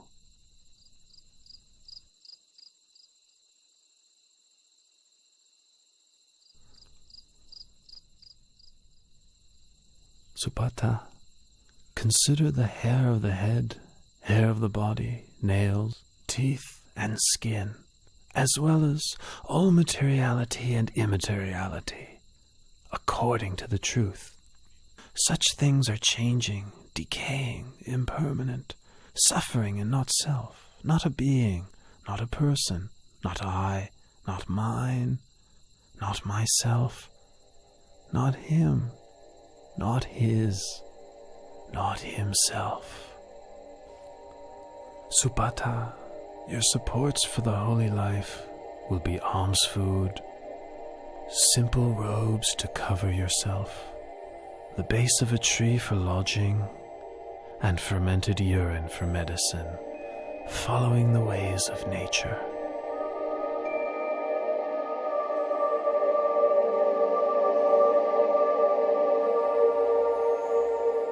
Having received instruction from the Buddha, Subhada went off alone and practiced contemplation until attaining to arahantship that very night.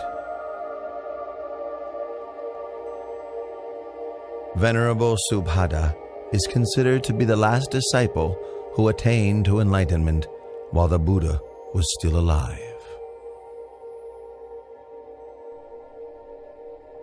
Loyal bhikkhus, when I have passed away, the 84,000 teachings of Dhamma Vinaya will be your teacher. Don't think to yourselves, now that the Buddha has passed away, we'll have no teacher. Truly the Dhamma which I have taught, and the Vinaya which I have laid down, will be your teacher in place of me. You must take the Dhamma Vinaya as your refuge. Don't take anything else as your refuge. Even I, the Tathagata, am only the one who points the way.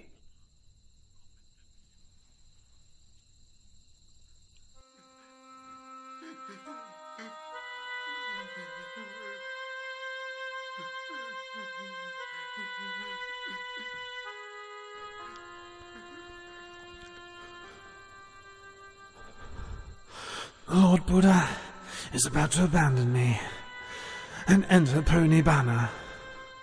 With all my effort attending to and following the Buddha, I have still not attained to arahantship as the other monks have. Venerable Ananda, I've been sent here to find you. The Buddha wants to see you. Ananda, come and sit close by.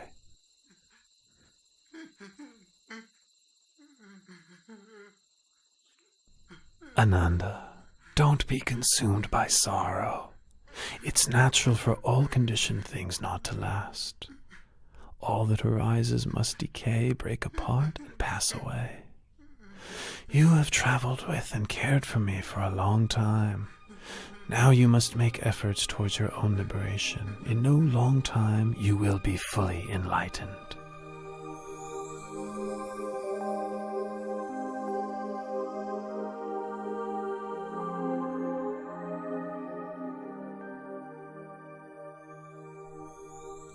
Ananda, Chanabhikkhu has views of self-importance because he's been close to me since the household life. He has become stubborn and difficult to teach. Once I have passed away, he will become even more stubborn and disrespectful, refusing to take instruction from any monk. You must give him the Brahma penalty. How do we impose the Brahma penalty? All the monks must refrain from speaking to, instructing, and admonishing Channa. Having received this punishment, Channa will realize his fault and change his ways. Finally, he will attain to arahantship. Loyal bhikkhus, for as long as the Sangha meets regularly together, in harmony, with respect for the disciplinary rules, and with humility towards the senior monks, careful not to fall under the influence of craving, content to live in the forest, and wishing happiness to all that come to live and practice. For as long as the Sangha is not preoccupied with work, not prone to indulging in talk, not given to excessive sleeping, not socializing without good cause, not given to indulging unwholesome desires, not falling under the power of evil intentions, not consorting with bad people, not giving up effort in practice, but striving for the attainment of higher dhammas. For so long there will be no decline for the Sangha, but only development and growth.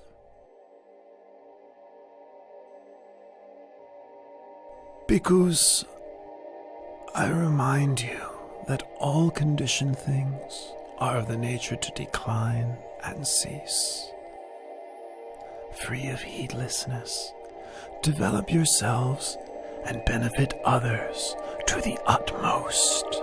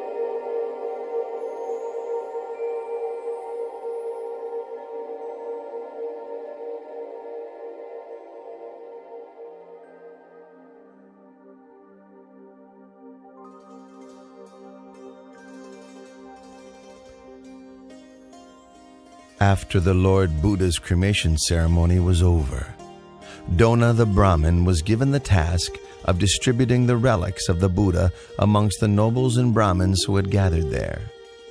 In each of the 8 states represented, a stupa, or chediya, was built for enshrining the relics, so that people could pay their respects to the remains of the Buddha. 1. King Ajatasattu of Magadha built a stupa in Rajagaha. 2. The Likhavis built a stupa in Vesali. 3. The Sakyan royalty built a stupa in Kapilavatu. 4. The Mauryan royalty built a stupa in the city of Alkapa. 5. The Kolian royalty built a stupa at Ramagama.